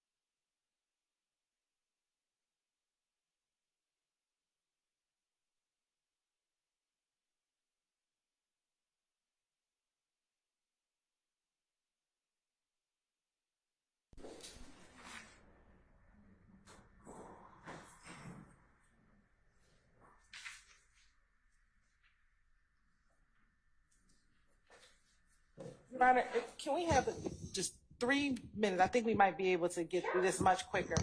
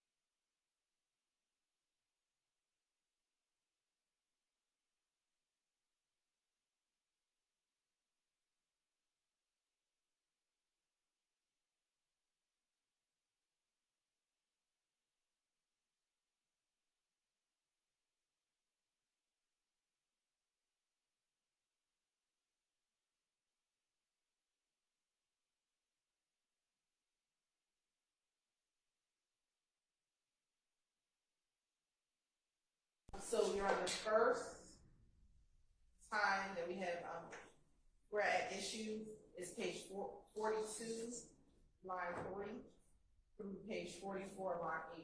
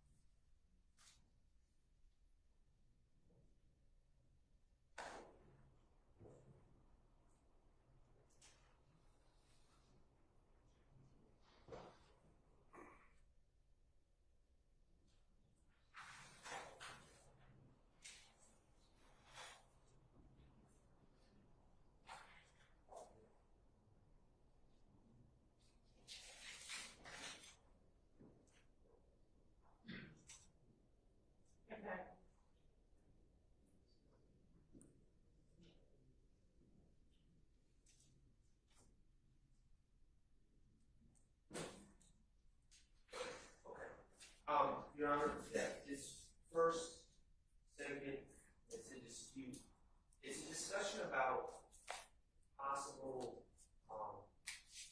quote unquote, beef between Bloody J, who is, his name, last name is Usher, and he is allegedly a member of IF, or an affiliated subset of IF, and he's a rapper. And I think the state's theory in some ways is that it was considering beef between Bloody J and Mr. Williams, because Bloody J said some things about Mr. Williams, Mr. Jeffrey Williams, I should say, and Mr. Copeland goes on to say, well, they say that Birdman Williams, Brian Williams, aka Birdman, wanted to sign Bloody J, but Jeffrey Williams didn't want Birdman to sign Bloody J because of the feud that they had between each other, and he was blocking Birdman from signing Bloody J. But so that's the background. But the bottom line is Mr. Copeland saying they said that Birdman wanted to sign Bloody J. There's absolutely no indication. My understanding is that Mr. Brian Williams is a multi-millionaire who runs a big record label. There's absolutely no indication that Brian Williams is running his ideas of who's going to sign and not to Kenneth Copeland. And Kenneth Copeland's just kind of, and he says it. He says they say this, they say that. And so that's all hearsay from our perspective. It's all speculation. It's not based on understanding. And Brian Williams is on the state's witness list. So if they want to call Brian Williams and ask him about what his plans were to sign Bloody J, but Mr. Jeffrey Williams didn't allegedly stop it, they can certainly ask Brian Williams. And Your Honor, the state has no objection to page 43, starting at line 4 through page 44, line 8. The only portion that the state wants in is page 42, line 3 to page 43, line 2.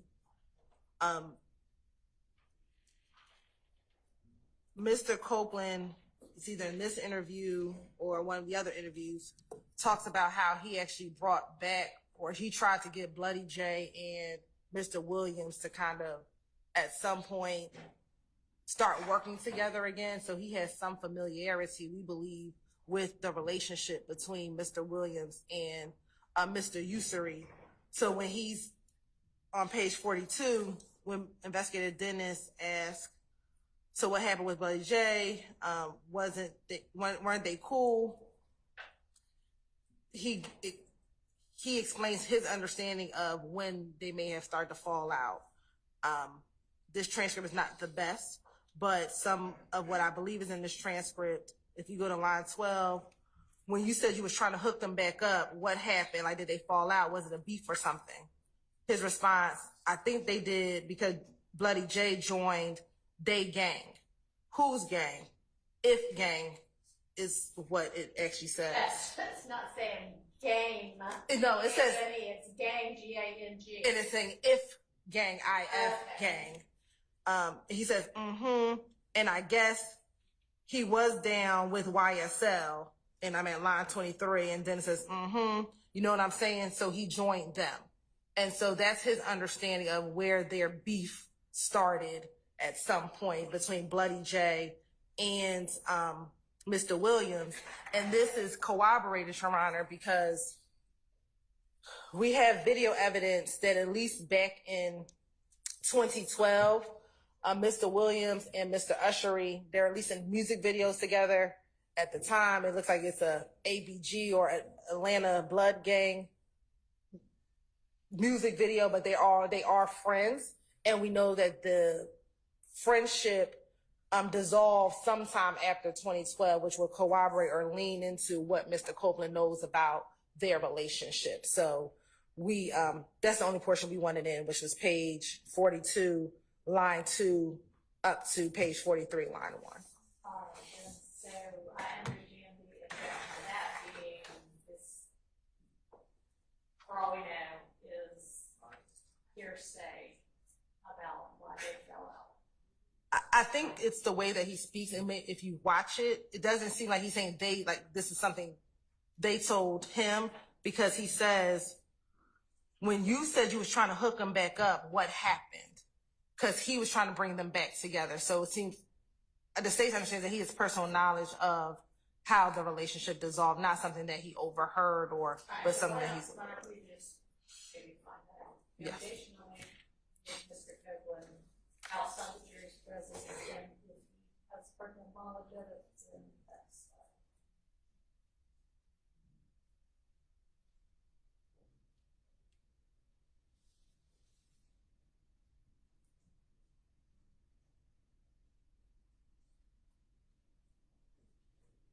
The next portion that is in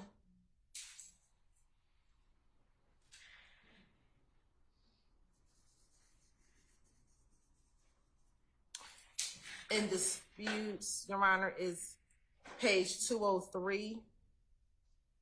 Excuse me. I need to find out from Mr. Shard if he looked at what we discussed of 80804 all the way through 81150. Can I back up on one? My notes may be wrong. Did you agree to number 5? 750 to 750? Yes, we're not going to contest that.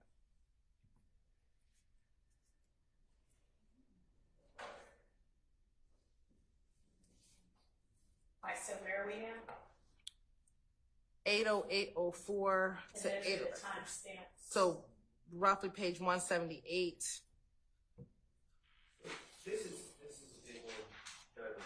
We agree from 80804 to 80912. Right, and I don't have the So timestamps, so.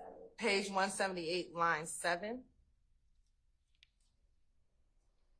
to page 180, line 8.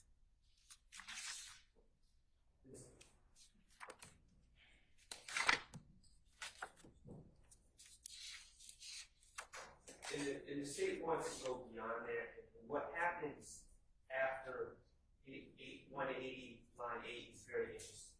Okay. This is January 28, 2015 at this Copeland speak. He spoke on January 11, 2015, speaks on January 28, 2015. February 20th and 21st, 2015. And then on June 10th, 2015 is the first time he says that my client and other individuals are responsible for Donovan Thomas's murder. In this segment right here that the state's wishing to redact, they ask him about who he thinks or who's responsible for Donovan Thomas's murder. And he says, well, what my understanding is, or what I've heard, now mind you, his stance on June 10th is he knew that my client and others committed this murder that night. So he was in knowledge of it that night. On January 28, 2015, they're asking him, who's responsible for Donovan Thomas's murder? And he says, well, I believe, or I heard, and I'm not asking him to do it for the truth of the matter asserted, I'm asking to show that his story's changed and he didn't say it initially. He said, well, I heard that Kelvin Watts had robbed someone and then Donovan Thomas was murdered as a result of that. And I believe, I'm not going directly off the transcript, but he puts forth different theories on what happened to Donovan Thomas. And our stance is that's important for the defense because if he was a truthful person who was telling the truth, he would have said that then. Now, the other interesting thing is, on all these other dates that he's given these statements, he's not facing arrest. It's not until he's facing arrest that he points his finger at my client and others. So to us, that's a very important fact.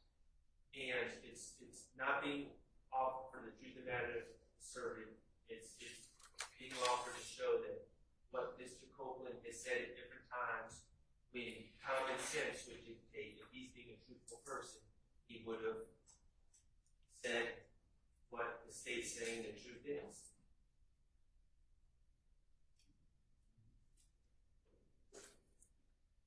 All right, are you sure this is 178, line 7 through 180, line 8? Because I don't see this being about any of. So that's the part we agreed on. And then they want to go beyond that. And starting at 180, about 180 line 8. And we want to keep it in. So 180 line 8 through what the state wants out. Until 186, line 2.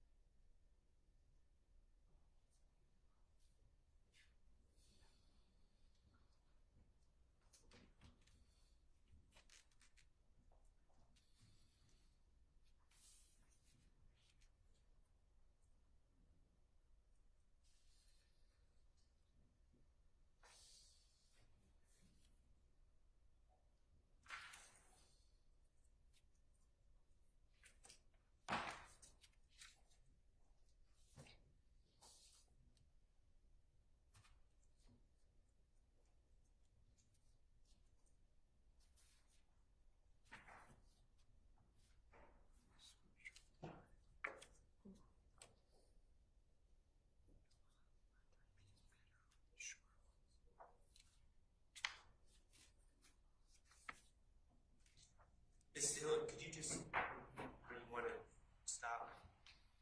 Page 186, line 1. And the transcript doesn't really. We can listen to it.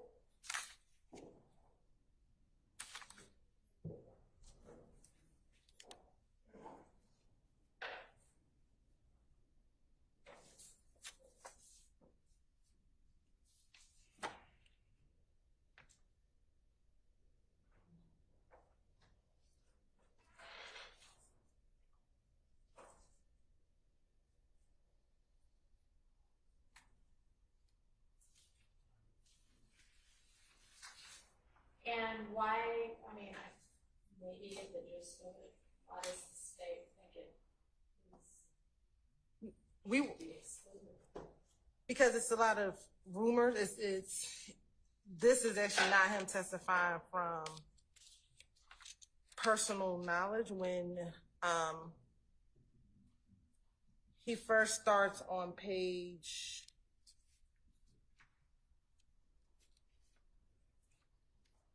180. So I would concede it's not personal. I would concede that's not personal knowledge. So I think that they can cross-examine him on whether or not, why didn't he tell the police early on, but all of his speculation about what the rumors are, that's putting in information in front of the jury that's based on speculation and rumors. If they want to cross him and say, on January 28th, you didn't disclose that any of these people did it, I think that's fair for cross-examination, but to actually introduce this statement of him speculating as to what may or may not have happened on the night of the murder, it's just that, it's rumors and speculation. There's a fundamental difference between not coming forward with information and being asked about something and coming forward with other information. Maybe I need to listen to it because I don't really see in this transcript at least, except for on page, the very end of 184 and beginning of 185, maybe. And I'm not even sure if that seems to be the only thing they're talking about, not getting killed. The beginning part of what they want out, and so there's after the part where our agreement, they talk a little bit about an incident where Kelvin Watts shows up at Lucci's mother's house after it's been shot up with a gun. Yeah. That is a separate, so I don't want the court to be confused. That is not the nut. Right. That the Donovan Thomas murder. Okay, so do you want that part here?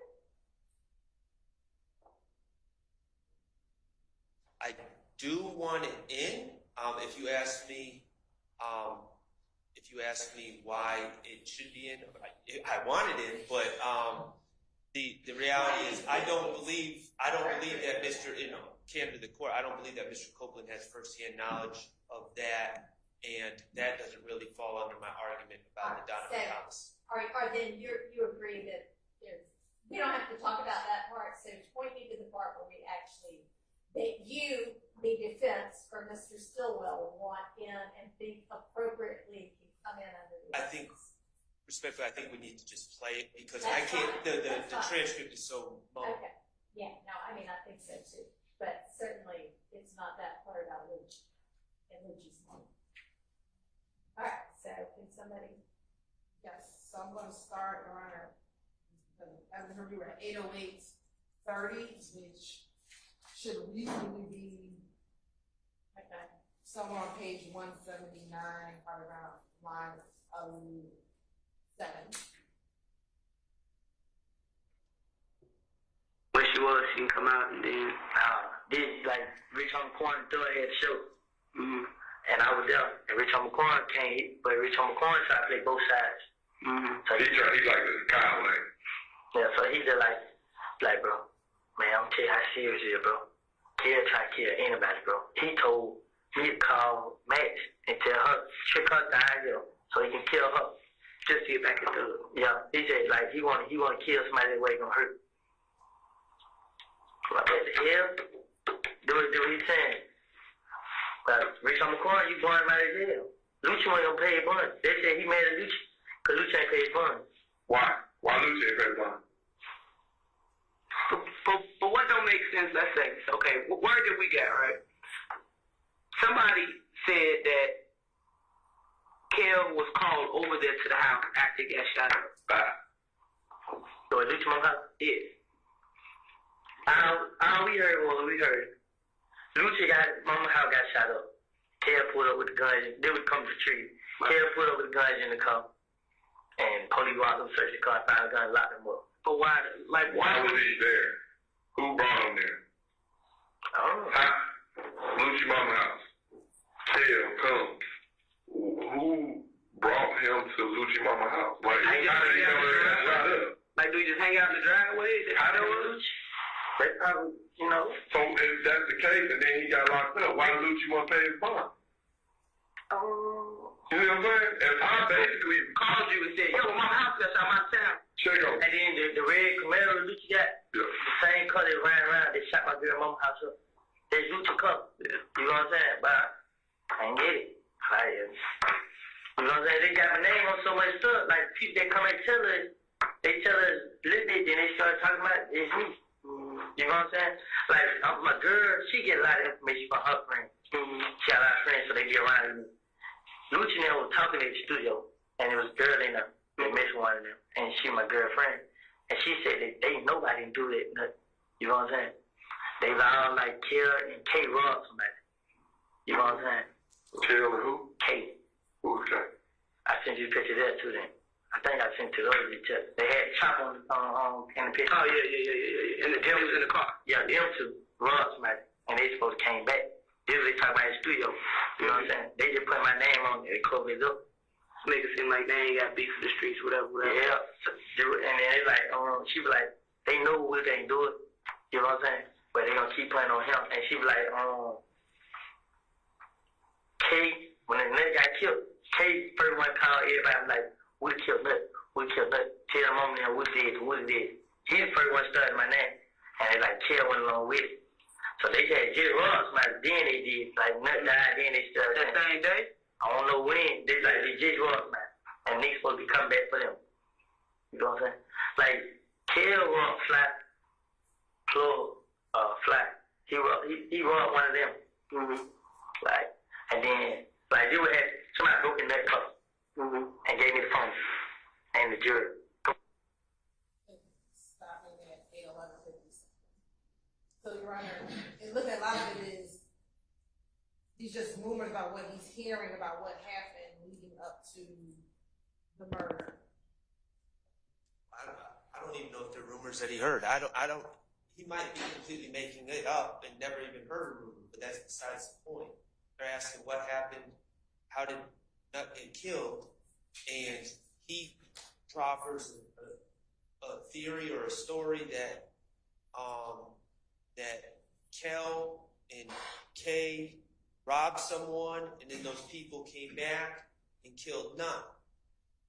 And that is, and the relevance of that is it's not for the truth of matters served. I don't think anyone in this courtroom, at least on this side of the room, is going to get up in closing and argue that the real killers of Donovan Thomas were, I'm hearing the name Nick, and maybe I'm following the story correctly or not, that Nick, after being robbed by Kel and Kay, came back for revenge and killed Donovan Thomas. We're not arguing that that's true.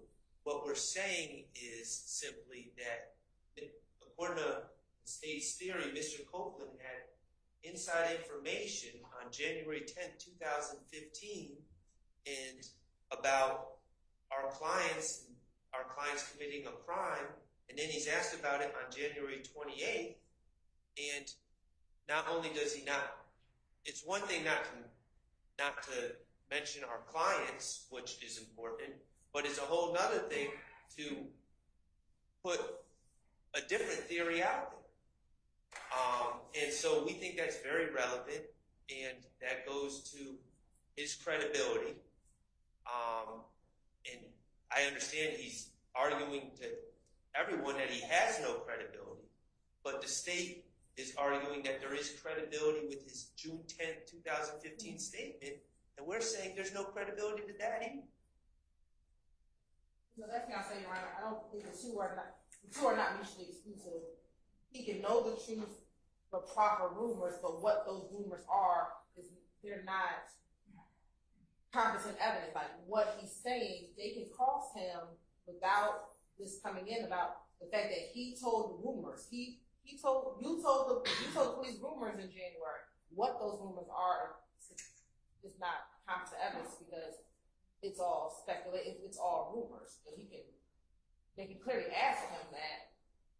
on the stand without going into. All right, and I assume that the only reason June 10th comes in anyway is because he takes the stand and says, I don't know anything about anything, I don't remember. Right. And so June 10th comes in as a prior inconsistent statement. Yes, Your Honor. Because prior to everything, his response is everything is June 10th, again, the whole finessing, and then he's now changing the version of facts as to what happened back in January 2015. He's now changed some of those facts. I don't know what he will do when he comes back, but that's what he can do. So the defense, if the state can stand up and go, all right, here's your prior inconsistent statement where you said X, Y, and Z, which was all these people over here on this side were killed by, then they want to be able to say, well, look, in January you said something different. Explain that. Why shouldn't they get to do that? I think they could ask him about, in January, you said it was all rumors. You said that. You said that there were rumors. What those rumors are, I don't think is relevant. They can definitely ask him. Now, whether or not he says, I never gave anyone a rumor, then maybe that might open the door for something else. But for the state to play it initially, if we even get to play the statement, all these rumors coming in, I think there would have to be some foundation about the substance of the rumors if they come in. But they can ask him simply on the stand, you told rumors, and if he says yes, then that's it. What the rumors are will be irrelevant.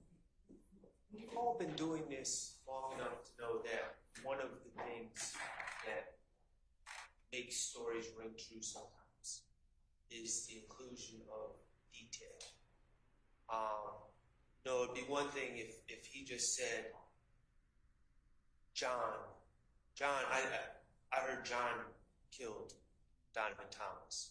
But he didn't do that. In this story he gave, he gives details. He gives a story, a coherent story. And that matters. It's not just that he gave rumors, he gave a coherent, detailed theory. And the state, I'm sure at some point, is going to argue to this jury that, oh, well, he was telling the truth on June 10th because look at the details he gave.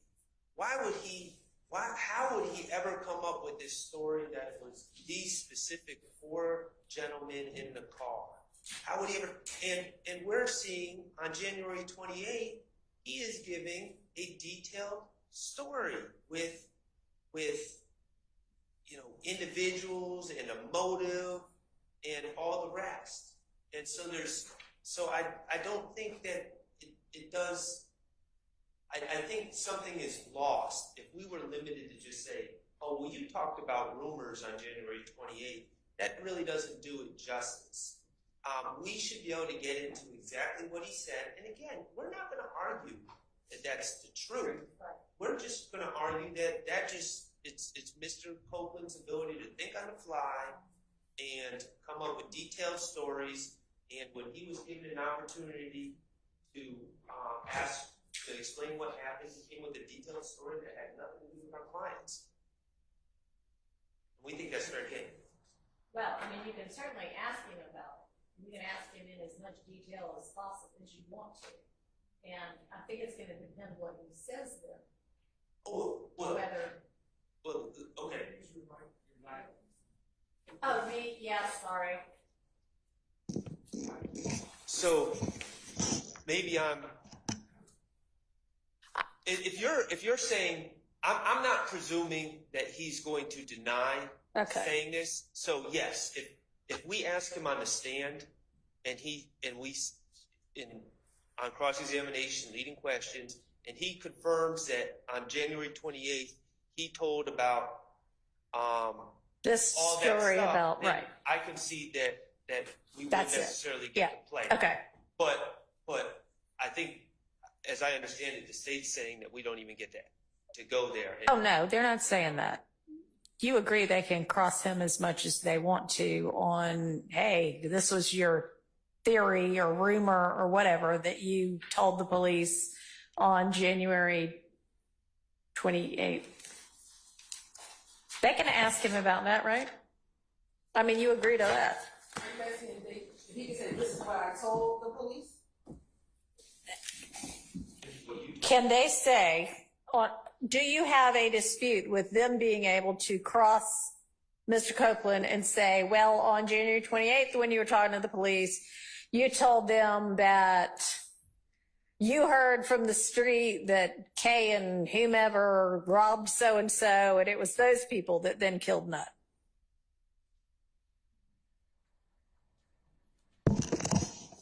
So the state's concern is, even in the interview, he doesn't say it as fact. He doesn't say, this is what happened. Well, sure. He said, this is what I heard. Yeah. So to me, it's still speculative as to what he heard on the street. Whatever the rumor was, to me, is still speculation. I think an inquiry could be, you didn't tell them on January 28th that Shannon, Stillwell, these people did. You only proffered rumors, not the... But they can, so you think they can ask, you told rumors, but they can't ask, what is the rumor you told them? Correct. That is not correct. You can, in fact, ask them about the detail of the rumor that he told them. As long as, I mean, obviously he is clearly saying this is a rumor I heard on the street. And I know your point's going to be, well, that's an awfully detailed rumor. And you could argue that later. But yes, you can get into the detail of, didn't you tell them you heard X and Y and Z? And then if he says, yeah, I lied about that too, then that's the end of it. If he says, no, man, I never said a thing like that in my life, then we may be able to actually play that part.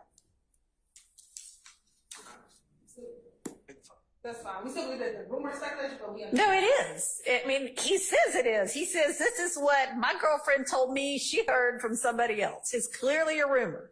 That is not their point. Their point is you, at some earlier point, are telling the police some theory, albeit rumor, albeit street talk, that is some details.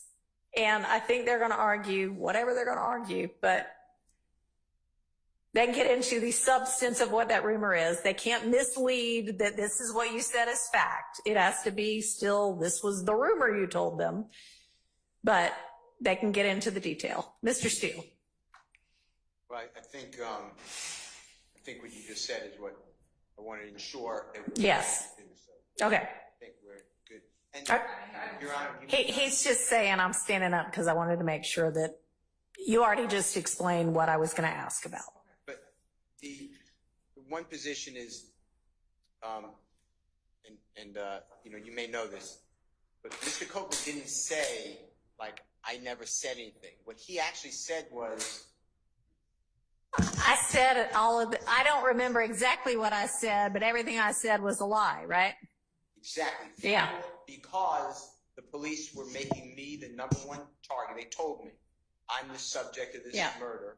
And I wanted to push everything I could away from me and onto others. Mm-hmm. So that's why it's very important to show that he's just coming up with, Mr. Lamar, his rich homie Quan. He put a hit on another person to kill them. Ask Mr. Copeland. He has 17 people that he says put hits on other people. Okay. That's outside of people here. Okay. But what you said is exactly right. It doesn't matter. I'm not using it for truth. I'm using it for exactly what he's saying. That's what I was doing. Okay. And at trial, he said, and that's what I did for the people here on trial. Okay. Thank you. All right. What's our next portion of this transcript at issue? The next or statement. Yes. The next part that's at issue potentially is page 203, line 11 through page 206, line 17. Okay.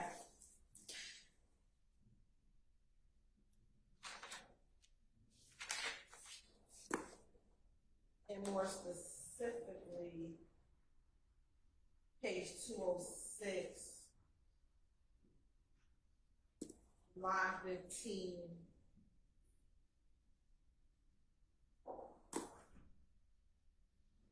To line 17.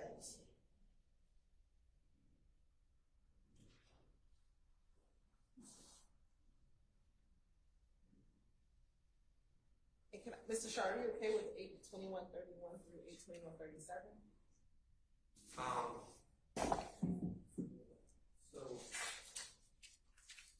So that's 206:15 and 17. So Yeah, that was gonna be page 203, line 1 through 16. okay.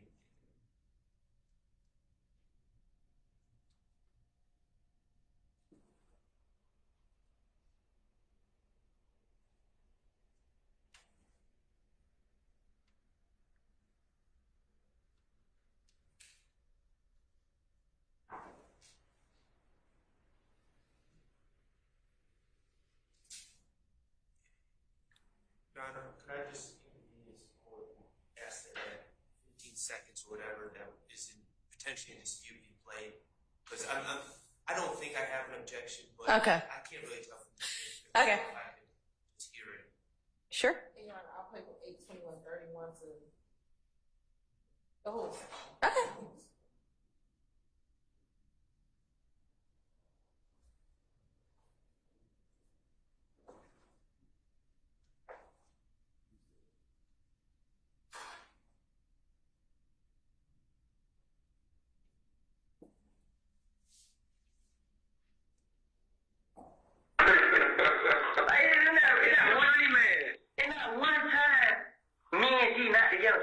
Me and G together don't matter what. Just like GP. We work together. You know what I'm saying?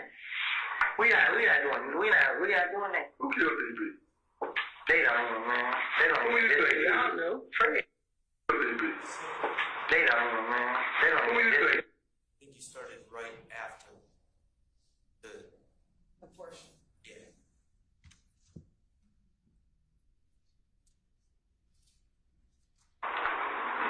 Man, besides Shannon and G, you ain't gonna see me hang with nobody. So is it a question? No, that's what I say. How the hell I be eating all the time? Everybody after me. Like, it's not one time. All right, I'm fine.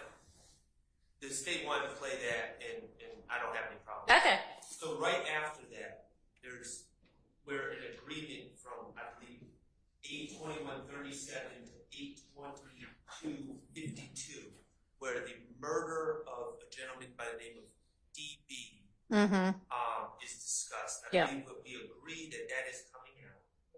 Okay. And then if Ms. Hilton could just play the 7 seconds that on the other end of that she wants to include, I just want to make sure. All right. So this is going to be somewhere on 206. Yes. Okay. We're first starting at line 5 or line 6. Okay.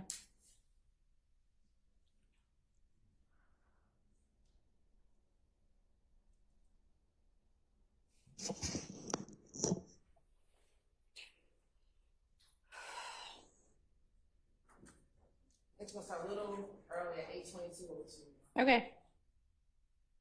He just threw it up. He did kill me. He's tough. I know, but just like you said, somebody that might put him on the team. That's about what we can prove. But just like the little nigga, Lil Haiti. When he just got out of jail, he see me in the club. He walked right up on me. I'm murdering me. Yeah. Who? Little nigga, Lil Haiti. You know, who's supposed to have something to do with GB. Oh, okay. But that nigga walked up on me, nigga, who the hell is you? Yeah. I ain't know him. Yeah. What's up? Best friend, what's up? Why you looking at me like that? Yeah. And me by himself, like, I know that's my little brother, Lil Haiti, he just got out. So I'm like he booked, like, nigga ain't shit up. Nigga, like, what's up? Hey, Lil Haiti the one that got shot in the face? Yeah. On Boulevard, right? Yeah. He out too? That him. Like, I don't know. So some corn got a video on his page. I was walking in the house. Same night he shot my grandmama's house. I know them, all the niggas they did. You know what I'm saying? They pulled up at the house in 3 cars. So you mean, after this, so is Rich Homie and Thug beefing? Nope. How is that not possible though? Everybody try to say.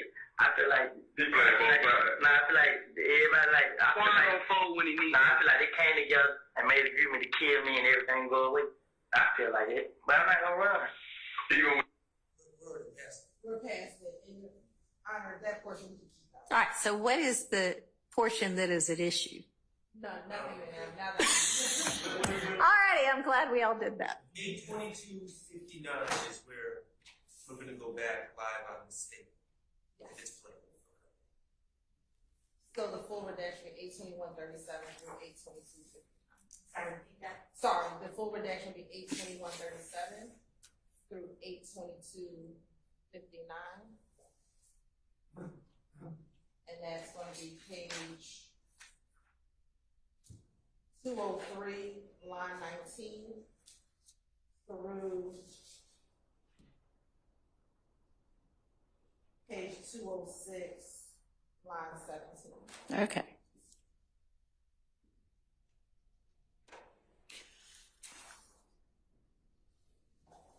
We have a series of agreements, Your Honor, and I think there's only one more that we disagree. Is that correct? And it's only apartments. Okay. Where's that one? Page 269, line 19 through page 270, line 14.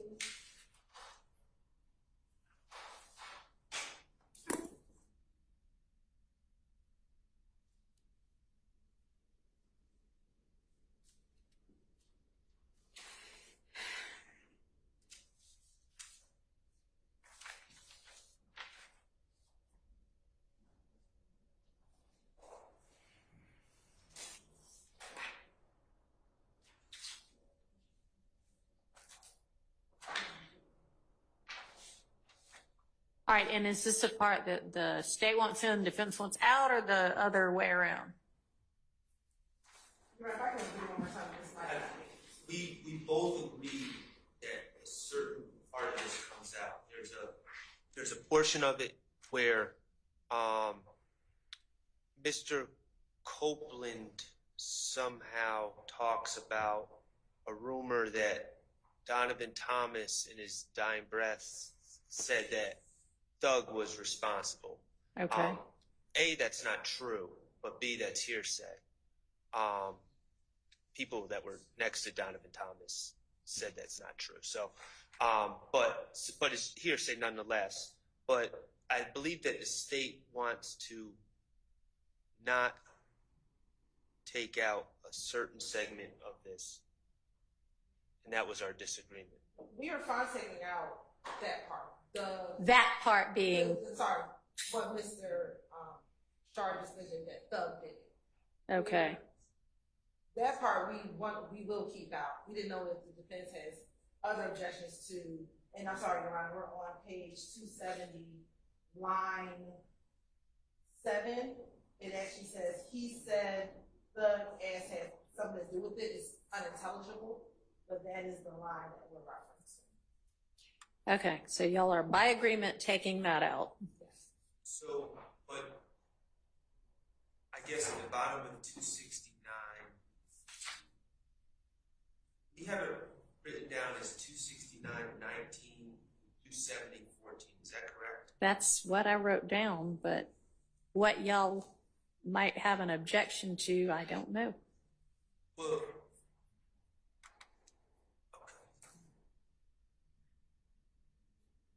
So,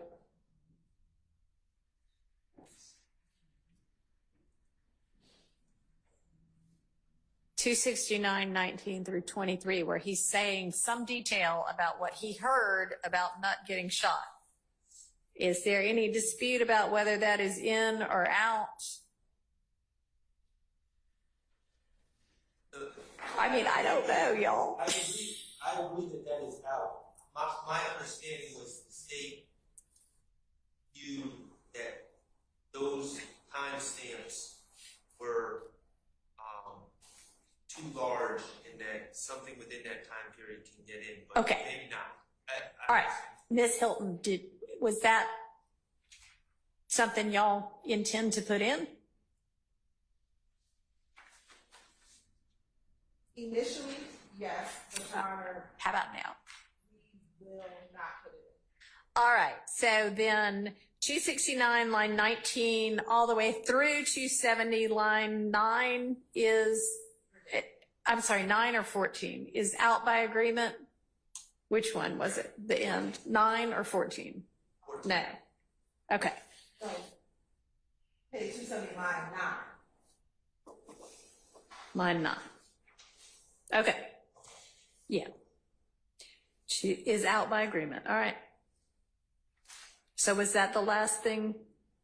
Yes. Okay. And Your Honor, our agreements for redactions, I guess they'll just, when we email them, they'll be made part of the record that way. When you email them to whom? What I'd like y'all to do, I mean, for this, we actually, anything we didn't discuss that y'all have an agreement as to, like all of Mr. Adams' stuff, just make a little list and say, the state and the defense agree that XYZ is out. Okay? Here, I already compiled it from the first time. Super. Just get together with your colleagues on the other side and make sure they agree and get it filed. Okay, so that's that statement.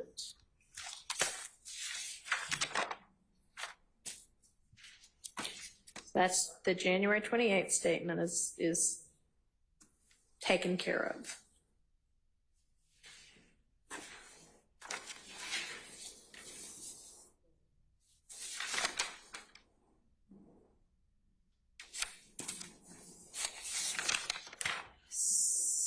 And y'all are gonna, on January 11th and February 20th,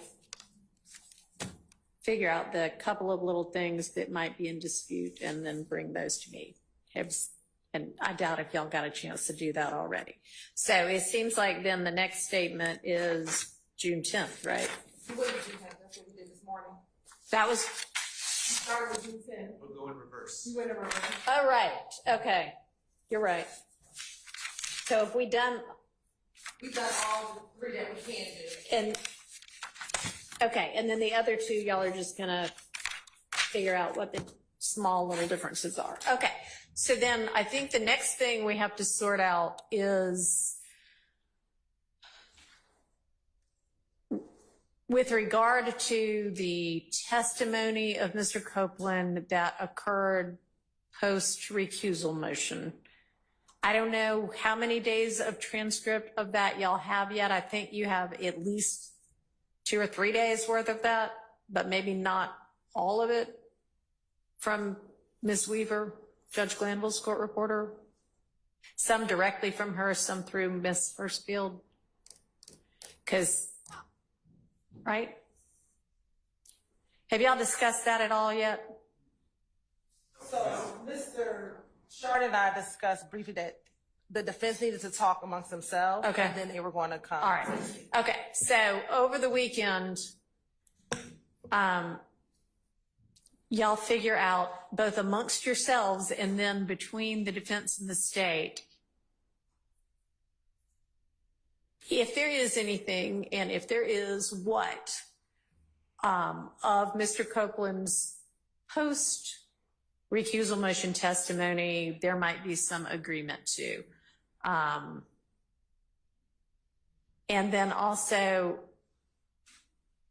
if y'all can think and propose to me on Monday, whatever y'all think might be appropriate in terms of explaining to the jury if they're going to have to sort of rehear any part of Mr. Copeland's testimony, you know, just what we're going to tell them about that. Okay. And then after Mr. Copeland testifies, what's next? And how long do y'all anticipate that taking? Y'all have no idea, do you? Because who knows what he's going to do. That part is true. Does the court mean like which witnesses? Yeah. Okay, so I anticipate there will be 2 other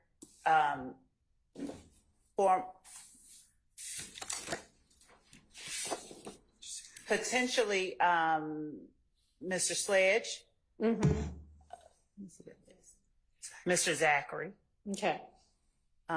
Those two. This is what you gave me. That's basically an order, right? Yes. Okay. Yes. So then, Mr. Sledge and Mr. Zachary, are there anything about their evidence that we need to hash out? And I can't remember, what did I give you as your deadline to give us all the details about the evidence? You said the exhibits was Wednesday, but then the witnesses was Monday, and I thought the first 30 might have been Monday. the first 30 yeah. Okay. Monday. All right. Okay.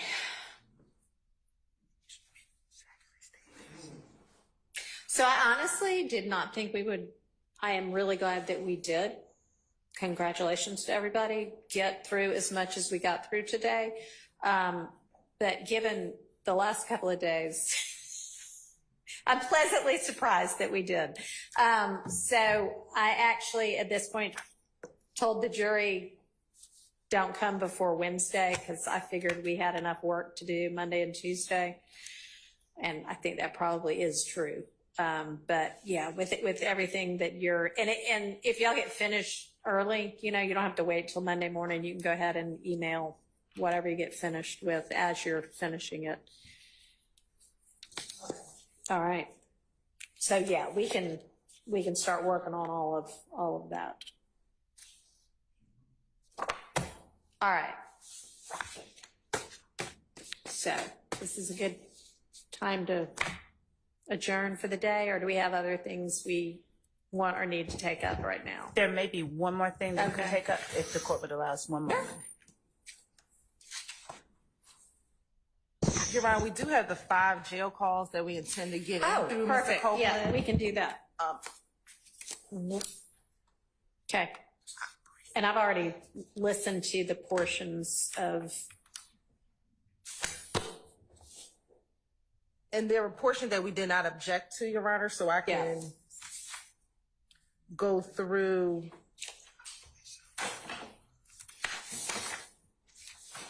By call, which one we didn't object to.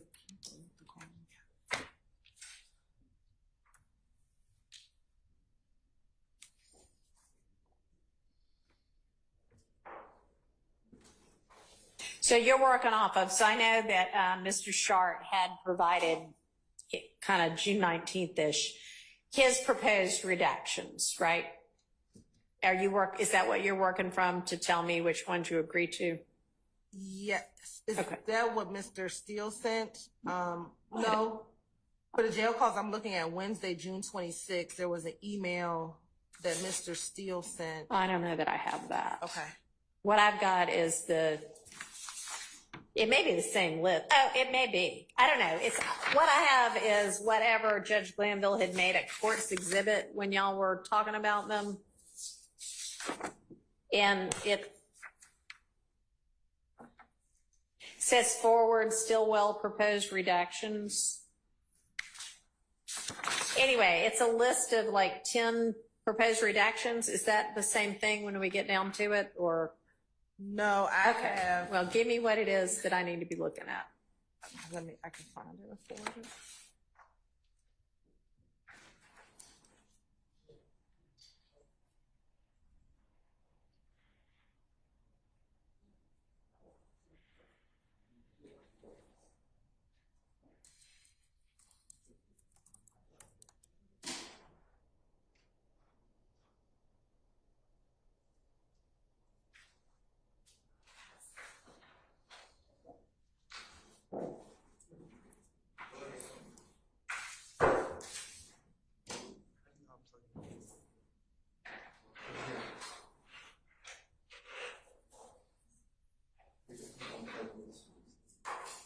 You know what? What I'm looking at right now is not even about the jail calls. So never mind.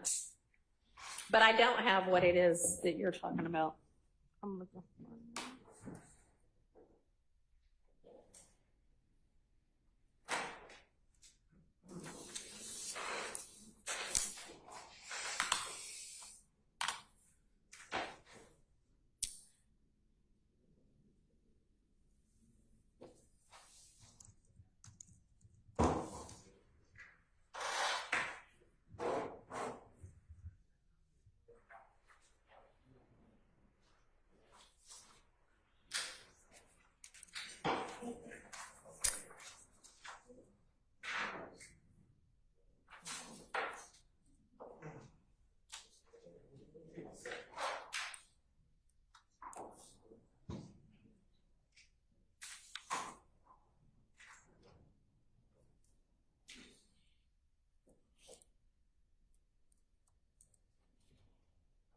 So there I are just floored. 5 jail calls and there are portions of the 5, is that right?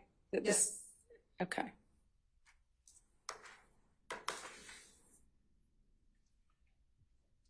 And then you have agreement as to certain portions of those? Okay. Yes, so the All state's right. intention was to play the entirety of the calls, but All right. then there were some objections, and so Sure. we don't have any objections.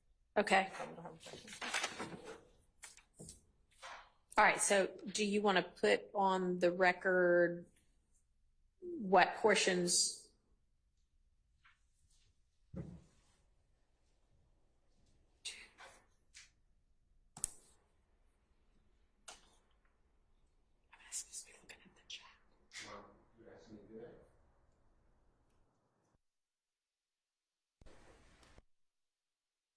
As if the court has the email, I can go through the areas where there was objection. And I don't have the email. I do have the email. I just don't know where to find the email.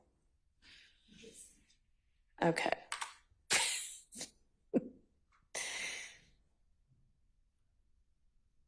All right.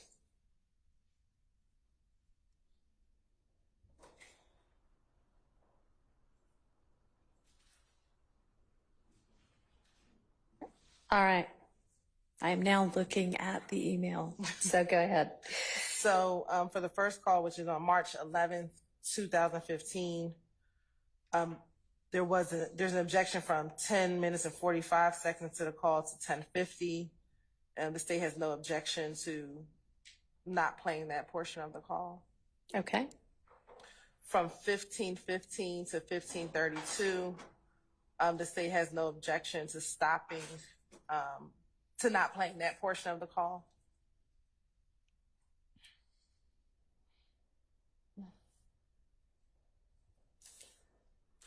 For the June 10th call,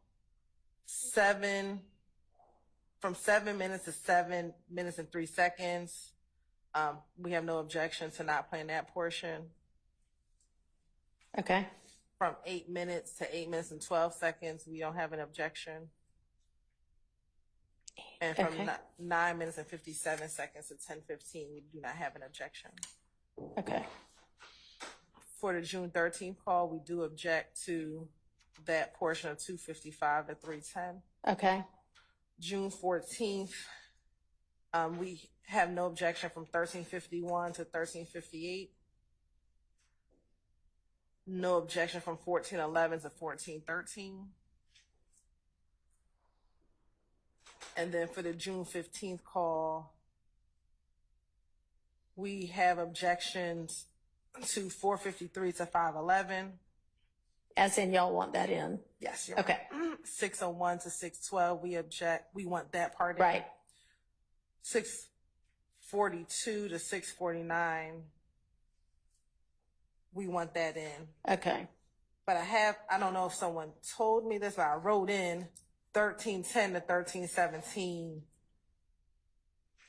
And we don't have an objection to that part. I'm not sure if maybe someone called me, but I wrote in another portion of that call, and we do not object to. Oh, that's on the email as well? Okay. I wrote it. I have it handwritten. Okay. So, because it's on the back side of it. All right. So we have no objection to 13:10 to 13:17. Okay, great. All right, so then our issues are with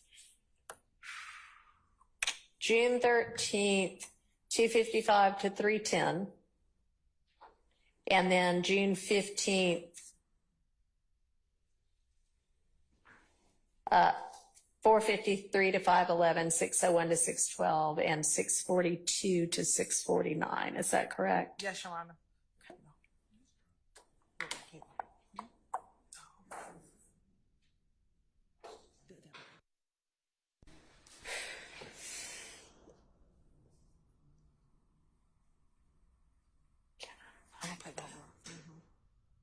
And so we're pulling those 2 calls up now, Your Honor. Okay.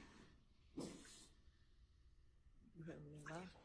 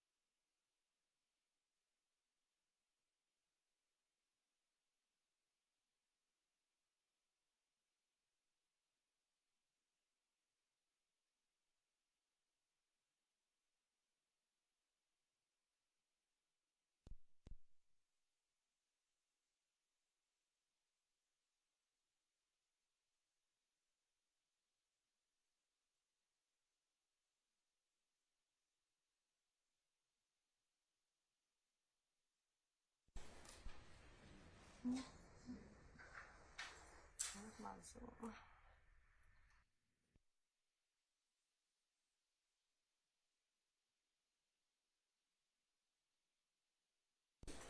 Mr. Box is here and Mr. Steele is handling this portion, may I step out for a Sure. second?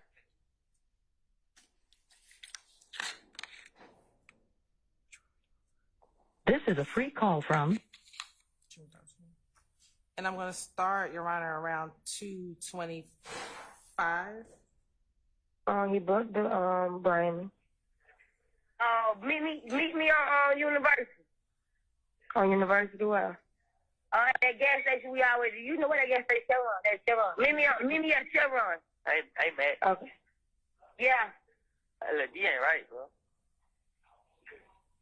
What did D do?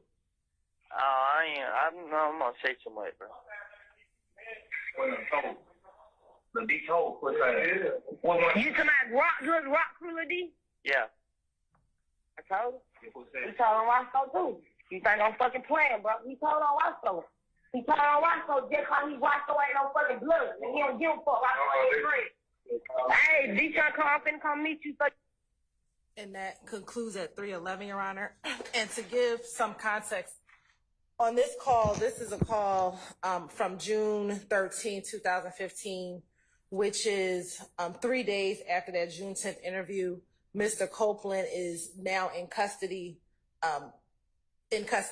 He calls his girlfriend, Miss Quarterman, who then calls the person who you hear is Max, but is also Dolly White, also known as Dolly White, but is Mr. Williams' sister. Mm-hmm.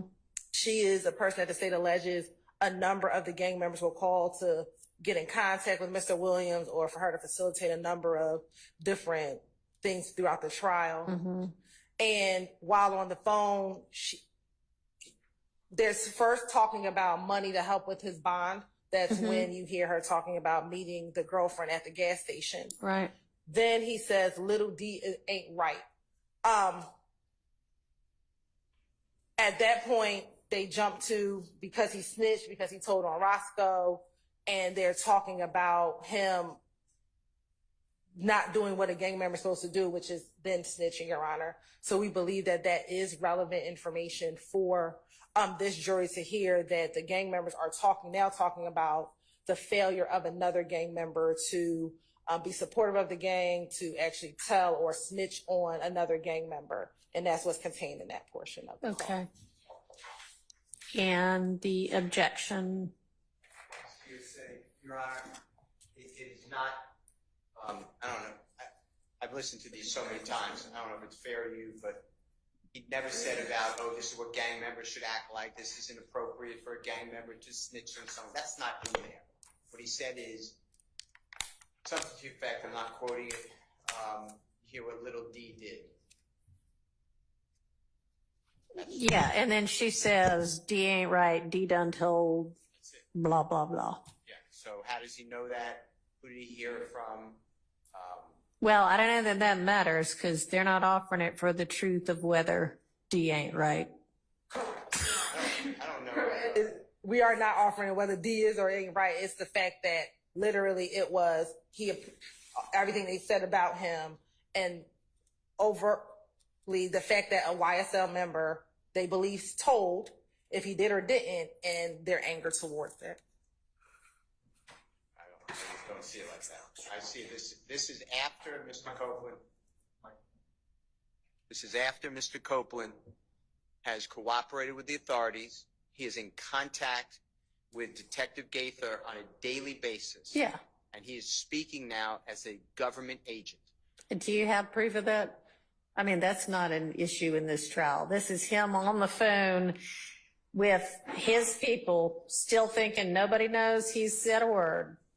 Of course, no one knows it. That's why he's an agent for the government. He is being told on June 10th, you need to work with us, otherwise you are going to get severe time. And he says, great, I will work with you. That's in the recording that you listened to. You didn't listen to that part, but it's in this 9-hour recording. So I don't see how this comes in. It is hearsay that he is just saying, did you hear with this other person? We have no idea the context. And it is being asked for the truth of the matter because that's why they are talking about it. This is not, oh, it doesn't matter if it's true or not. He's specifically saying this man said something. I don't see how that comes in. You know, we can ask him about it, but I don't see how the jail call comes in. I think the state has to lay a predicate or a foundation before you can think of. Well, I mean, I would assume they're going to have to lay some kind of foundation for some reason to get it in. If they lay a foundation, then And I don't know what that's going to be, but assuming, I mean, I don't know, maybe you want to elaborate, Ms. Hilton. We believe this is also evidence of the overarching gang conspiracy. Again, we have to prove that this is a conspiracy, that this is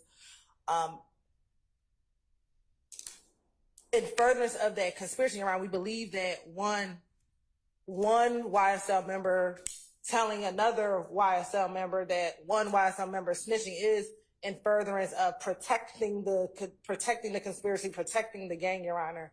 And this would be evidence of that. So essentially it would be a co-conspirator statement between these co-conspirators talking about gang activity.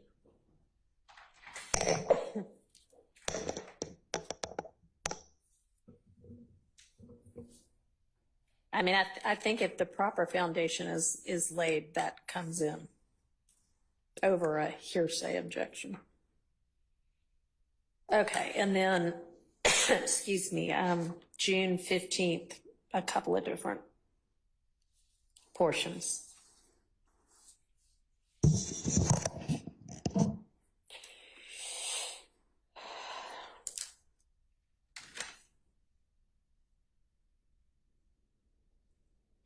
Your Honor, of course, I would just start at 450 and play through 649 because it's only about 2 minutes for those 3 sections.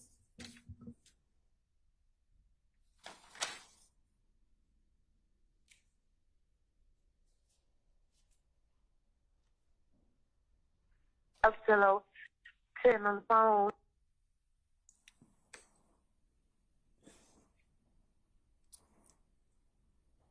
And tell me who I'm about to hear. Yes, Your Honor. And this is again Mr. Copeland calling his girlfriend on 3-way, but at this point he has asked his girlfriend to call Detective Gaither, and so the portion that you're hearing is Mr. Copeland and Detective Gaither on the phone. Okay.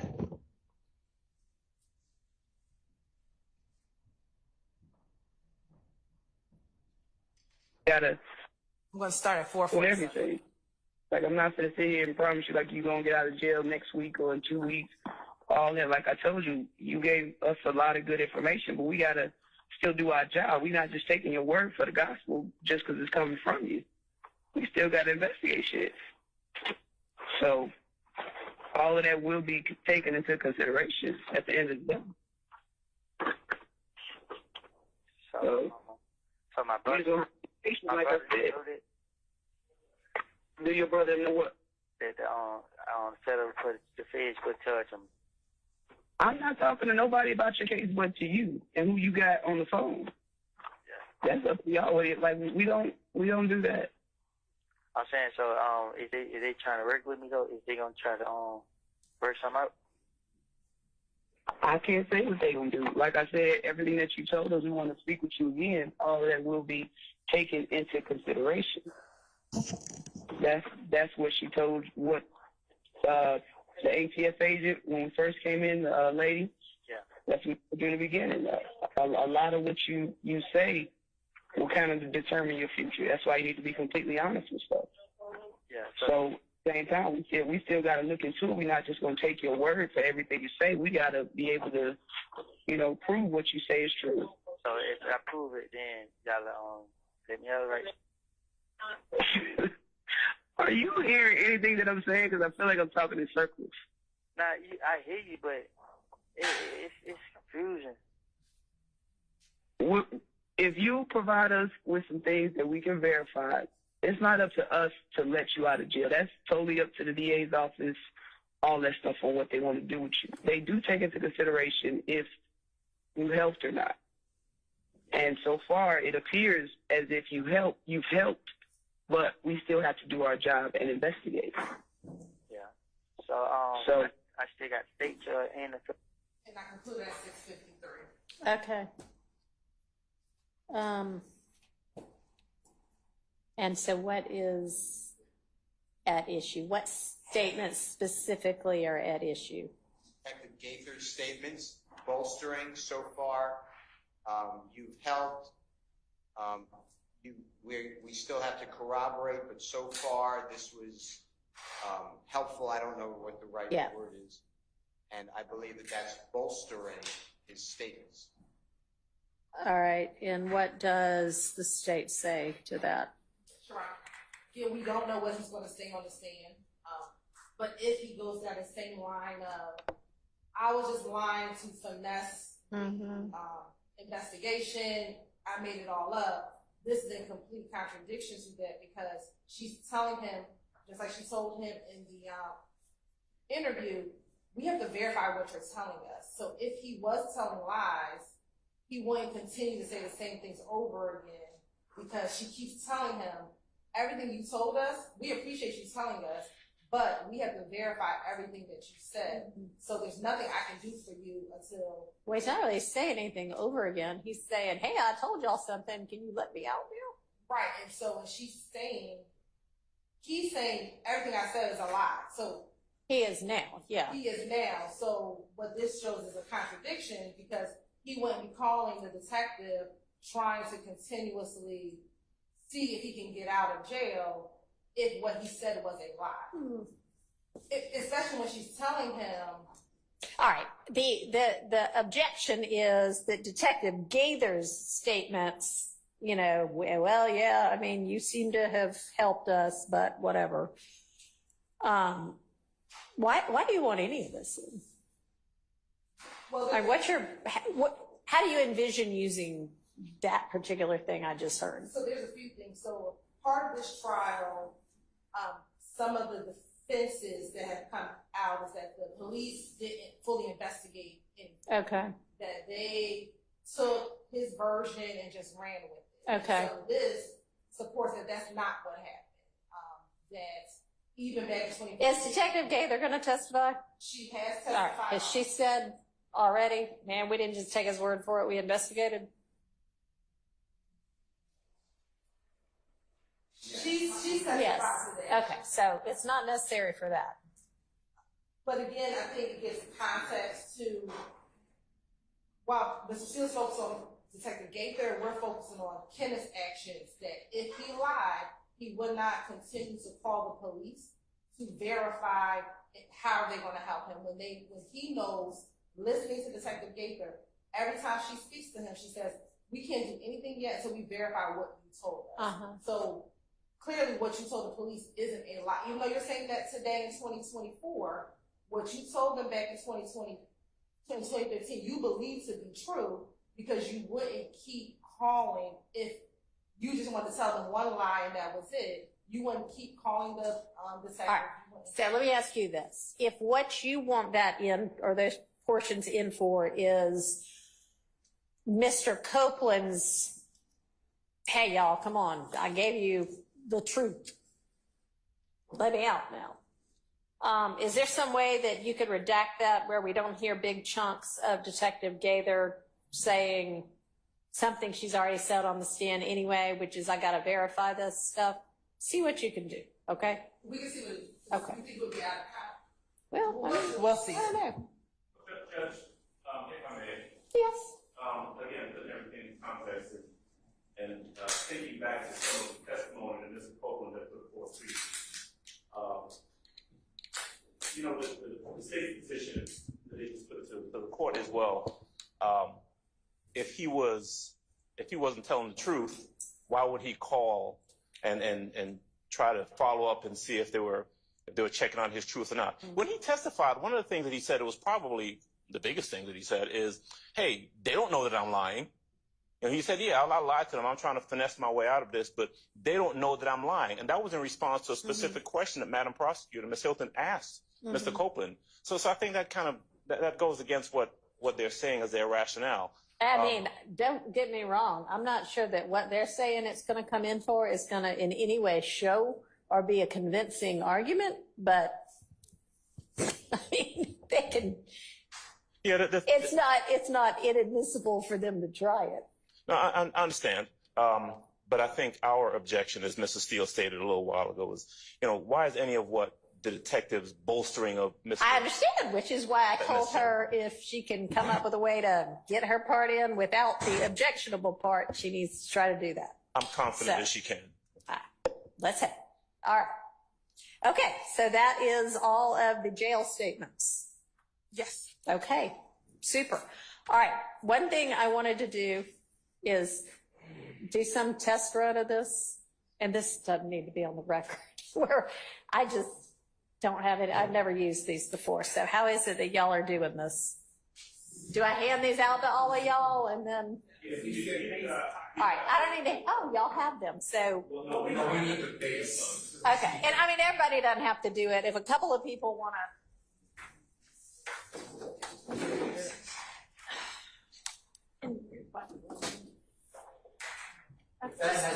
No earthly idea. It's plugged in right now. Okay. So I take one of these too.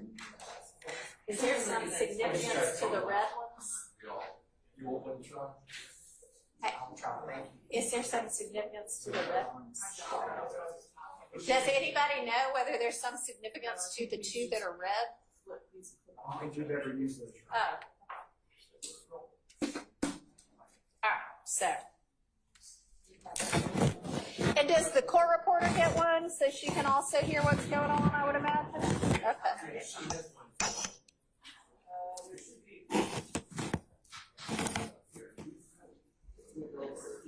And then what?